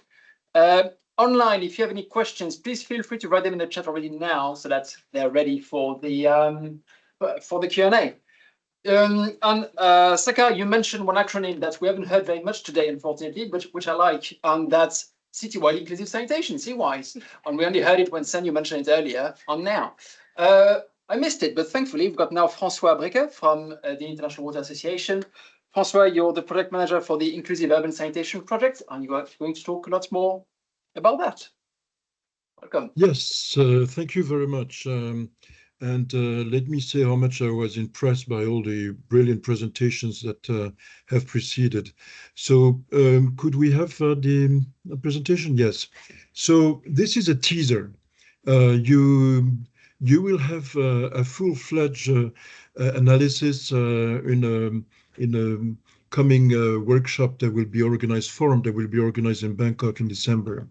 Please, next. Yes. So just to remind everybody, please just to go on. Yes.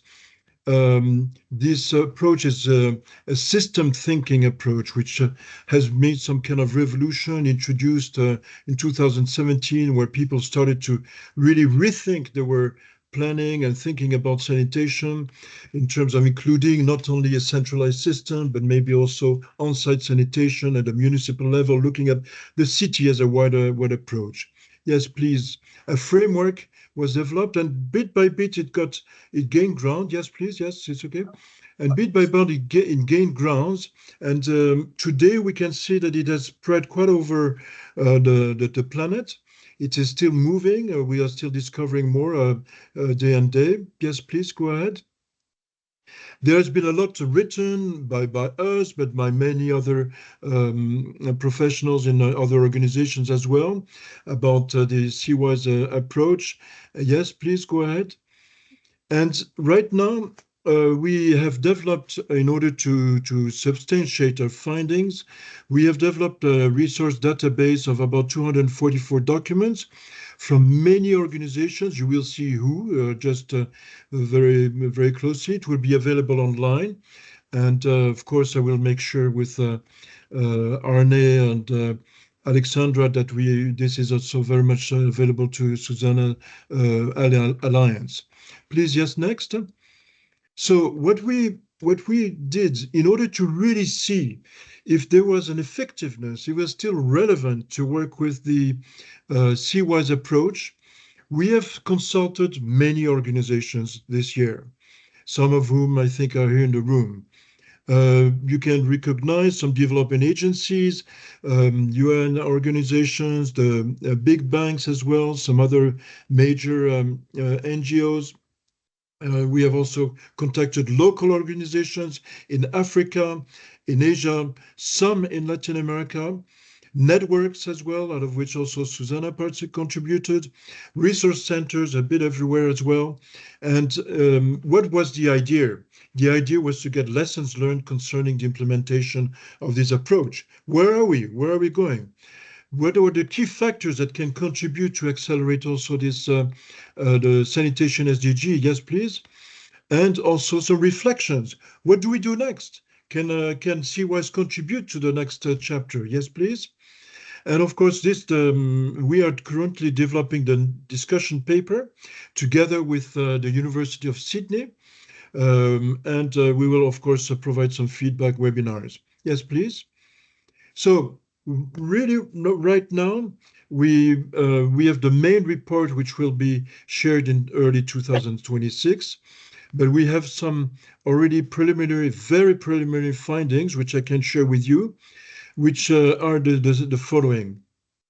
First of all, we start to see that sanitation has gone from infrastructure thinking to system and to service thinking. So that's planning. So that's there's been a real breakthrough in that way. For some of you who are really looking much more at the technical part is not as relevant, but for people who are planning, making decisions about funding, etc., this really is a breakthrough. So we can see, owing to this approach, that both sewered and non-sewered approaches are planned much more in combination, trying to see in syntony that there is some kind of a dialogue between the two. There's also, and this is a fundamental, much better definition of mandates and responsibilities. We know who's doing what, who is responsible for what. And this has been changing a lot, the vision and the understanding of how sanitation works in a city. One of the key aspect as well was to ensure that there's a focus on poverty and gender, which was not the case many times. Major investments in a city were sometimes putting aside the investments towards poverty and gender. And one thing which is quite amazing, I'm almost finishing, this is my last slide. Major international finance institutions such as the World Bank, African Development Bank, Asian Development Bank, Islamic Development Bank have all included CWICE in their sanitation policies. It's not anymore something new. It is really, it is embedded. It is a reality in planning. Major firms, and this is something quite interesting, major firms like Mott MacDonald, EY, KPMG have also introduced CWICE in their own planning and strategic plan work. CWICE is often, however, CWICE is only partially implemented, as governments may have similar existing approaches. Something like India, we have seen this is only on, or maybe in Latin America, we will only use one side of what the approach is proposing. And still now today, we still find that CWICE is difficult to understand at local level to start with, because they have other priorities. But you will have much more. Please, the next slide, and I finish with this one. Yes, please scroll down. Yes. So you will have the full-fledged detailed story of the findings on CWICE and how it contributes to a better sanitation in urban cities at the Bangkok Congress that IW is organizing, with session 1 on lessons learned, session 2 looking at innovative approaches on technical approaches, and session 3 anticipating change, looking ahead, what is going on. Yes, please. Yeah, thank you, but I need to stop here. Yeah. That's it. Thank you very much. Thank you. This will be a great opportunity to celebrate 10 years of citywide inclusive sanitation. Do you feel old already? It was 10 years ago. It was almost 10 years ago. Right, we've got a few minutes for Q&A. Saka is apologizing because he needs to go, but he's left his email in case you want to email about, to ask about the initiative in Nepal. So a question online, we can start with this one from Ron Tompkins for Harwa. How do you plan to sustain what you've learned beyond the project, especially given the dynamics of remote populations, institutions? Has there been a take in local institutions? Do you understand that too? Yeah, so like Let me answer this question in two folds. So the first one, just to let you know, all our students are granted scholarships from UNICEF and from BHA and CWES. So, and this is for a purpose because we need to make sure that we are inclusive and even underprivileged students, they can get access to that program. This is the first thing. The second thing that we go every 1.5 years into a cycle of review so that to make sure that we stay relevant to the sector. This is number one. Number two, also, like we went through different update phases. So the first time we said, okay, let's make it in person. And then we realized as a program, then we realized, oh, it's not possible for Iraqis, Yemenis, and the other people to come and join and get enrolled in the program. Then we updated our program. We raised like the online percentage, but still we had this challenge with the simulation, what we call the simulation exercise. It's the real life exercise that the students they have to do. So we updated also that, and now we have a requirement like an internship, and that shows that this is the second part of the question about the engagement of the organizations. So our students they go and do an internship in the different organizations, and we have a big network. Unless they are an early career professionals, they are exempted from that requirement. So we have, for example, people right now in Oxfam, in Mercy Corps, in ACF, in UNICEF country office, UNICEF regional office. So they are everywhere. And that this shows the engagement of the organizations. I'm not sure if I answered the question. Well, if not, you can be in touch on the two go deeper into it. Maybe I can ask them to drop my email on the chat box. And Sure, but welcome to do this, yeah. Any other questions in the room? I've seen you, Martin. Just checking. I'm John. Okay, yeah, Martin, go ahead. Firstly, a comment to Francois, as someone who started on the citywide inclusive sanitation agenda 10 years ago. 10 years, goodness. Nine. 10 next year. You don't look a day older. I know, exactly. But it's great to see some of those initial findings. Thank you, Francois. And a question for Robert, in fact. Oh, there he is. I was just very interesting work that you've put together, and I'm very intrigued to know how you're intending to use generative AI in your work.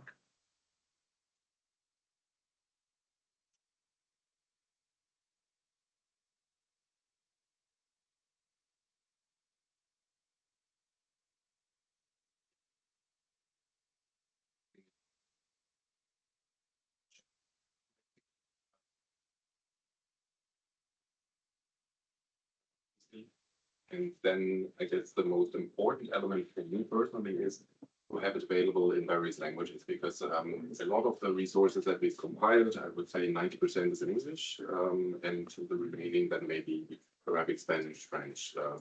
And having that available in more local languages, increasing the uptake and then making the entire knowledge available in those different languages, I guess is the biggest thing we can achieve. Excellent.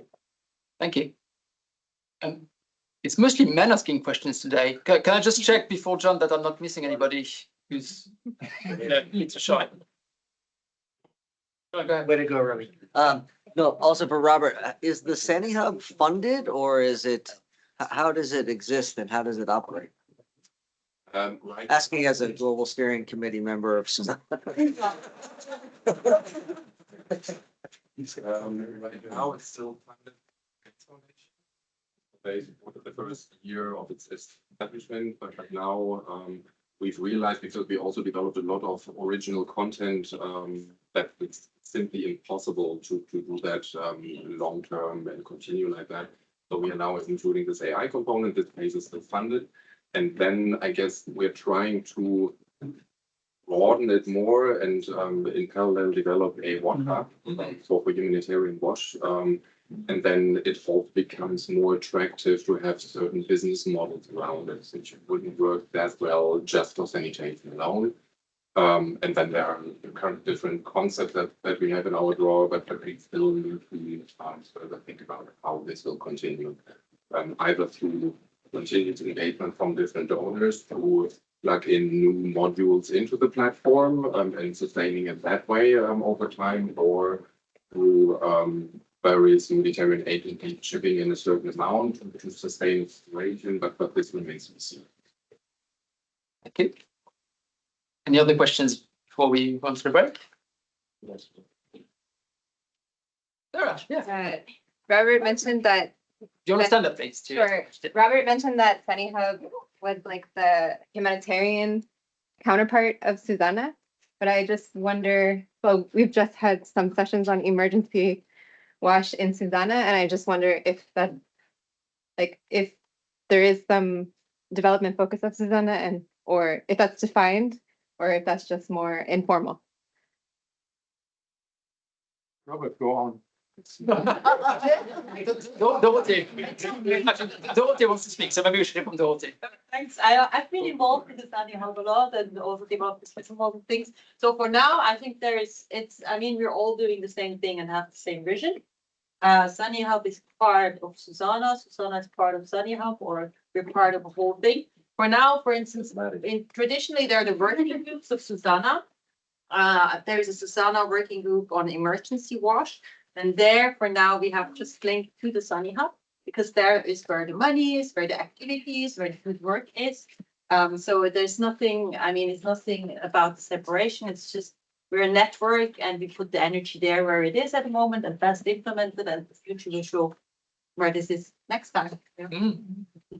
Thank you. That's because I lead a network as well. We've had all sorts of interesting discussions about, what is the definition of network, etc. That's very interesting discussions. And Sean is somebody to explore this with, like how networks work with each other, etc.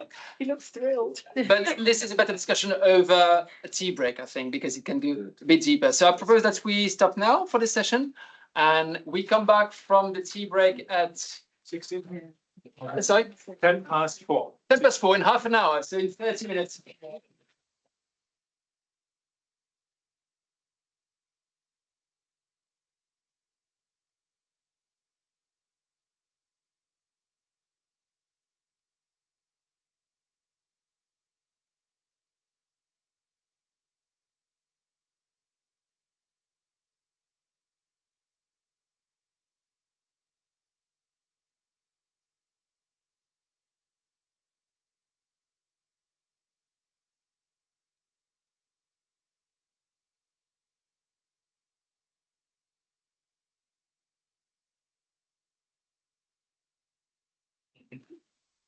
Yes, I hope you can also hear me online now. Sorry.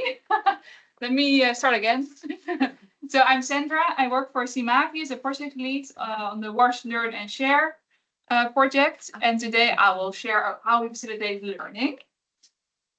Quickly about the project. It's actually a school wash project where we also work in the surrounding communities.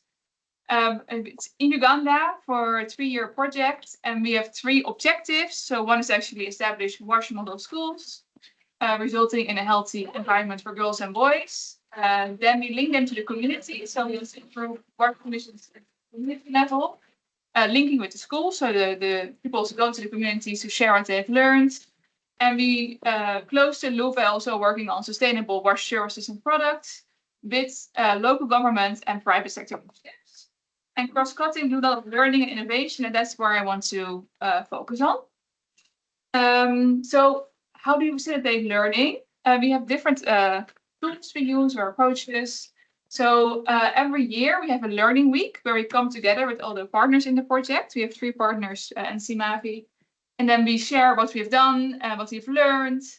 And we also do that jointly with our partners. So they also do the sessions and share what they've done.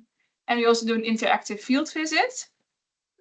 We also have a WhatsApp group, so we have we can share quickly with each other what we're doing, but also on thematic basis. So we also have one after a training we've done with Joint for Water and Behaviour and Aqua on budget advocacy. And we have also Google Drive as a space where we can share our documents and work together jointly. And that's been working quite well. I want to give 2 examples. The first one is how we did innovation. We used a hackathon process, and there were no laptops involved. It was really hackathon, more like thinking together and jointly think of new ideas. And we brought together 40 participants, and most of them were entrepreneurs of very different scale, hand pump mechanics, pit emptiers, plumbers, reusable pet manufacturers, but also water utilities and government. And we also invited teachers and pupils so they can explain their issues, so to bring the problems and solutions together. And we also want to really showcase the wash entrepreneurs, that there are opportunities in the wash sector and also in the schools, and also empower participants to become wash change makers. So what a 3-day program with a focus on capacity building, but also a lot of room for ideation and problem solving, and on prototyping. And there was also a competition. So the 3 winners got a small cash award, which they could use to actually work on the prototype and continue. And we actually now we've done a boot camp to continue with the ideas, and we also still gonna mentor those entrepreneurs to really not only have an idea, but have a solution as well. My last example is the cost recovery planning tool. This is a tool we use in schools to kind of empower them to take care of their wash facilities. So it's not only about building them, but to really also teach them what is needed to maintain them, to use them. Plan for emptying. How much does it cost? Who can you contact? And also, how do you get income? So we do a lot of risk management, life cycle costing, revenue mobilization. We link them with the entrepreneurs, and we involve a lot of stakeholders. If you want to know more, there's still, I think, a mingle afterwards and the Q&A. And on Thursday, 9 a.m., there's a session on climate control in schools. So if you want to talk more as well. Thank you.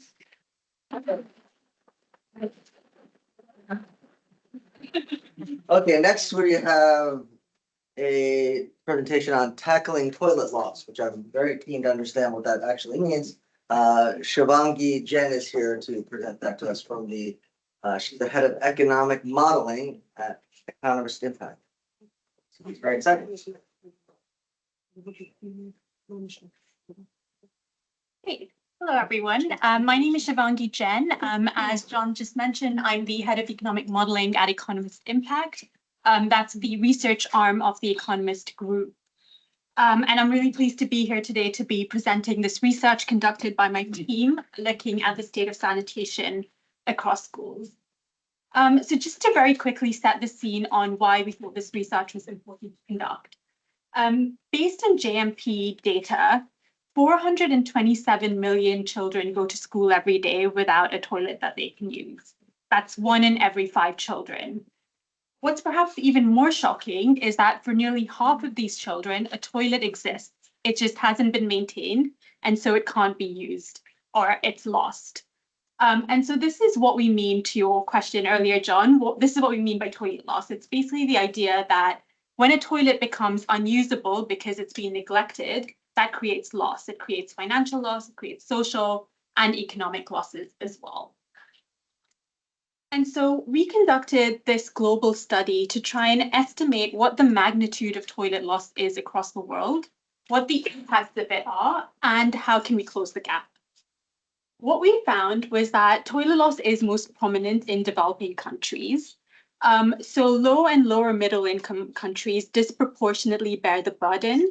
They account for about 80% of the children who suffer from toilet loss, while only accounting for 8% of GDP.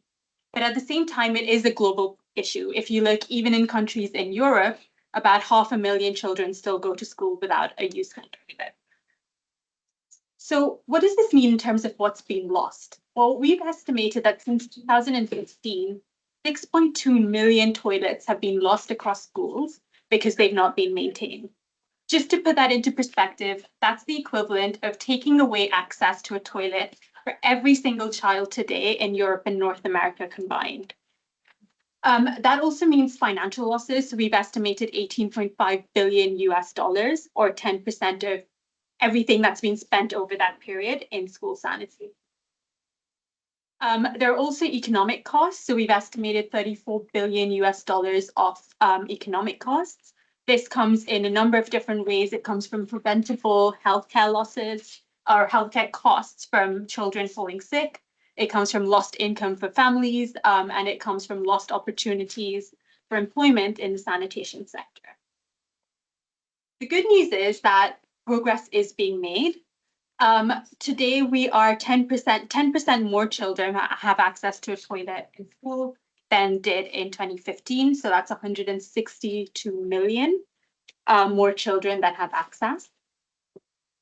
But at the same time, there is still a long way to go. And we do need to pick up the pace if we're to meet SDG goals of having full coverage by 2030. So what we've estimated is that we need 17.6 million more toilets across schools around the world in order to meet this goal. And that's a 40% increase in how many toilets exist today. Just to break this down, the 17.6 means 6.2 million toilets, which already exist today, but need to be rehabilitated so that children can continue to use them, and an additional 11.4 million toilets that need to be newly constructed. So what do we need to get there? Well, we've estimated that between now and 2030, across the world, we'll need investment of 34 billion US dollars. And that 34 billion accounts for both building new toilets, but more importantly, also maintaining both the new and existing toilets so that we don't continue to face the problem of loss. At the same time, we've estimated that the benefits of investing will be at least 20 billion higher, and these are conservative estimates. So at a minimum, we're looking at returns of 1.7 US dollars for every dollar that's invested. And again, that's a very conservative estimate. So just to finish off, how do we get there? Well, we think a few things will be key. Firstly, we need to accelerate future planning. And what we mean by this is that for every toilet built going forward, we need to ensure that there's a plan to maintain it.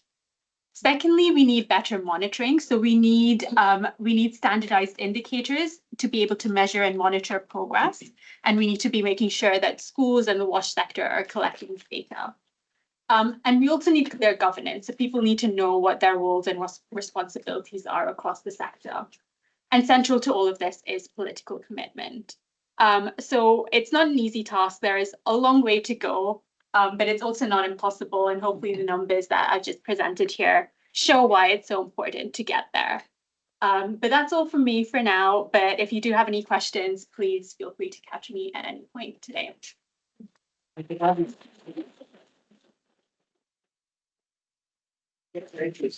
So now we're going to hear about unconventional social behavior change.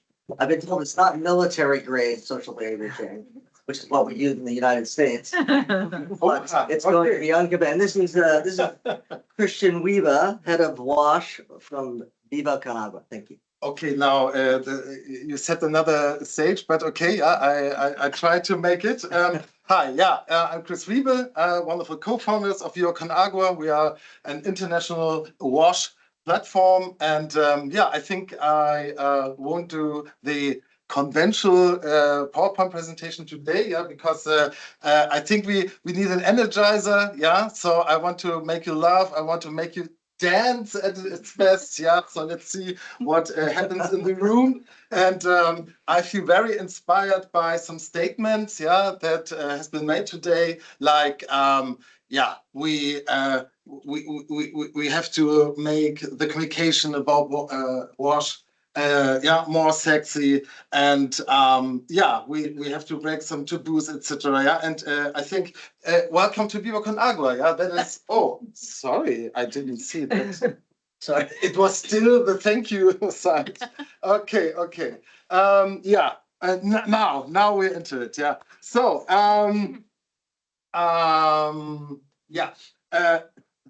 where have I stopped? Okay. Let me put it like this.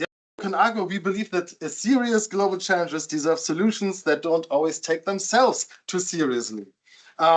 Because let us be honest, if young people scroll past another boring lecture about water or menstruation topics, nothing changes. But if they stop to watch a dance challenge, or laugh at a cheeky TikTok, suddenly they are listening, and they are learning. So you can imagine, Viva Con Agua has a specific lens on addressing and mobilizing the youth worldwide, and we call this the universal languages, music, art, sport, also a bit of humor, and also a gamification of WASH topics is, I think, very, very essential to reach the youth. So these languages connect across cultures much faster than policy papers ever could. And how this looks like can we see now in a video, a TikTok video from Noel.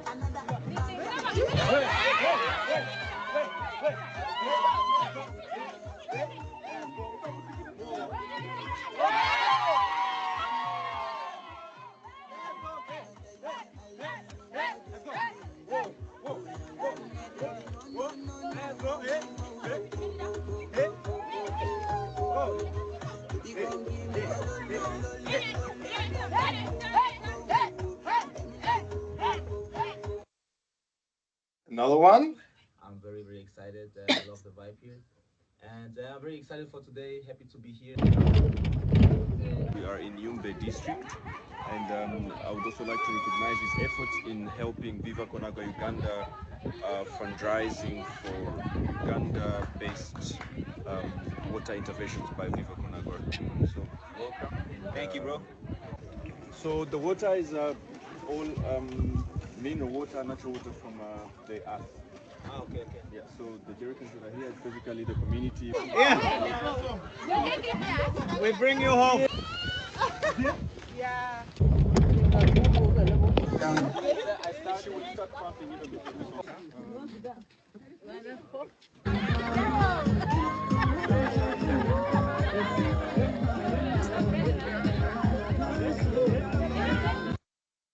So this guy reaches 40 million people on TikTok. Yeah, that's the equivalent of half the population of Germany. Yeah, just by the way. Yeah, and another great example is Candace, South Africa's self-declared Minister of Menstruation, with her campaign. 1 minute left. Yeah, Crample My Style. She uses humor to break the silence around periods, dismantling taboos, busting myths, and empowering girls to speak openly about something that affects half the world's population. Actually, this is bad now.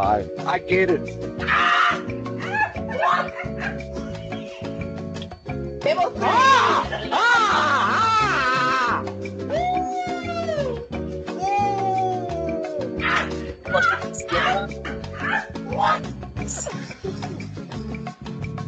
Bro, how do you stand? What's going on?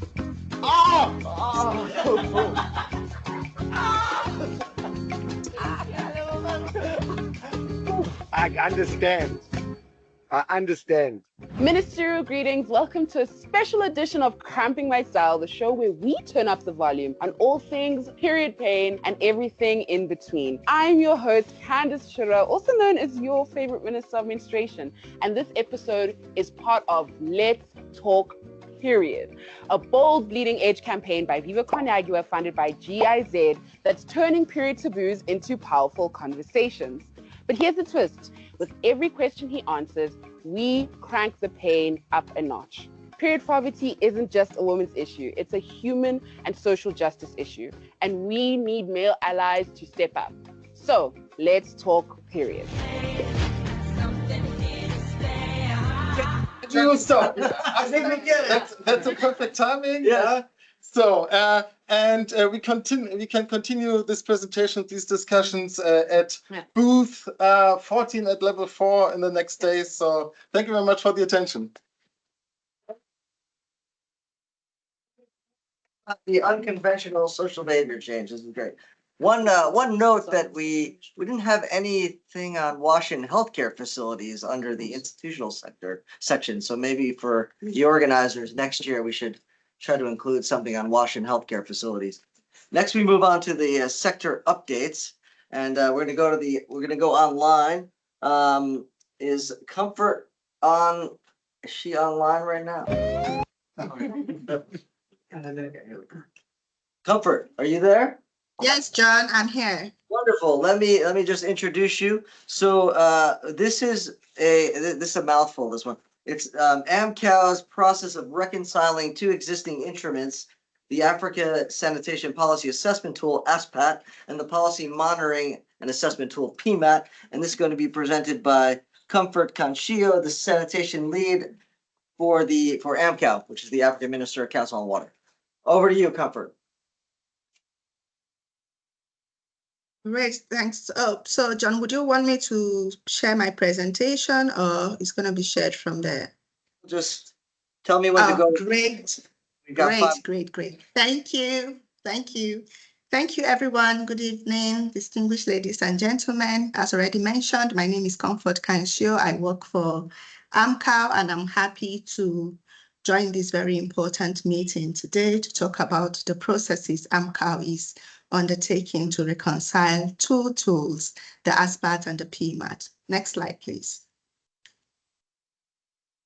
Now, as we already know, sanitation policy assessment or policy assessment tool is very important to identify gaps, guide legislative reforms, lead to efficiencies in policy development. And tools like the ASPAT and the PMAT were designed to do just that. Next slide, please. Great. So now on the one hand, we have the PMAT developed by WHO GLAS, and on the other hand, we have the ASPAT developed by AMCOW. Now, by merging these two tools together, we can create a more effective and actionable sanitation policy assessment mechanism, considering or including citywide inclusive sanitation approaches, climate resilience, and innovative financing models. So looking at the two tools, what are the gaps, what are the weaknesses? And then we understood that some of those elements on innovative financing can be incorporated to make it even more actionable. Next slide, please. Next slide. Great. So next slide, please.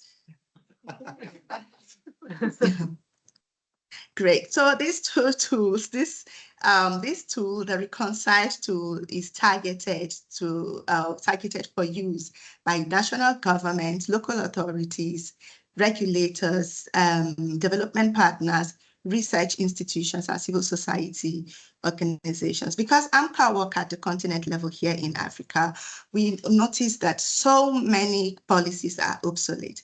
And when it's time to revise or develop those policies, different frameworks are being used. And so we have vast frameworks for different policies. And that is one of the reasons why we came up with this tool, a standardized approach to help guide countries as they are in the process of developing or revising their policies to assess situation assessment, but also existing policies as well. Next slide. Now, in terms of methodology and approach, we have laid down four approaches that we are using in the reconciliation process. Number one is the text review. Second is the stakeholder consultation. Third is the framework development. Four is piloting and refinement. For the text review, we looked at the existing tools already, the PMAT, ASPAT, the WHO guidelines, the Africa Water Vision, and the Agenda 2063. And for stakeholder consultation, this process has been ongoing for a bit. And I want to mention that we have had inputs from vast stakeholders within and outside the continent. We have also created awareness at different fora about the tools. For example, we were in Uganda talking about the tool during AFWASA Congress. We're also at the PanAFCON 3 and presented about the tool to get inputs from stakeholders to ensure that it is user-friendly, but also relevant to current realities. Next, I'll talk about the debt review in a bit, so we'll proceed. No, this is, yeah, great, thanks. So now in terms of DEX review, just to mention that we had the PMAT on the one hand and the ASPAT on the other hand. So if you look at the primary focus, what does the PMAT focuses on. It focuses on monitoring uptake of sanitation policy, and then the ASPAT focus on policy content and enabling environment. So the unified framework we are coming up with is then focused on comprehensive policy situation assessment and monitoring. And that's how we looked at the framework against different domains. What is the weakness of one? What is the strength of the other? How do we merge those together to have a unified tool that is fit for purpose?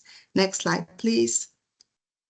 So this is still the situation assessment that was conducted. I wouldn't say much on this, so let's proceed. Yeah, so these are the key features now of the Reconcile tool, what the Reconcile tool is looking like. We'll have the integrated structure of the ASPAT and PMAT scalability. Where can this be applied at national and subnational levels, and the thematic sections of the tool, looking at policy mapping, institutional arrangement, sanitation service chain, financing and costing, regulation, monitoring and reporting. So these are the different domains that make part of the tool. And as mentioned already, it can be used for baseline assessment, but also baseline assessment before developing policies, or it can be used to assess existing policies. Next slide, please. We're unfortunately at time, so we're going to have to end there. I think if people are interested, we can reach back out to you for more information. Apologies for that, but we have to stay on time. Yeah, so I think we're got to be good. Great, thank you. Thanks, John. Thank you. Anybody interested can reach out, and you can also share with the network for comments. Thank you. Bye. Correctly. Okay, thank you. Okay, next up, we're going to hear about towards sustainable sanitation services through knowledge management. This is going to be delivered by Pierre Flamand. He's the manager of international affairs at the Japan Sanitation Consortium. Welcome. Thank you very much. Okay, quickly. So we know that still in Asia, in the Pacific, there are many sanitation issues, that are facing the region. The data are a bit old, but still, I think they're still sensible.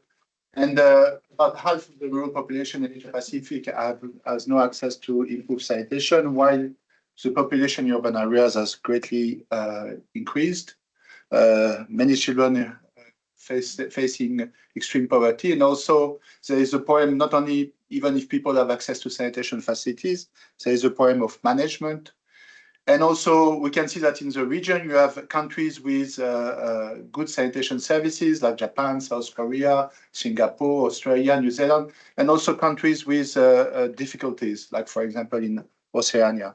So the concept of the Japan Sanitation Consortium, which is a knowledge hub, was to create so there were at the end of 2000, there were a number of knowledge hubs that has been initiated by the Asian Development Bank. So Japan has been requested by the Asian Development Bank to create this knowledge hub on sanitation. So inside the consortium, we have 5 member organizations, 3 specialized on centralized system and 2 on decentralized.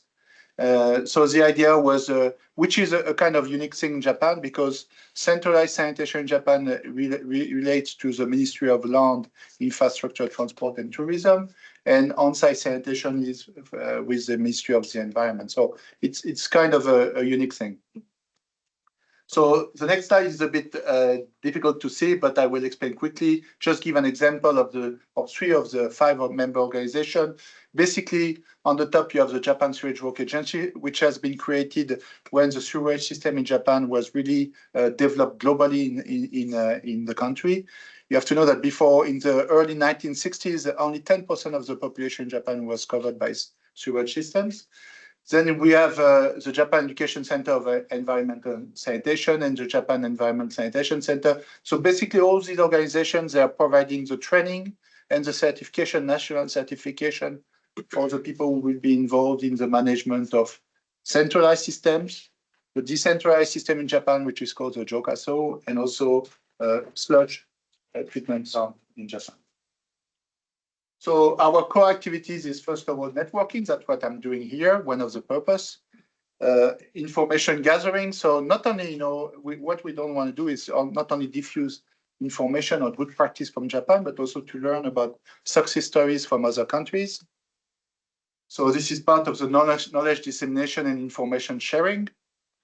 And also we provide some support because, as I mentioned at the beginning, we were requested by the Asian Development Bank to create this institution. So we also provide support to institutions like JICA, for example, through their human resource development courses, or ADB, the Gates Foundation, EPIDEUP is the Asia Pacific Water Forum, and other organizations or NGOs. So this is the kind of, for example, activities we do. So last year, I co-organized with other organizations, this session on sanitation at the World Water Forum. Oops, I went too fast. 2 years ago, we co-organized with the Asian Development Bank and the Gates Foundation and the Asia Pacific Water Forum this session here in Stockholm. We also conduct field studies. We go on site and we check what's happening to collect information and also to provide, improvement plans for sanitation. We do also publication. So the one on the left is we provide information on the development of sewage system in Japan and also on-site sanitation systems. And the one here is about accountability mechanisms. These are publications that have been done. Sorry, we can't see the second title, but these are publications that have been developed recently for the ADB Institute in Japan. So from studies that have been done in India. We also participate in, for the Japanese government, in ISO activities for the development of standard for ISO 224, but also PC 305. So this is the strengths, I would say, so we have 5 member organizations that have been working in Japan for the last 50 years, contributing to sanitation, environmental sanitation, and human resource development. Also, we provide information from Japan, let's say easy to understand. So this is part of the publication I showed, for example. Brings together, both expertise in centralized and decentralized sanitation. And also we provide, improvement strategies for other countries. And I thank you for your attention. Tomorrow afternoon, I will be in the SuSanA booth to present about on-site sanitation systems and also accountability mechanism in Japan, if you're interested. Please come at 3 o'clock. Thank you.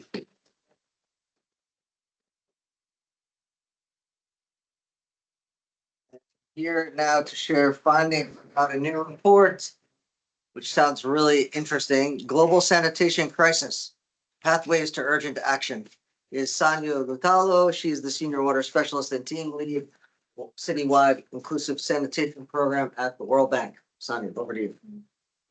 5 minutes. Thank you, John. And good afternoon, everyone. I'll be presenting an overview of the World Bank's recent publication that we'll be launching next week on the global sanitation crisis, pathways to urgent action. I've actually recorded my presentation, so I'll just.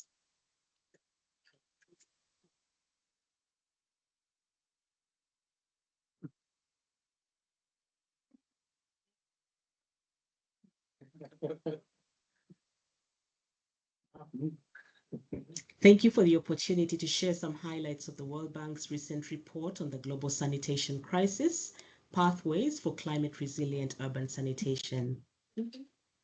The report has 5 objectives, focusing on the linkages between urban sanitation and climate, the benefits of investing in resilient, safely managed sanitation, the need to rethink sanitation approaches to support urban water security and resilience, policy, institutional, regulatory, and financing guidance, and strategic pathways for countries and cities to scale up universal access to climate resilient sanitation. Climate resilient sanitation systems are designed to withstand climate disturbances while continuing to provide safely managed sanitation. The report introduces a conceptual framework that describes how resilient, safely managed sanitation services protect and benefit people, environmental sustainability and planetary health, and economies. In general, climate-related hazards disproportionately impact marginalized groups such as people living in informal settlements, women, children, and people with disabilities, heightening public health risks and exacerbating disease outbreaks. By contrast, reliable sanitation reduces health disparities, it enhances educational outcomes, especially for girls, and strengthens social equity. Pollution and loss of income and education because of sanitation-related illness is costing economies worldwide. Investing in climate-resilient sanitation, however, protects ecosystems from pollution and supports key economic activities like tourism and fisheries, enhancing livelihood opportunities and creating jobs. Untreated or inadequately treated wastewater and fecal sludge discharged into the environment are becoming a global problem, which significantly harms freshwater and marine ecosystems with consequences. We reviewed a suite of case studies on different approaches to climate-resilient sanitation and found that cities worldwide are increasingly rethinking their approaches to sanitation to address the challenges of too little, too much, and or too polluted water. We highlight some key drivers of climate resilient sanitation, such as the importance of integrated systems-wide planning, seeing urban water scarcity as an opportunity to rethink and scale climate resilient sanitation, the importance of circular economy approaches, the need to embed climate resilience into citywide inclusive sanitation approaches, and the importance of having robust enabling environments characterized by strong governance and political commitment, meaningful stakeholder engagement, and efficient financing mechanisms. Enabling climate resilience requires substantial investment into sanitation systems, and yet the cost of inaction is greater. Despite sanitation being a public good, many national budgets overlook the financial impacts of climate hazards on sanitation systems and services. We highlight a few approaches for financing.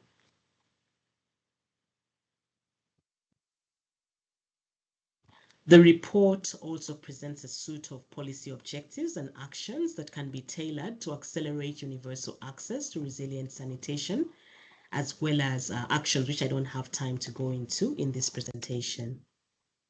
It also proposes strategic implementation pathways to put these policy objectives into action in different contexts. In general, cities with low coverage and limited resources might want to prioritize universal access while reducing vulnerabilities that threaten these access targets. Mid-level cities can strengthen resilience, reduce pollution, and where possible, reduce greenhouse gas emissions. And high coverage and more prosperous cities can lead innovative thinking in climate smart sanitation systems for urban resilience, mitigation, and water security.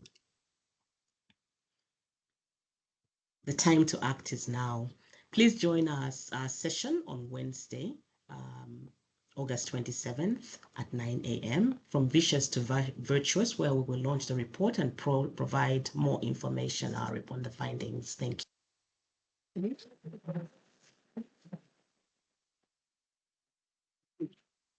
Report, and we'll be sharing more at the session as I indicated. So please join us for more further discussion and detail on this. And now to talk to us about youth engagement in WASH, Olivia Kunz. She's the policy advisor for WASH advocacy at Welthungerhilfe and also Viva Con Agua. And Olivia, you'll talk for about 3-4 minutes, and then I'll play your video. Thank you so much. Thank you. All right. Yes. So young people are central to the future of WASH systems. They bring innovation, energy, and creative solutions that strengthen community resilience. Yet, despite being one of the largest and most dynamic population groups, their potential is too often limited by lack of access to quality education, decent jobs, and meaningful roles in decision-making. This gap is also visible at the community level, where engagement is frequently focused on adults and elders. Youth must be part of these conversations, contributing their perspectives and leadership to make solutions more relevant, inclusive, and sustainable. If we want WASH systems are resilient, equitable, and future-proof, we must ensure young people have the knowledge, the resources, and the platforms to influence policy and action from the community level to the global stage. At Welthungerhilfe, youth engagement is not optional. It's enshrined in our global strategy. We define youth and young adults in an age range from 6 to 35, whereby we put our sharp point on 15 to 24 years old. And we see these young people as catalysts of change. Our approach is locally led, rights-based, inclusive, and gender transformative. We work with young people, ensuring they have a voice in planning, decision-making, and implementation. We also ensure diversity is represented, especially voices from the Global South, Indigenous youth, and marginalized communities. A key part of this commitment is building structures for genuine participation. Through the development of a global youth network within WHH, young people from project countries can share their perspectives, connect across borders, and directly shape our work. This co-creative approach drives learning, celebrates diversity, and builds shared ownership of our mission. Young leaders are deeply connected to their communities. They mobilize peers, bridge divides, and champion human rights to water and sanitation. This includes leadership in menstrual hygiene management, where youth challenge the stigma, promote menstrual health education, and advocate for the integration into WASH policies, improving health, education outcomes, and gender equality. This approach aligns with Viva Con Agba's Universal Languages for Change, using art, music, and sport to reach people in ways youth excel at, creating authentic and lasting impact. Ashana Yadav is a youth activist and a meal officer with Welthungerhilfe.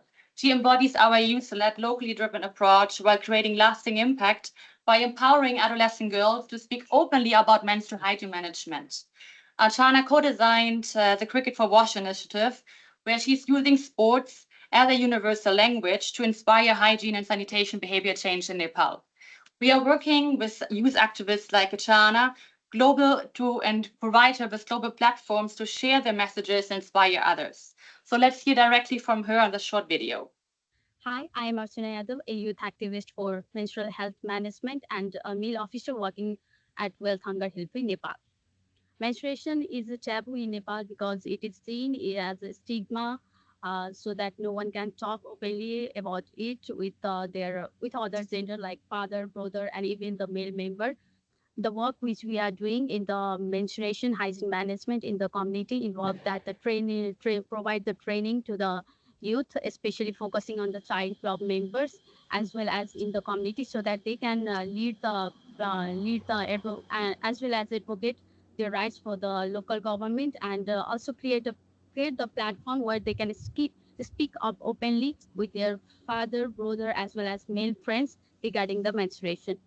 So in practice, I can say that I am the example of that, because earlier I was also not allowed to talk about the menstruation, but right now I am here to advocate as a youth activist for the menstrual health management. So youth is the power of the future, and I'm hoping that the youth can create the moment, not only speak, but they can take the action. They can challenge the taboo as well as create the innovation. So for me, I believe that the youth can change not only the behavior, but but also the continue it for the sustainable change. So provide the stage to the youth so that they can share their feelings and challenge the taboo as well as innovation like me, and be the change you want to see in the community. But thank you.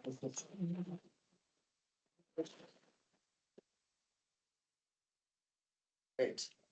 Now, last but definitely not least, I love to say that. Integrating sanitation and marine conservation.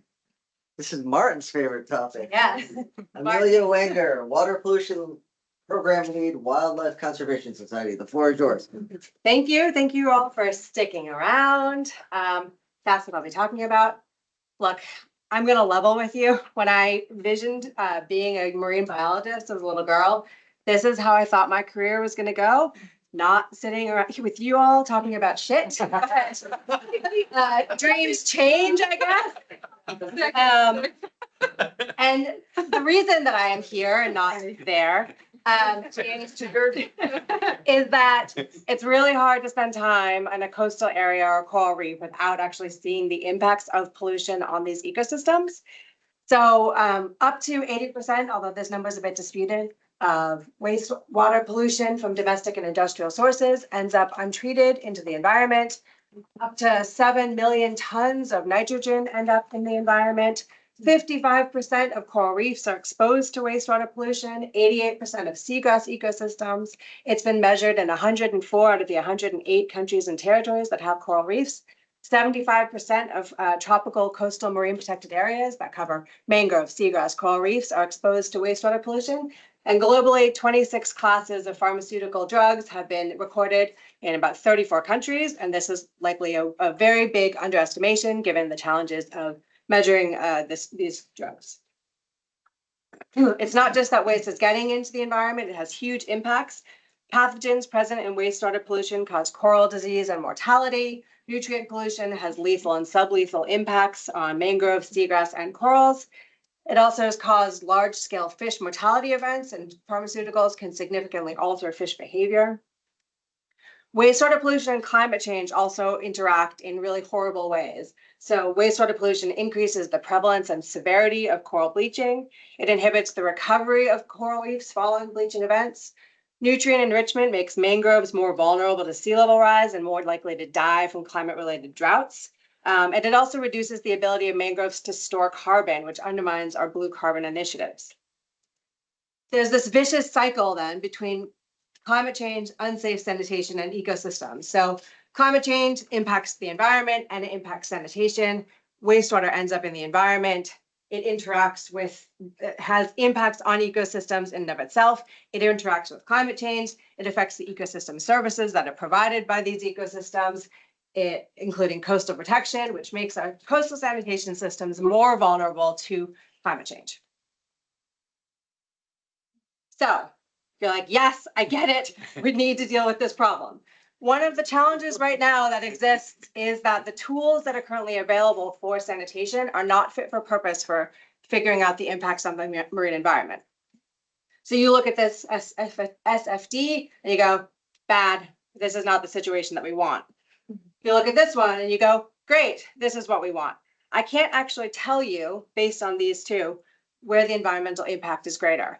You would think, this one would be better, but the safely managed sanitation guideline for treatment of waste says secondary treatment or primary treatment with a long ocean outfall. Secondary treatment does not remove the nutrients that are causing harms to these ecosystems. So if all of this waste is being treated or entering the environment right next to a coral reef, this could be having much bigger impacts than something like this if this waste is entering the environment in areas where there are not coastal ecosystems that are at risk.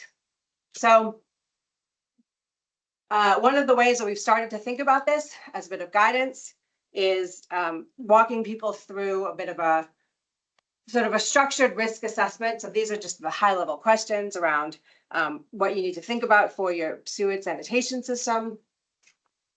For non-sewage sanitation systems, what you might need to be thinking about for all of the different ways that waste can enter the environment. Looking at the watershed, are there intense rainfall events? Is there a high groundwater table? What's the soil and the geology like? And then thinking about the marine, the hydrodynamic conditions. Are you entering an area where you have a lot of, wave action or not? And then what are the ecosystem services that are being provided in the areas that are impacted?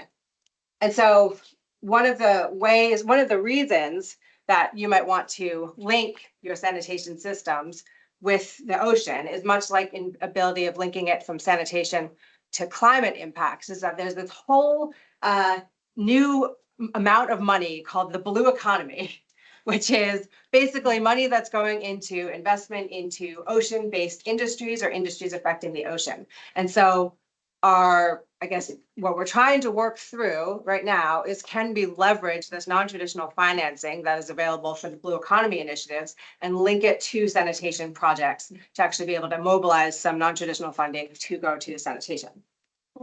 Here are some resources that we have developed, which give you more information about bringing these two fields together. I'm here all week, so happy to talk about this subject, and thank you for staying and listening to me.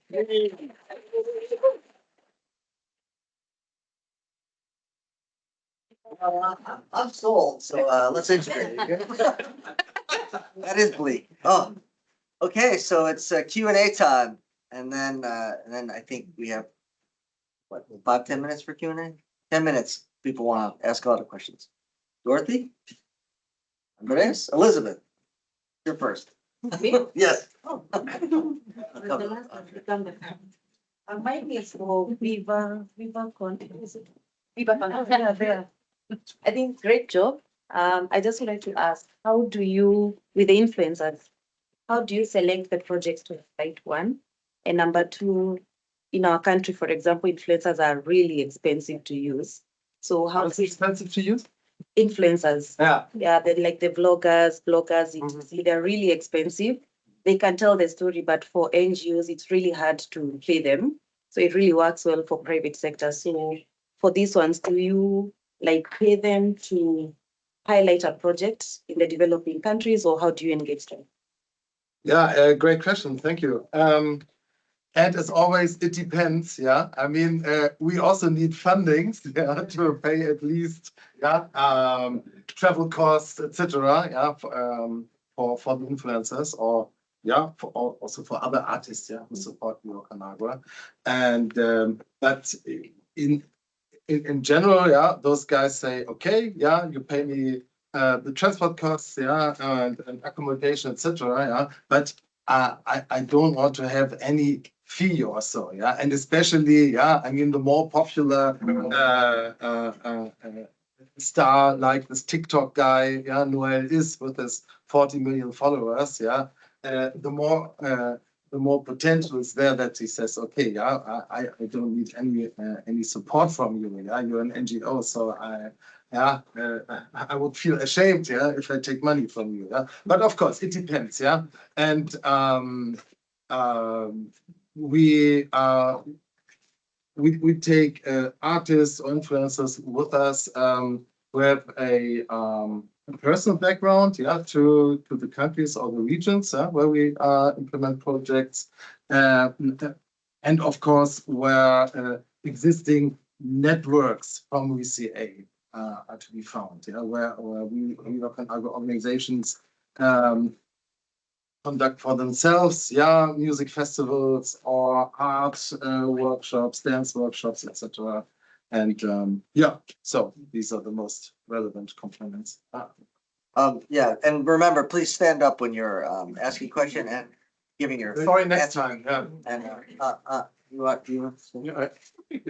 I wanted to add to that. Let's Talk period was mentioned. And there we as well had the sort of the strategy to work with a country, but ask the local team and the local people how they think about local influences and identify a person, and sort of that identification process was really crucial, not just to go for celebrity, but for with the right. In menstruation, it's easy. Mm-hmm. You can see from the track record what the person has done, maybe gender topics and so on. And you can be quite safe that you have a dedicated influencer who will be for the cause. If it's for just water or something, it's more difficult, and energy might be more difficult. So I think the selection process is a key thing, but it's possible. Andres? Hi, Andres from World Trade here. And my question, I wanted to ask Comfort. It's really nice to see the harmonization of the team at an aspect too. But at the same time, oh, but maybe it's Serena here. Serene G. Serene there. She's so. Serene, I know. Yes, I'm here. Serene, answer this question. Sorry, and I was. And I'll also answer the question because we are doing the one. Okay. So ask your question, someone wants it. Yeah. Now, my question was in terms of, I mean, looking back, because I'm also mindful like at how much time the sector spends on developing frameworks and tools. Yes. And I'm wondering, did we need to have two tools to then merge them because you sort of, yeah, it needs to be like that, or in the future, I mean, could we have like revised the tool that was already there instead of developing two tools? I don't know.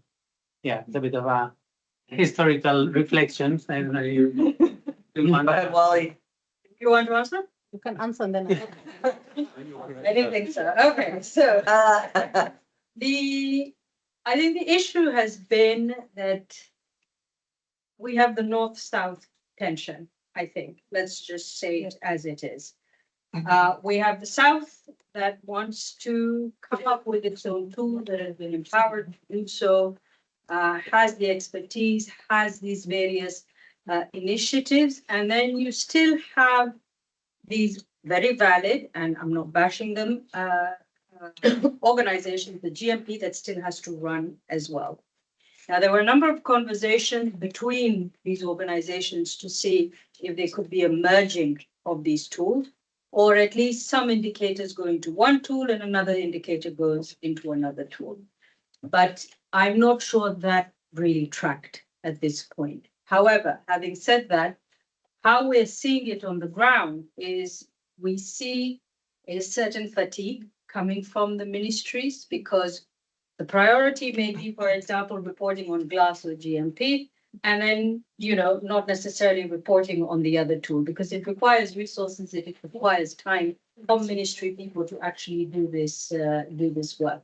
But not to get ahead of myself, but also I think AMCOW should be the one also to answer this, is that yes, this is an effort, I think, in the long run to then harmonize these tools. Once we agree, I think, in terms of how these power dynamics are actually being played out. Is it GMP glass to absorb? Is it this one, an acknowledgement of an African tool for Africa, by Africa, that was developed for African problems? So I think as the buy-in slowly starts to improve at the country level, because AMCOW does do the annual reports where they say, okay, this country is not doing so well and that country is not doing so well.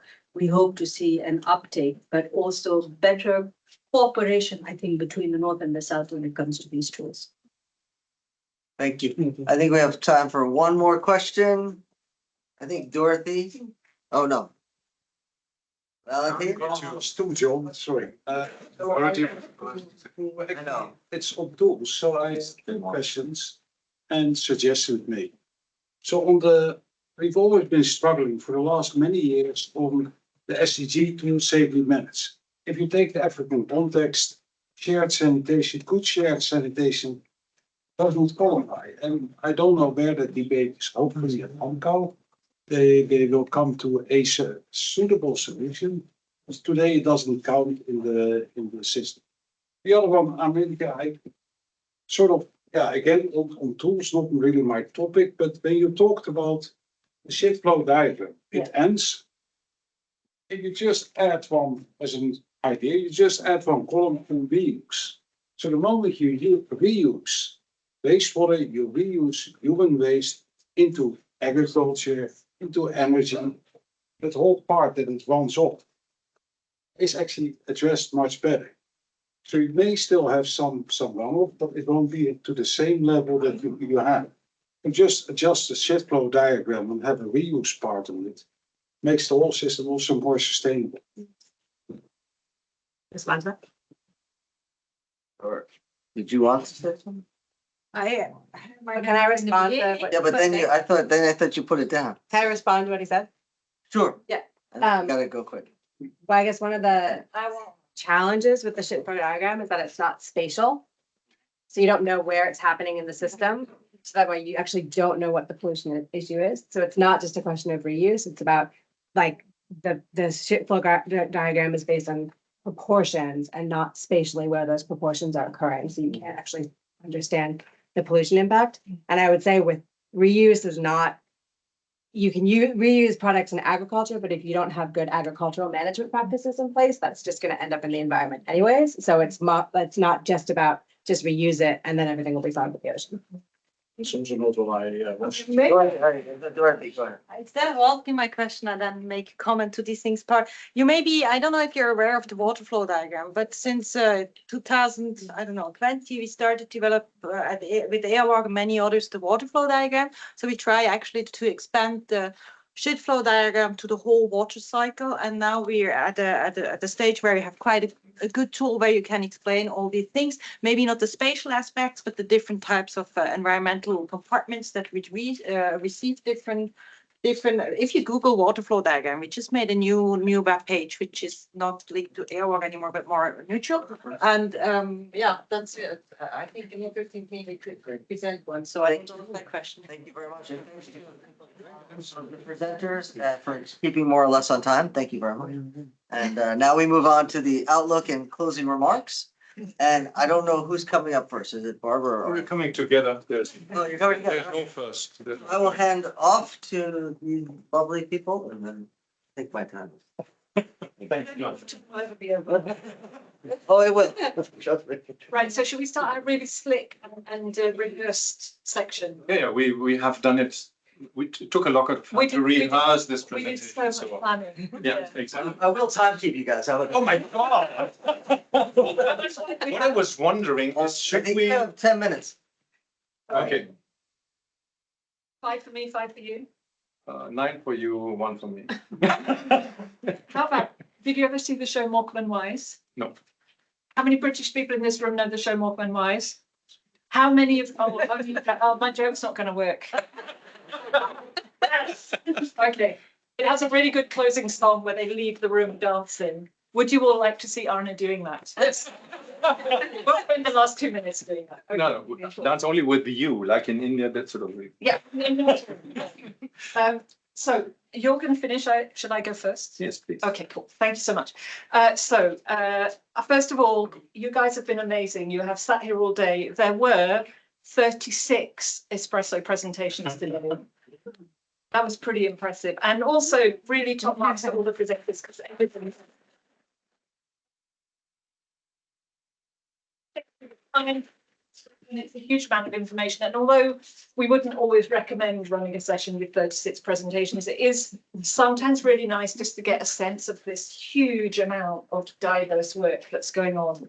There's technical things, there's networky things, there's advocacy things, there's tool development. There's a lot of different things going on. And I think it is one of the things about SuSanA that has always been its amazing strength is it's just a web of people. We all have 100 different relationships. And it also really struck by the fact that every time someone stands up, a different weird subset of people in the room all get all sort of like, oh, this is something that I'm working on. So 1 minute, you're working with Nitya and the next minute you're kind of best mates with Sanyu. It's like, it's really nice and webby, which I think is really important. I wanted to just say one thing about a thread which I heard. I could say lots of things about tool development, but give me a glass of wine. Although I will say one thing about tools, about all of these things, is that, and I think it's the same about the network as well, and thinking about the future of SuSanA, I am increasingly, and I think over the whole of my career, I've increasingly become convinced that process is more important than product for all of us who work in the kind of support. We are all the orchestra that sits in the orchestra pit in the theatre. We are not the actors on the stage. We are not the people that have to deliver SDG 6.2. We are the people that support that process going ahead, by and large. Actually, with some honourable exceptions. Now I'm just catching Wally's eye. That's terrible. There are some delivery, but most of us here are just the supporting actors. And so our job is constantly to find ways we can support, and tools are not really important on their own. They're really vehicles for creating network and process and conversation and decision making. And I was thinking a lot about SuSanA today and thinking about 35 meetings, 18 years. Is it only 18 years? It feels like a very long time. I think it's only 18 years, is that right? I mean, I would have guessed like 40, but my point is, SuSanA is in a moment now, and lots of people have talked about it today, about sort of generational shift. I think we have to think very carefully about, in 5 years, what's the strength of SuSanA? The strength of SuSanA is that we're all in this room together. Everybody knows somebody. We all trust each other. We trust each other to stand up and say things. You know what I mean? It's like it became a community where you can bring ideas and talk about things and be honest about your problems and all of those things. And I think one of the things we have to do is to work out how to get from where we are today to where we might want to be in sort of 5 to 10 years time. And the whole world is going through that process right now. So we have got to do that within SuSanA, within a world which is evolving. And it's my view that the kind of development wash world is sunsetting. And I think, you know, we just heard a story that really speaks to that. What we're moving into at last is something we always said we wanted, which is a kind of universal world where we're all supporting countries to deliver sustainable sanitation. And it's as important that we work out how to do that well in the UK as it is to work out how we do it in DRC. I don't want to pick on a country, but you know what I mean. So I think imagining where we're going is really important. What are the resources we have to get there? We have all the things we've learned about how to do this well in the past. Sean's writing a book, I just found out, about this very thing. So hopefully in a couple of years, he'll be able to tell us what we did, what worked, and what might work in the future. But I also think there's a really interesting generational thing. So I'm just going to ask you a quick question because we heard a lot about youth today. Hands up if you think you are the youth.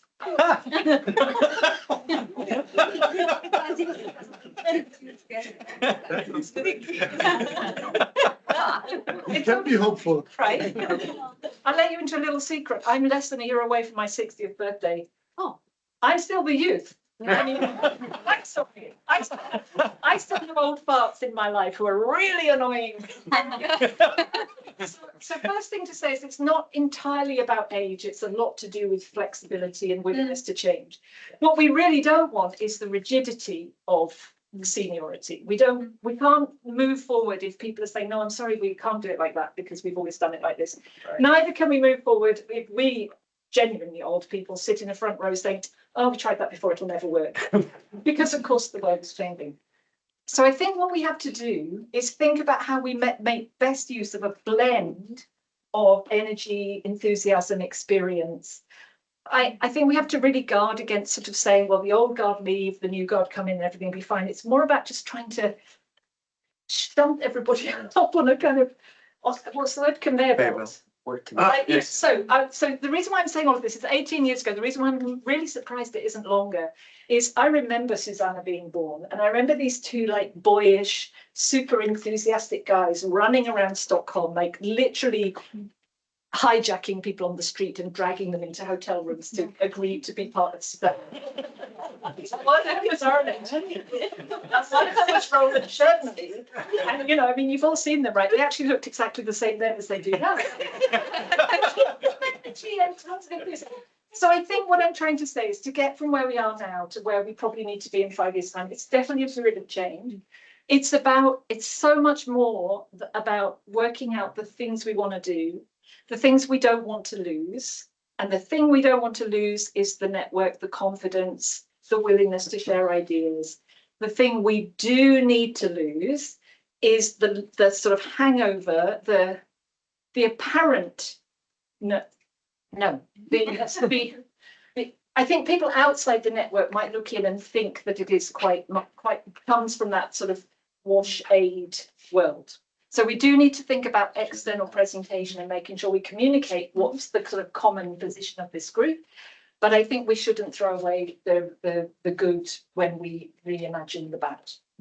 I'm sorry that was a little bit rambly, but it's really to do with sort of making sure that this narrative about youth is really a narrative about energy and creativity and trust and confidence and support. And the one other thing that several people have said today, which I think is really important in all of that, is mentoring. So I think there's lots that people can give, even if they step out of the way of the structure, they can still support the process. I hope that was what you wanted me to say. We rehearsed it many times, but I know, but well, okay, thank you.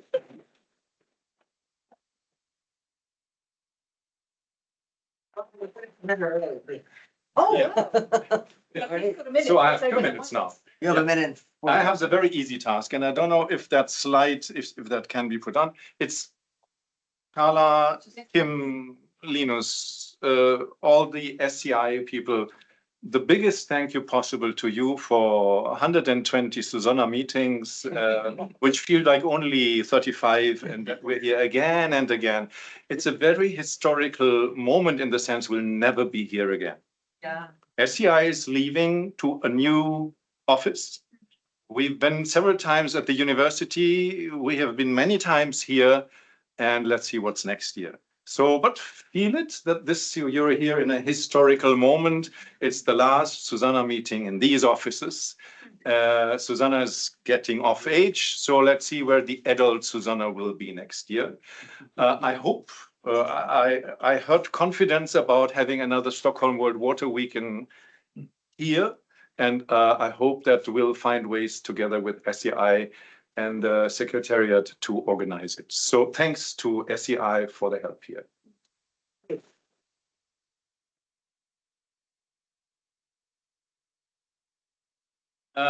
As it has been mentioned, and maybe as well has been visible, I'm only very little of my time now in the SuSanA Secretariat. So the burden of the work has been done by all the other people you've seen in the morning in the Secretariat. And Moritz, who is online, Daphne is online, Alex is here, Maren is here, Bettina Sophie is here, thanks to them.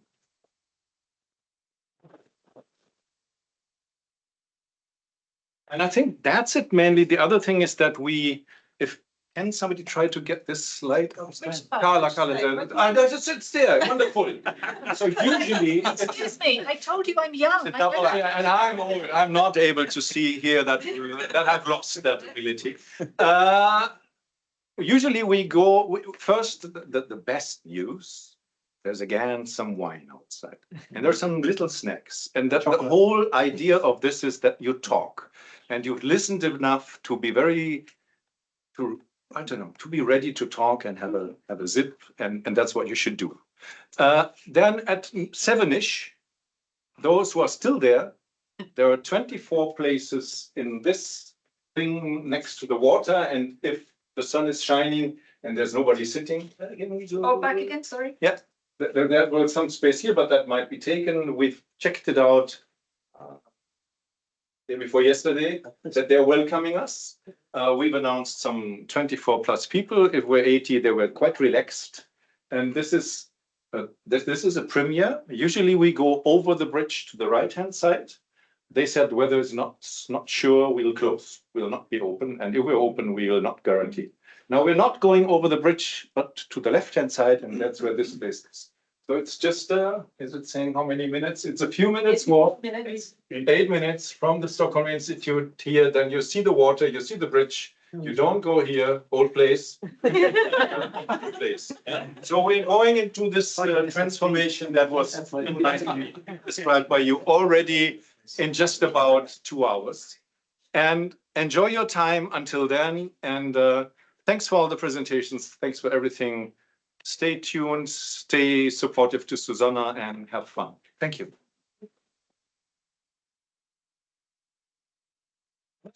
That's